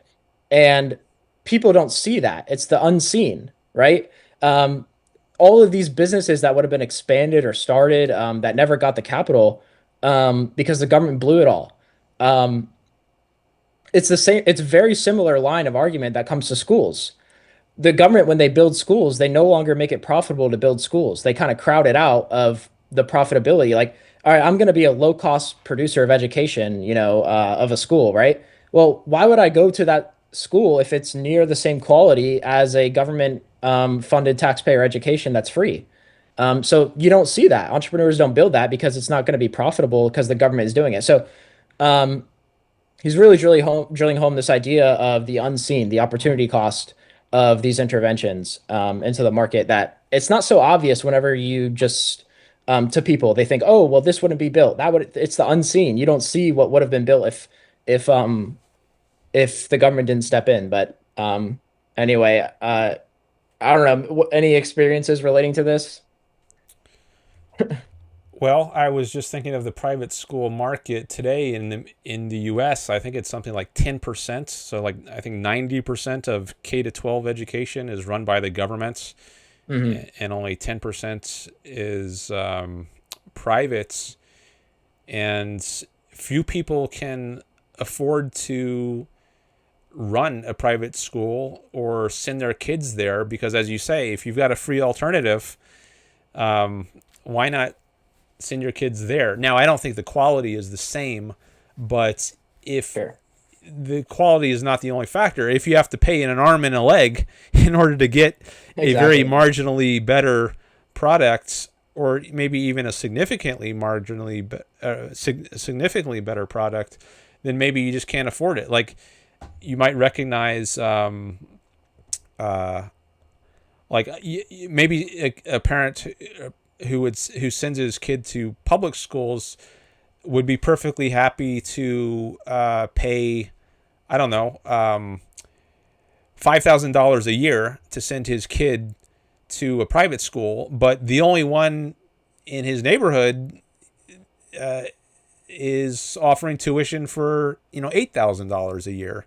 So even if he would be able to be willing to pay a significant amount, the school isn't profitable unless they are charging Hmm. maybe 8,000. So that's a case where you're crowding out a lot of people who would be happy to pay for private education, but they can't pay unlimited amount. They have limited resources. Right.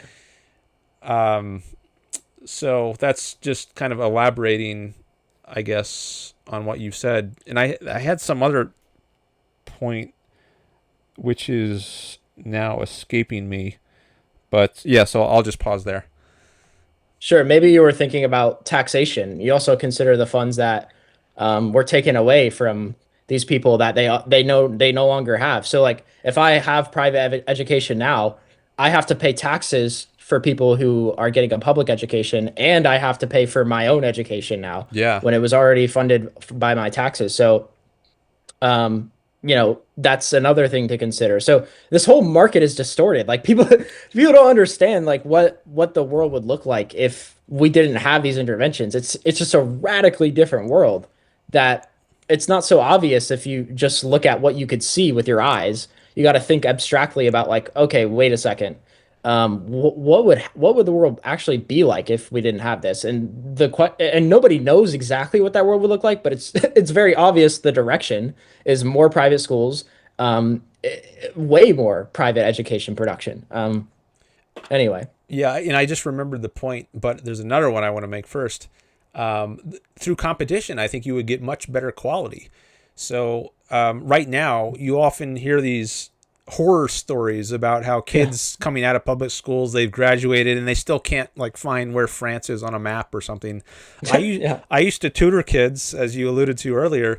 They didn't have basic like they couldn't do arithmetic, and they were in middle school. We're talking Hmm. like seventh, eighth graders. They couldn't do basic arithmetic. Some of them are okay, but for any of them not to be able to do that is a disaster.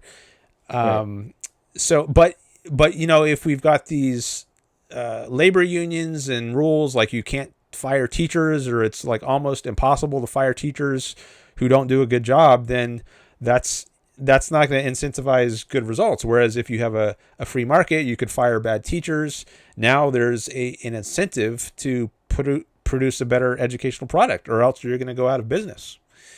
The other point that I forgot before is that in a free market, there are going to be different levels of education quality. Just like Hmm. with food, Hmm. you could go to McDonald's and shop off the dollar menu, or Right. you could go to a 5-star restaurant and anything in between, right? So you could pay, Right. $3 for dinner, or you could pay $500 for dinner, or $200 for dinner, and it could be like that with education. So the fact that you would have to pay for education on a free market doesn't necessarily going to mean you're going to pay an arm and a leg, that you're going to have to send your kid to the most expensive fancy private school, the equivalent of the 5-star Michelin restaurant.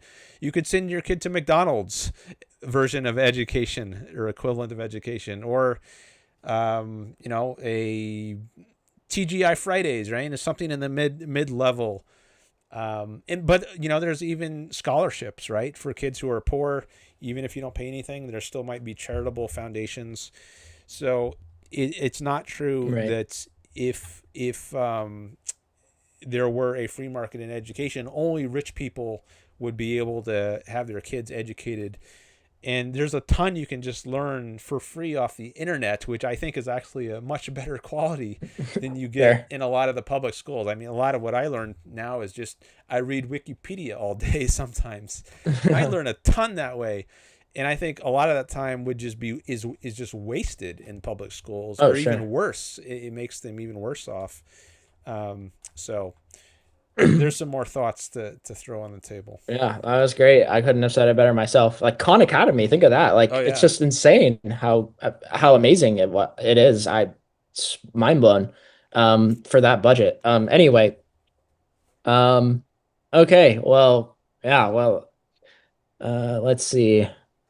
I mean, you learn a lot about economics just reading fiction novels from Rand. It's like crazy. I mean, you learn more about competition from reading about Henry Reardon than you would in some of the stuff written by economists.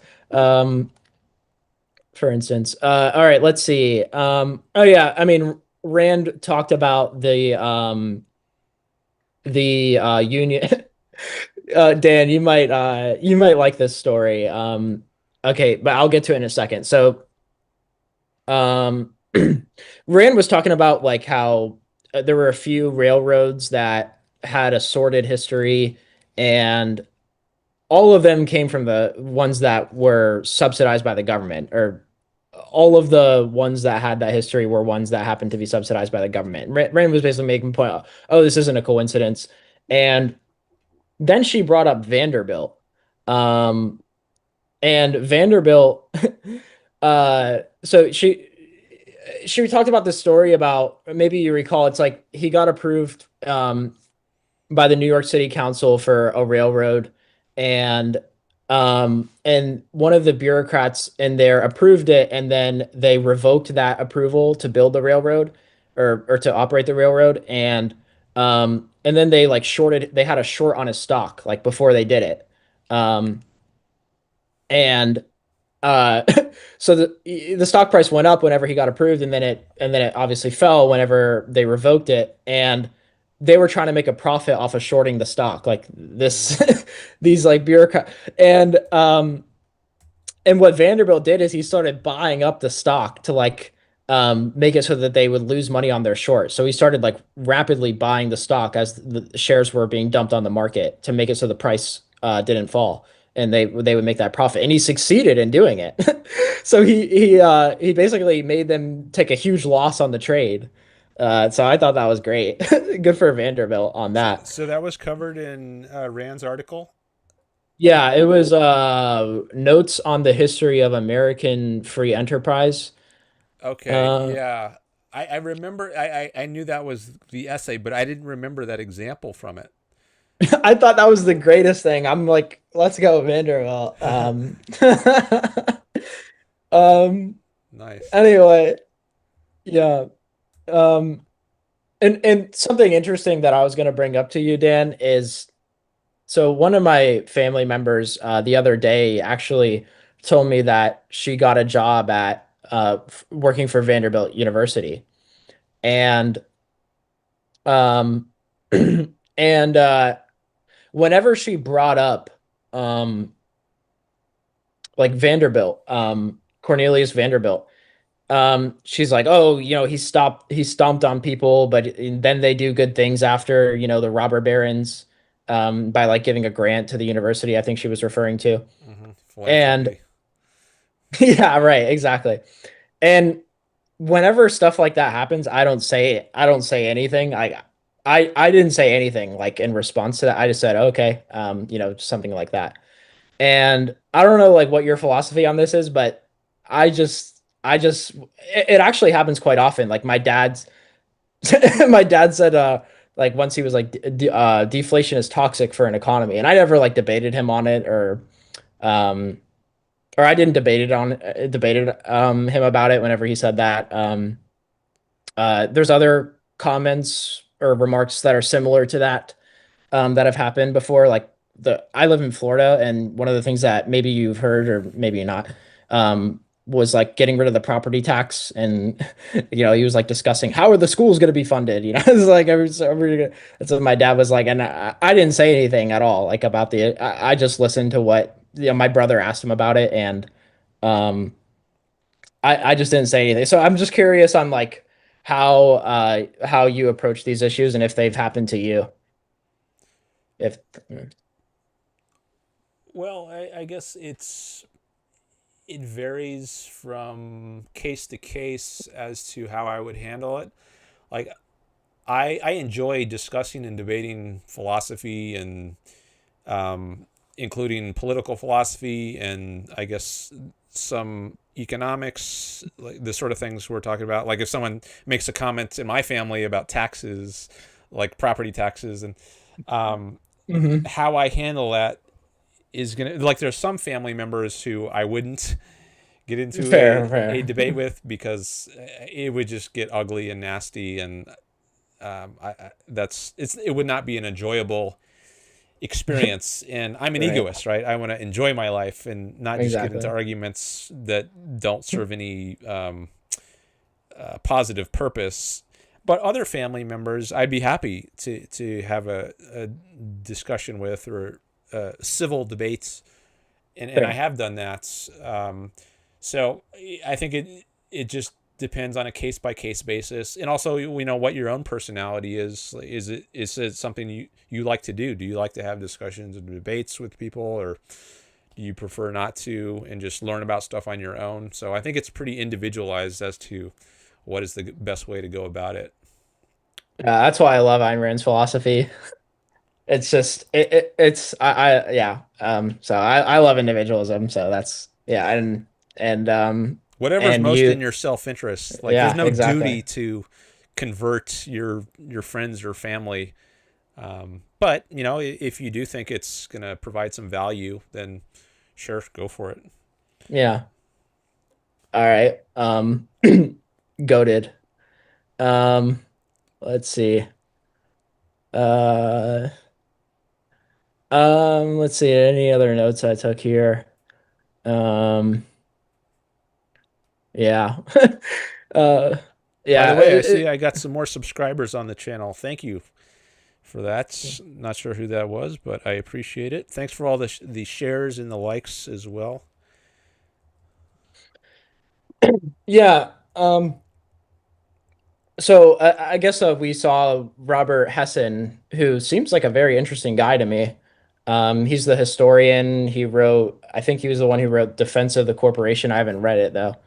Um, he's in Defense of the Corporation, and he's a economic historian.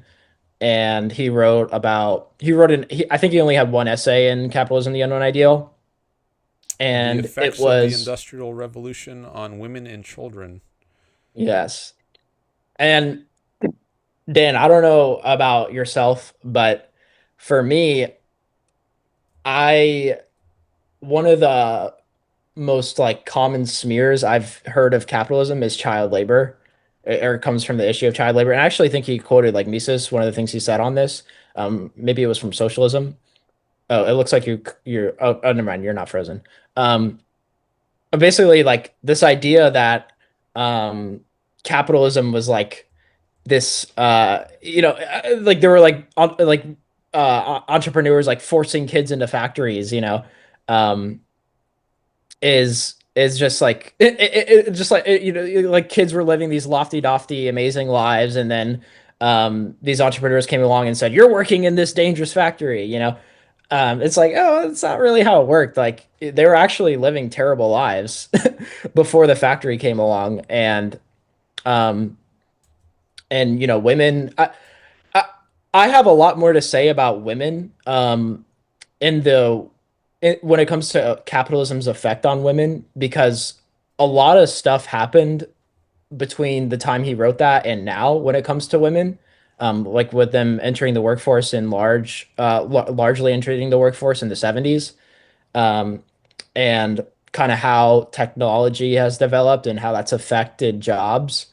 Um, but overall, I thought it was amazing, and it belonged in this book because of how often it's smeared. But what are your thoughts on? I'll just let you chew on that before we get to the women post 1960s or whatever he wrote this. I thought that was a really good essay, this one by Hessen. And I remember I read, I think this essay in the one by Brandon on common fallacies about capitalism to help me prepare for a lot of the debates that I've done on my channel, because I've done a lot of Hmm. debates with socialists, anti-capitalists, and often one of the things you hear. So yeah, I also heard the point about child labor. I guess I hear that less than complaints about women having to labor. But yeah, I definitely get the point about child labor a lot. That comes up in debates. And I think Hessen made some really good points about that. Like before the Industrial Revolution, kids had to work on farms. And I think one of the reasons families were often so large, like a woman would have like 10, 11, 12 kids, and I think partly because a lot of them would die because there was high level of infant mortality, but also they needed help on farms. So many people were just farmers. Like over 90% of people worked in the agriculture um, industry before there was like tractors and harvesters. But then uh, in the days of the factories, they could leave the farm and work in the factories. And some of the I guess the nature of the work is kind of overblown in terms of how bad it was. Actually, maybe I should read a little section of this essay. He mentions kids being used to tie knots because they had small fingers. And let's see, chimney sweeps. Where's that passage here? Let me just read a little of this. I'm not sure if this is the best passage to read, but It looks like he quotes Mises here, and then um, oh, I guess that's not showing up. I have to move this. Let me move this box up. There we go. I'm going to read that paragraph at the bottom, or at least part of that paragraph. It says, factory children went to work at the insistence of their parents. So today we have the luxury of being able to afford to send our kids to school, but uh, that's a luxury. That wasn't the way it was historically. That's not the way it originated. So um, I think it's a mistake to use the standards of today and then apply them backwards and think, oh, well, because kids used to not be able to go to school, they had to work in a factory. That was horrible. But instead of comparing the factory period to what came after, how about comparing the factory period to what came before? So don't look at what kids are doing in factories versus what they're doing today, but what kids are doing in factories to what kids were doing before there were factories, when they were in the field. So I think that comparison is really good to keep in mind. So let me go back to this. Factory children went to work at the insistence of their parents. The children's hours of labor were very long, but the work was often quite easy, usually just attending a spinning or weaving machine and retying threads when they broke. It was not on behalf of such children that the agitation for factory legislation began. The first child labor law in England's 1788 regulated the hours and conditions of labor of the miserable children who worked as chimney sweeps, a dirty, dangerous job which long antedated the industrial revolution and which was not connected with factories. Let's see. Then he goes on. I'll just stop there. Okay. So those are some points that came to my mind about child labor. Yeah, I mean that's a interesting point and one that I will certainly take heed of. I guess I haven't take notice of it because I haven't um that's a point that I wouldn't have said before, but now I definitely will, because it's a very important point. They're comparing apples to oranges, or I guess it's just it's a almost a meaningless comparison, or to try and compare today's industrialized society to back then whenever our capital stock was like way lower. If you compare, yeah, if you compare the working on the farm at 3 years old, I think you said in the essay or something, or sometimes they would go at just like very young ages. They would be trained to work and go there, and then they went to the factory after, and like you just mentioned, did much less backbreaking and uh, laborious work. Um, that's a clear improvement in the standard of living, and it's a smear to it's just it would be intellectually dishonest to ignore that if you know that that's true. Um, and I guess another thing on uh, I guess yeah, you mentioned that we have the luxury to send our kids to school today, and I think that's so important to emphasize. We were talking earlier about like Crusoe. He saves up berries to build his spear. In order to build that spear, he's got to save up some berries or some consumer goods to sustain him throughout the production of capital goods, the spear. So he's got to save up these berries so he doesn't starve. It's the same with workers, by the way, in today's economy. If we start producing more capital goods than consumer goods, then the supply of consumer goods will fall. So we got to save up some consumer goods to sustain ourselves throughout the production process. Austrian economists call this the subsistence fund, which consists of those goods that sustain the workers throughout this process of making the production structure like more productive, producing more consumer goods. or producing more capital goods, which will eventually lead to more consumer goods. Um, but at any rate, it's a very similar process when it comes to humans. In order for humans to get an education, like to actually be literate, it's going to take time to learn and become literate, and for them to develop into these civilized, educated citizens. Um, we're going to have to feed them and clothe them and save the resources to teach them. They got to take these teachers got to come along, these buildings that they're going to teach them in have to come along. All these stuff has to be saved and taken from other employments. These resources have to be taken from the production of other commodities, to fund this process of education. Um, so it's kind of like developing the human capital, I guess, um, in this process of learning. Which, if you don't have the wealth to do that, then you just can't do that. And we didn't have the wealth back then um, to save enough, or we didn't have enough savings to for kids to go to have an education for 18 years, or I guess it's 12 years for K through 12, but um, usually graduate high school at 18. But at any rate, that's something to consider when it comes to like this issue. And that's the beauty of economic growth. Economic growth has been or that's one of the amazing effects of economic growth. We could actually be educated and live comfortable lives in the process, because we've saved enough and we've accumulated enough wealth for us to be able to have the luxury, as you say, to do that. Um, and people take it for granted and just kind of, uh, and it's unfortunate.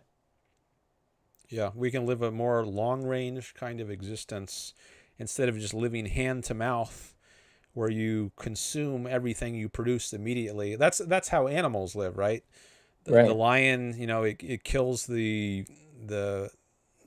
fox or whatever it eats, and then that lasts it for a few days maybe, and then it has to go find another.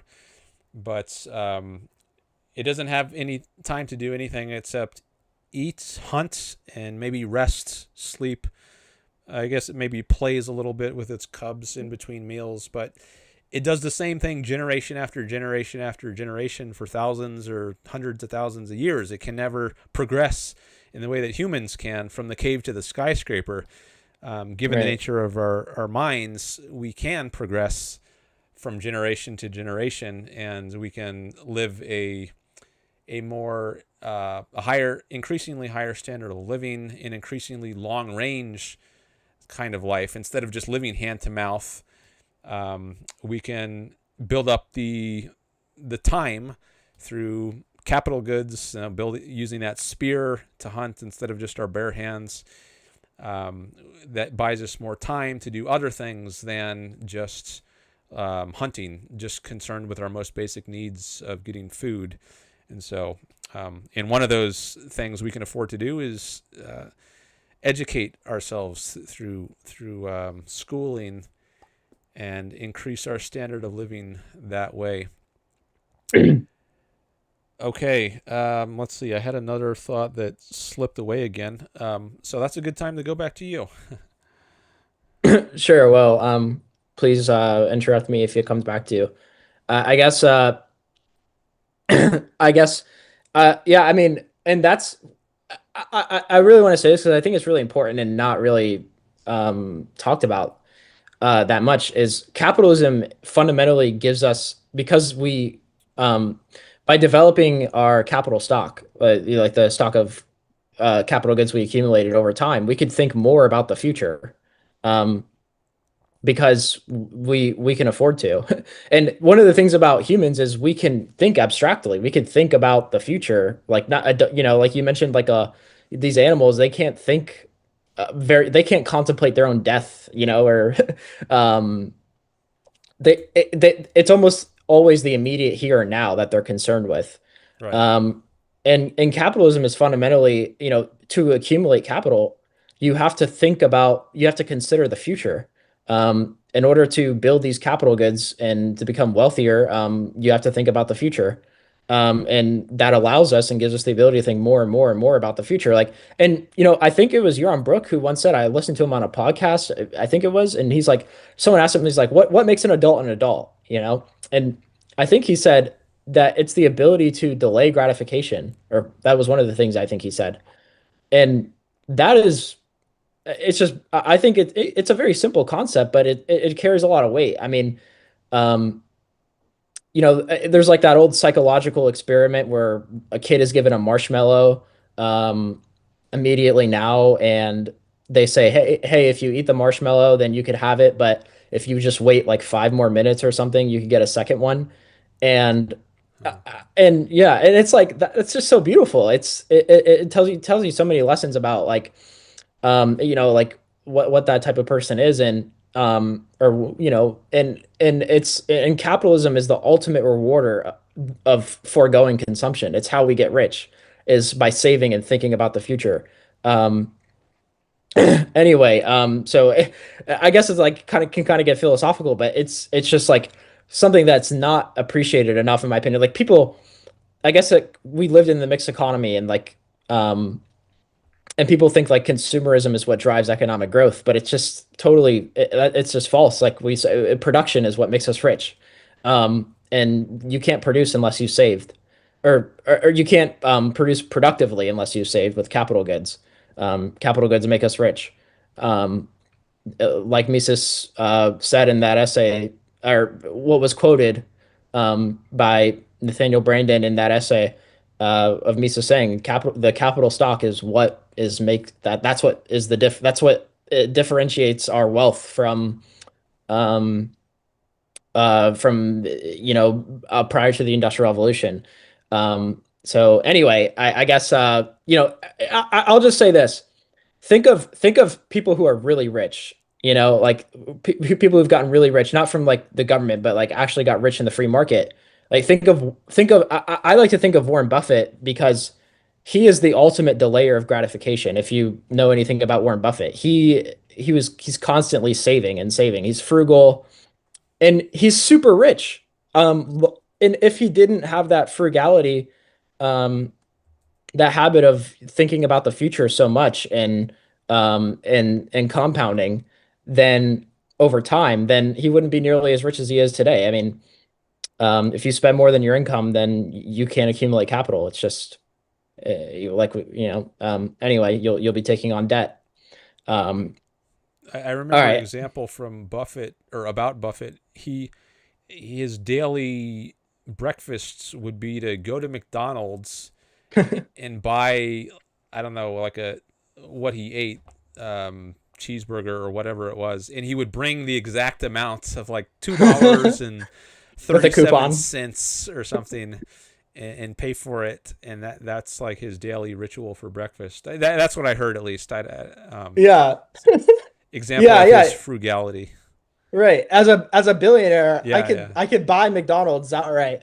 And I'm sitting here, I have a coupon, and I go to McDonald's every day. It's just that's I mean, he is the epitome of what a successful capitalist looks like. Um, and he's what those are the people that make us rich. Or they at least contribute to a huge part of it.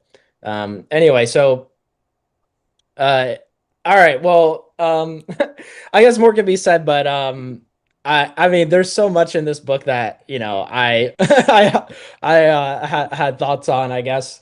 Um, I'm curious, before we go on, sure. if like how does this book compare to the other books, either fiction or nonfiction by Rand's, just in terms of your reaction? Like, was this the most interesting, or just about the same as the others, or just how would you relate it to the other things by Rand that you read? I'm glad you asked that. I think it's a good question.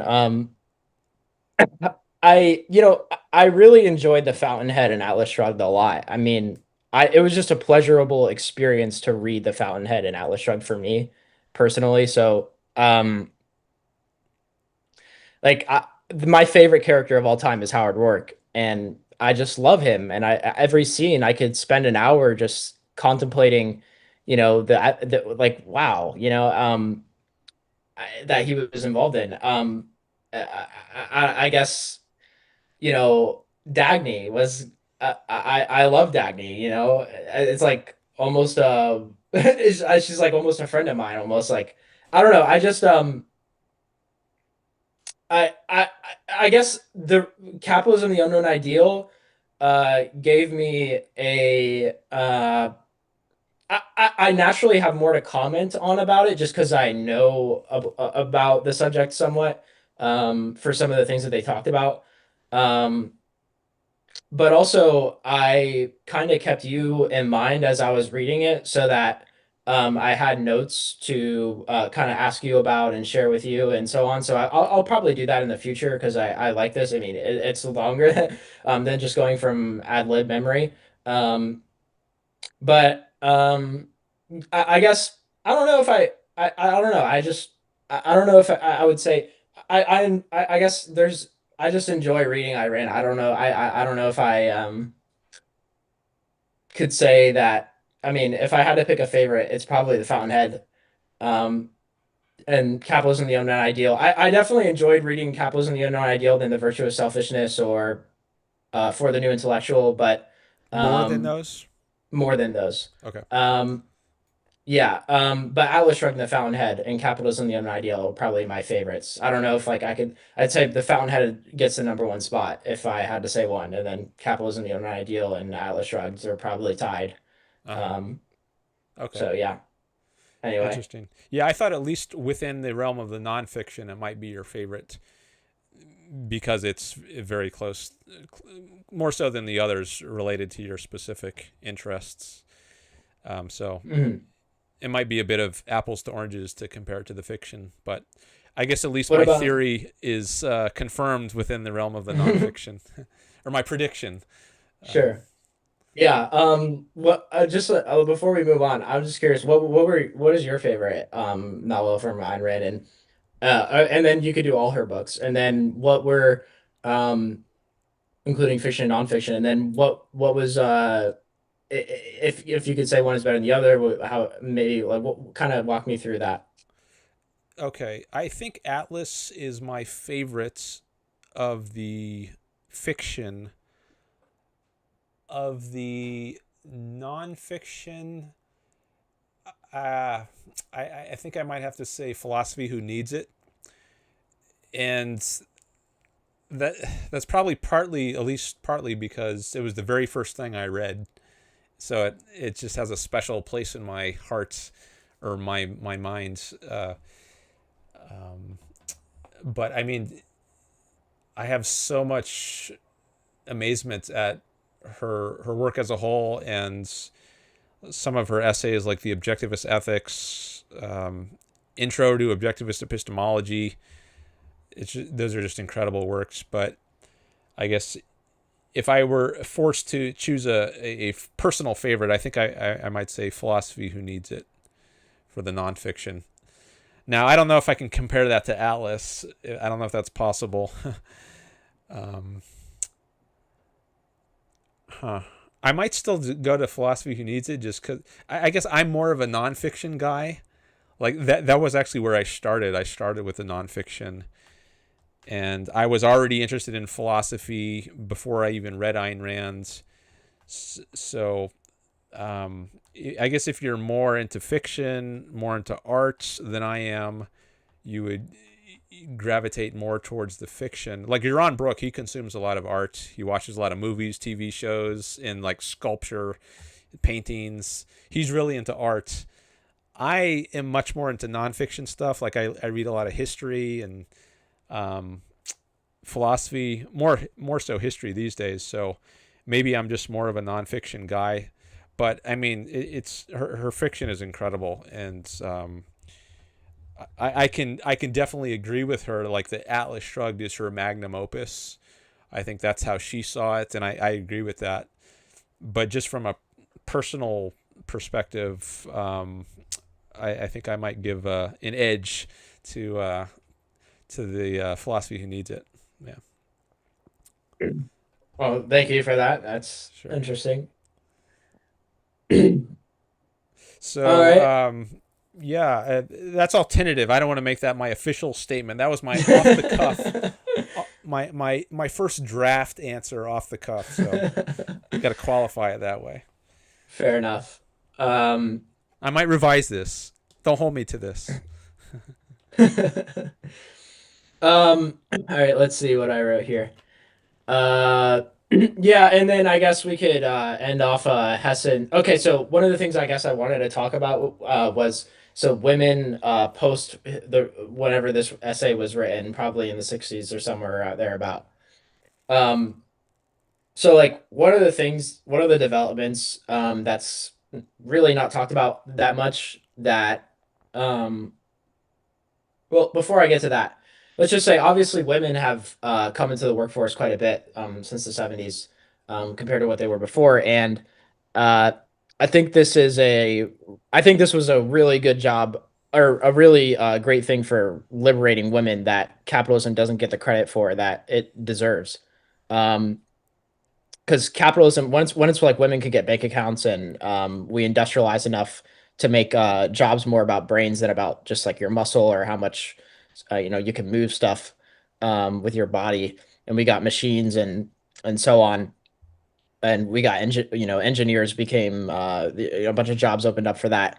I think this was a great underappreciated factor in making women independent to some extent because um, what it did in what industrialization did is it made jobs more about your brains than it ever had been before. And like I have female professors and not to say that wasn't a thing, but it's just like something like 55% of women are the ones in college now, um, and just if you really think about um, the opportunities they have for employment and for high paying jobs are just significantly better for an educated woman today than ever, and I think capitalism doesn't get the credit it deserves for that. um so anyway, any thoughts on that in particular? Well, I was just thinking about the civil rights movements and the. I guess that was more about race than about sex or gender. Um, Mm, preventing discrimination on the basis of, or in terms of pay, for instance, or uh, I don't know exactly what the. Well, there was the Civil Rights Act of 1964, but then there was affirmative action, which I think came later, maybe in the 70s, and I don't know if that affected gender as well as race or just race. But anyways, um, I guess one thought I'm having is I never really thought of there being a significant increase starting in the 70s for opportunities for women in the workplace. So this article that I have on screen here is part of Hessen's article titled "Women in the Industrial Revolution." right. So that's going back to, I guess, early 1800s as opposed to the 1970s. So he's talking about a different period Right. than you are. Um, so it's interesting that you're mentioning the 70s as being a kind of turning point for women. And I'm not saying I disagree with that. I just don't know. I haven't looked into that much. But I also wonder if now I do agree that jobs have become less dependent on manual labor. It's more about using your mind, the intellect. So, and you do get that in capitalism. I think that the manual labor sort of jobs are less desirable. I think people enjoy more um, white collar or more intellectual type jobs than doing rough, backbreaking, possibly physical labor. You want to get machines to do that. And actually, we have to we have to make a special effort today in order to get exercise. So a lot of people, they spend their time behind a desk, just sitting in a chair at a computer, and you have to like sign up for a gym membership to get your exercise in. But it used to be when everyone is, or almost everyone's, is an agricultural worker, it's just a workout. Going to work, that is your workout. You don't need the gym on Yeah. top of that. Um, Mhm. so, yeah, I do agree. Jobs have become more intellectual. Now, in the 20th century, I think there's been increasingly inappropriate government intervention. That actually includes the civil rights, at least parts of the civil Right. rights movements. Like, I think people should be free to be irrational and be racist, and you shouldn't force people to be uh, like serve everyone at their lunch counter in a restaurant or something.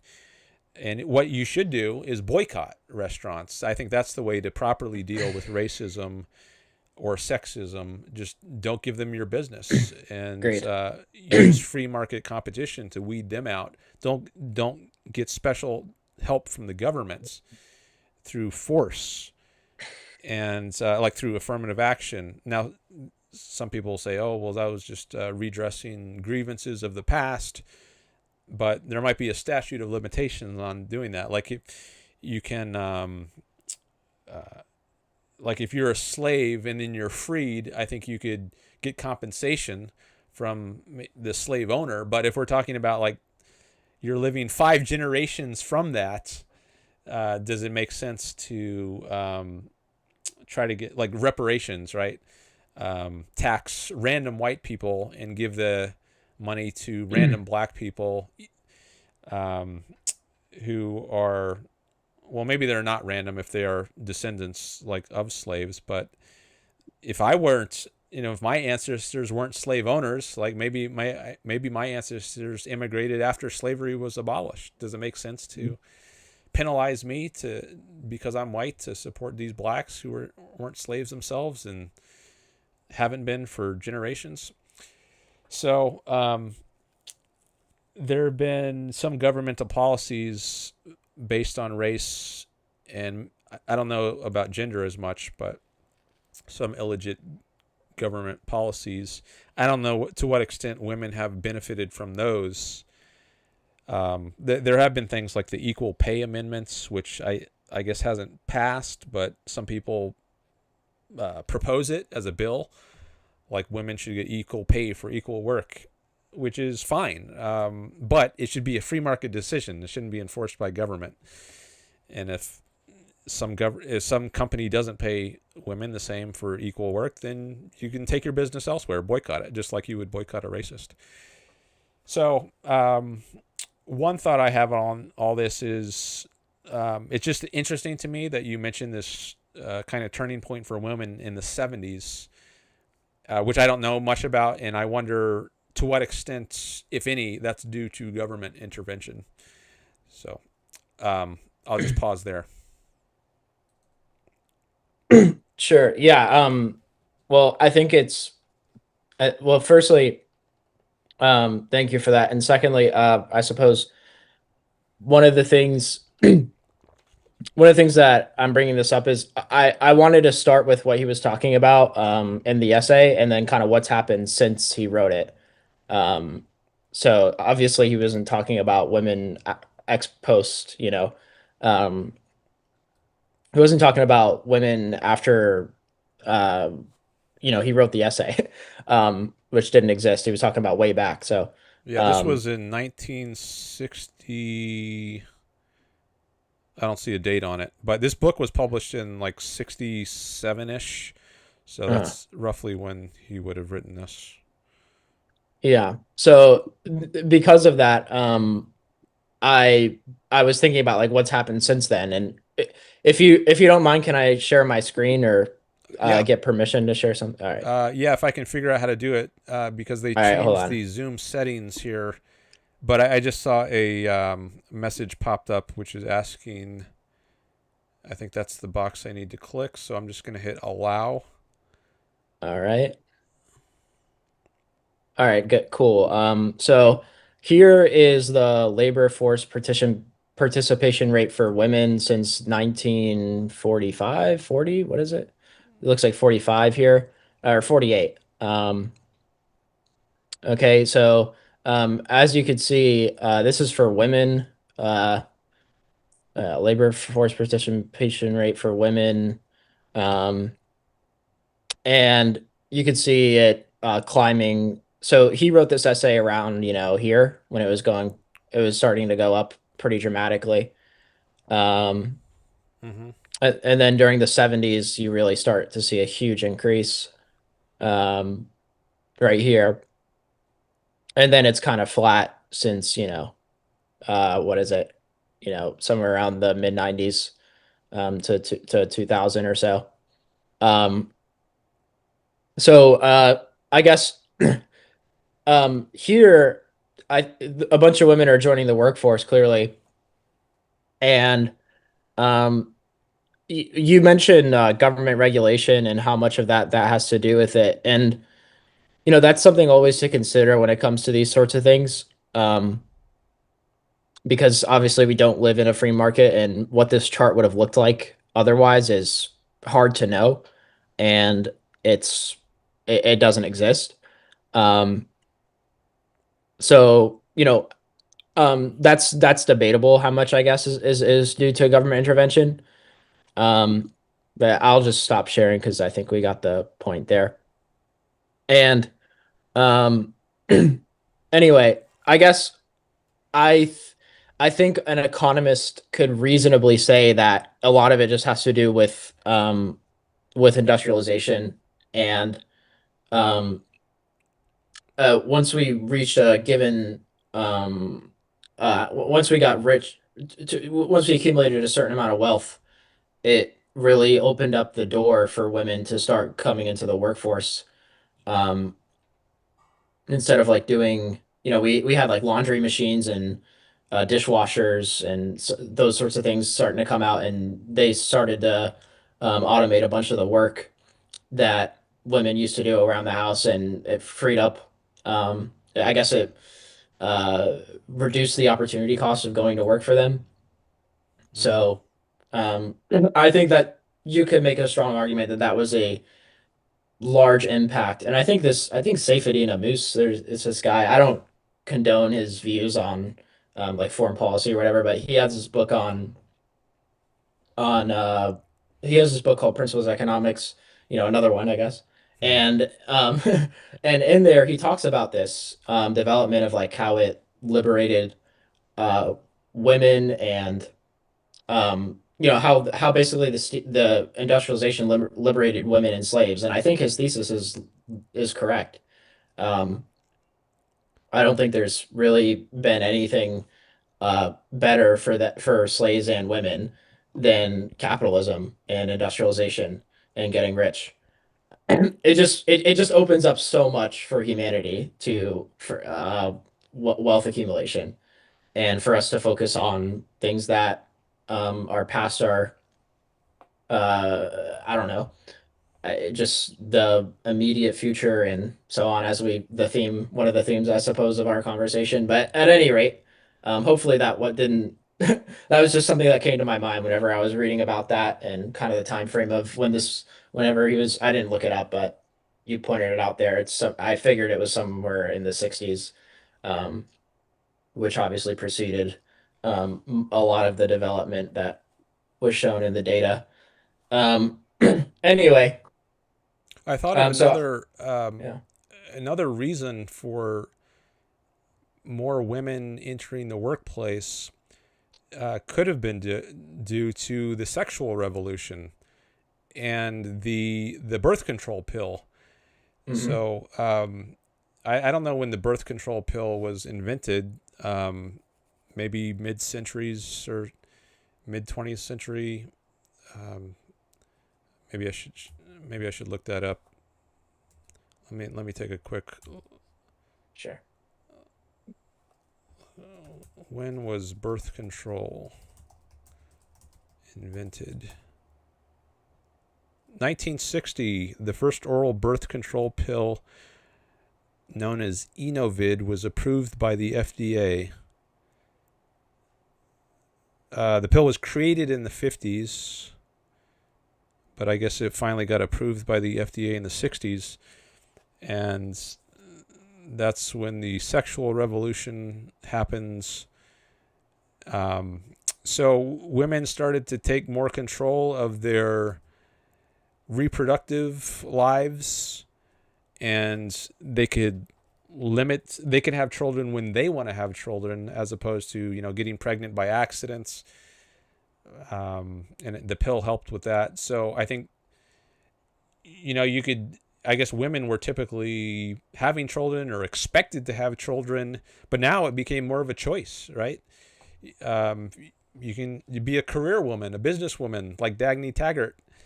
um, you don't have to have kids. Your life is more up to you in more ways. It's more within your control. And so I think that also could have affected the number of women entering the workforce. Maybe more women just thought this is a new opportunity which they didn't really consider before. Maybe they thought they had to just attach themselves to a man and stay at home, take care of the kids, do the laundry, do the dishes, prepare the meals. But as you said, a lot of that's been automated now with the dishwashers, washing machines. Um, Mhm. and you don't have to have kids at all, so you don't have to be home to take care of the kids. Right. So there's just a lot more opportunity. And none of that has to do with government intervention, right? These are just Right. like advances in science, like with the discovery of the birth control pill. So yeah, I guess that could also contribute to the 70s being kind of a turning point where you start to see a lot more women um, entering traditionally male dominated fields. Yeah, I think that's a valid point now that you bring it up. Um, that yeah, birth control is a big factor, I suppose, in liberating women. Um, anyway, is there anything in particular you have on this essay or subject, or are we free to move on? No, we can move on. I don't know how much more time you want to go, but I can go for at least a bit more. Okay, Um, yeah. Um, Let me take a quick look it, at the chat and see if sure. there's anything new in there. Someone by the name of Luke Gianu says Atlas Shrugged is a great book. I agree. And before that, there are a bunch of chats from evolutionary capitalists. And I think that's it. Okay. Yeah, back to you. Cool. I mean, yeah, maybe I'll I may join back on another stream to discuss the rest. Sure. Um it's pretty late, so and usually I'm in bed by now, so Okay. um uh so yeah, but I mean yeah, I still have I guess I still have a bit, so if you're willing to tolerate me Oh yeah, um definitely. It's not uh tolerated. It's welcome. It's cause that's it's good content for my channel. That's how I great. see it. Yeah, great. I'm glad that it's of value, to some extent. Well, yeah, well, I mean, I was excited to come on today, and I'm glad that, I'm welcome. So, uh, hopefully we can, I guess, yeah, maybe we'll do it again sometime, even if it's not the next stream, then sometime soon. Maybe it is, because I am on spring break right now, and, uh, yeah, I still have a few more days.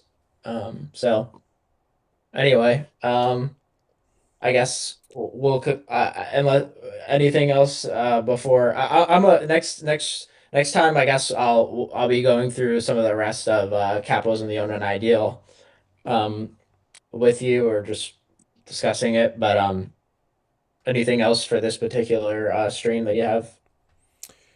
No, I think we're at a good ending point for today's stream. So just to summarize, we talked about various essays in Capitalism, the Unknown Ideal, or at least thoughts that were occasioned by Holden's reading of them, and we focused mostly on the first half of the book. I guess the essays that came up were, I think, mostly in the first half. I'm curious. The next time you come back, have you already read to the end of the book? Yeah. Okay, so the next time we discuss it, would you want to cover just like the next several essays, or the rest of the book, or I just want to get at least a vague idea if you have one right now. Yeah, I wrote notes on each of the essays, with the exception of patents and copyrights and the property status of airwaves. Um, so uh, let's see. So yeah, I'd like to. Well, yeah, at least a lot of these essays I'd like to discuss um, with you. So kind of just I was just kind of going through each of the one by one on my notes, starting from the top.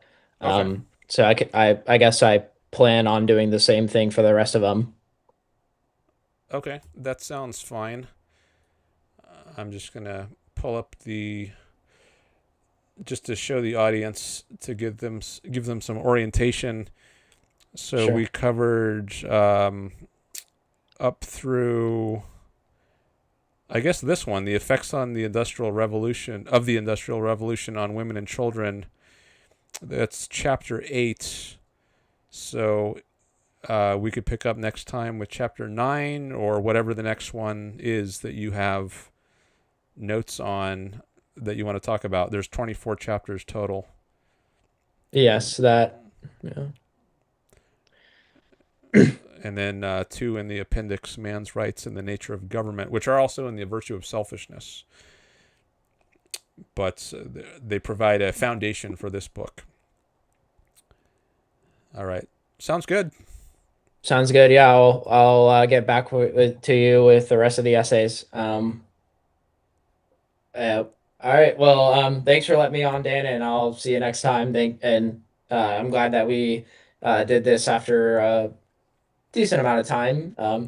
So it's good to see you again, and always great to talk with you. So for some reason, I get nerves with others, but with you, it's just I'm back at it. Yeah, I had no nerves whenever I first whenever I got on.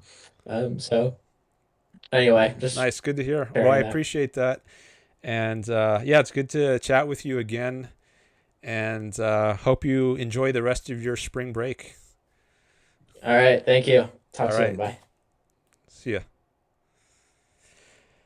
Okay. So, how long was that?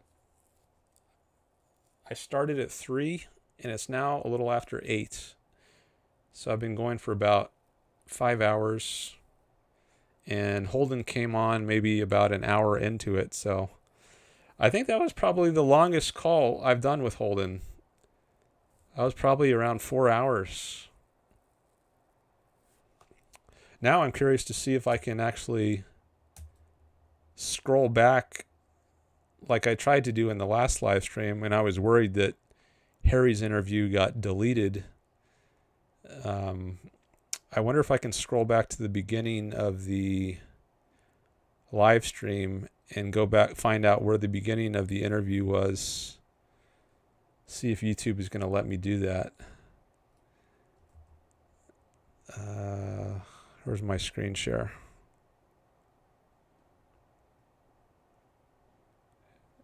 Okay. I'll make this a little smaller.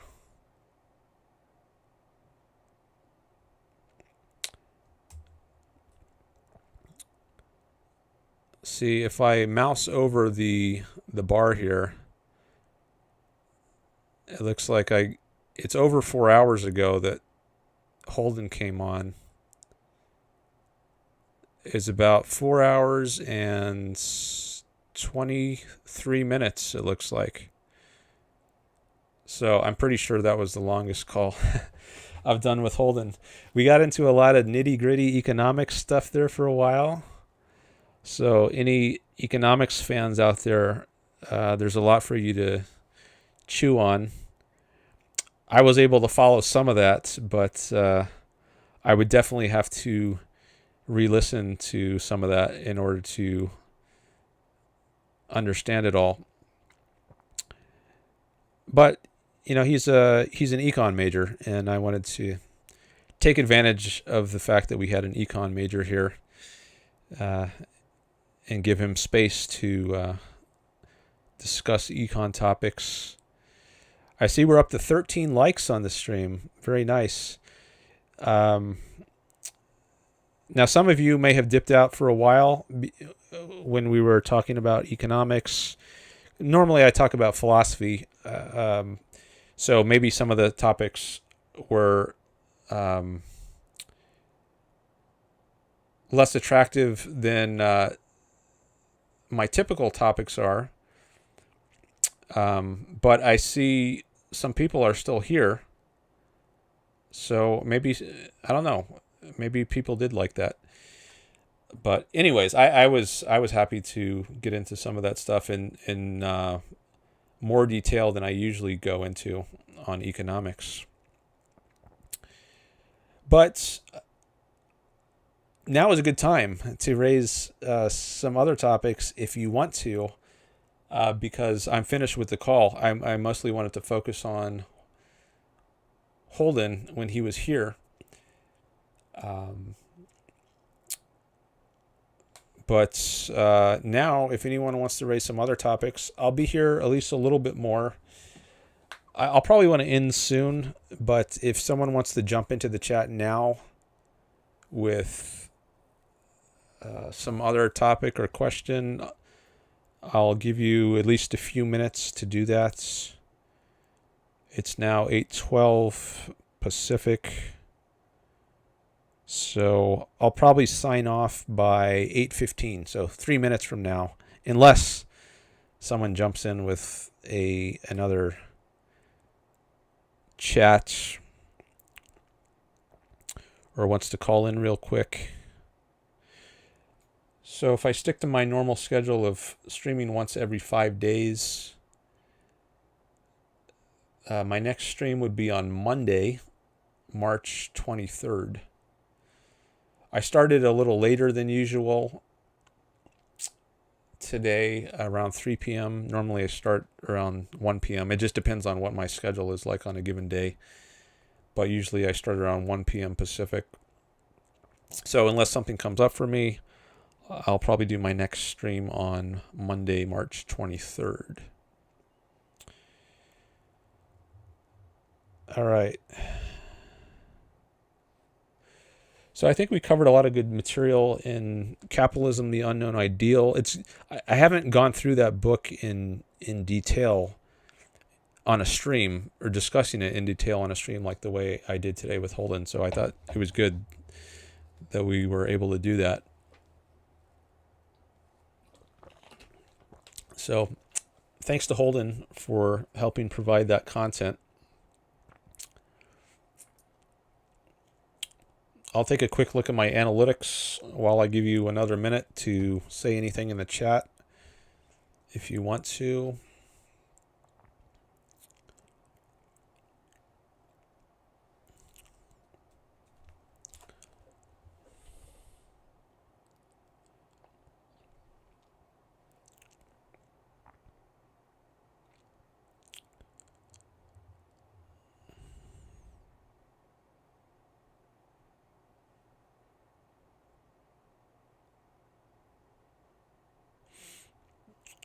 Nice. A lot of people came by today.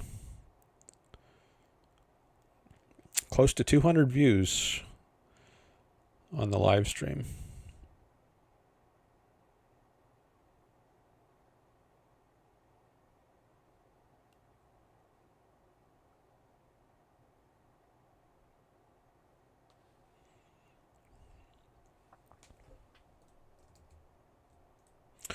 All right. Well, I don't see any new chats, so I'm going to wrap up the stream.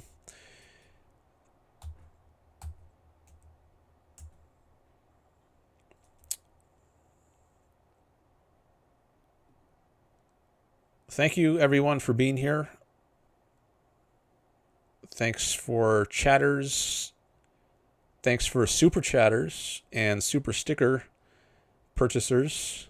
Definitely appreciate that. And thanks to everyone for listening and or watching. Thanks especially to Holden for calling in. Definitely appreciate that. All right. Have a good rest of your evening, week, and I'll be back in about 5 days. Where's my closeout screen here? I got to time this right. I'm still mastering that with my new OBS setup. Okay, I just need to go into OBS and hit stop streaming. Okay, see you all later. Bye-bye.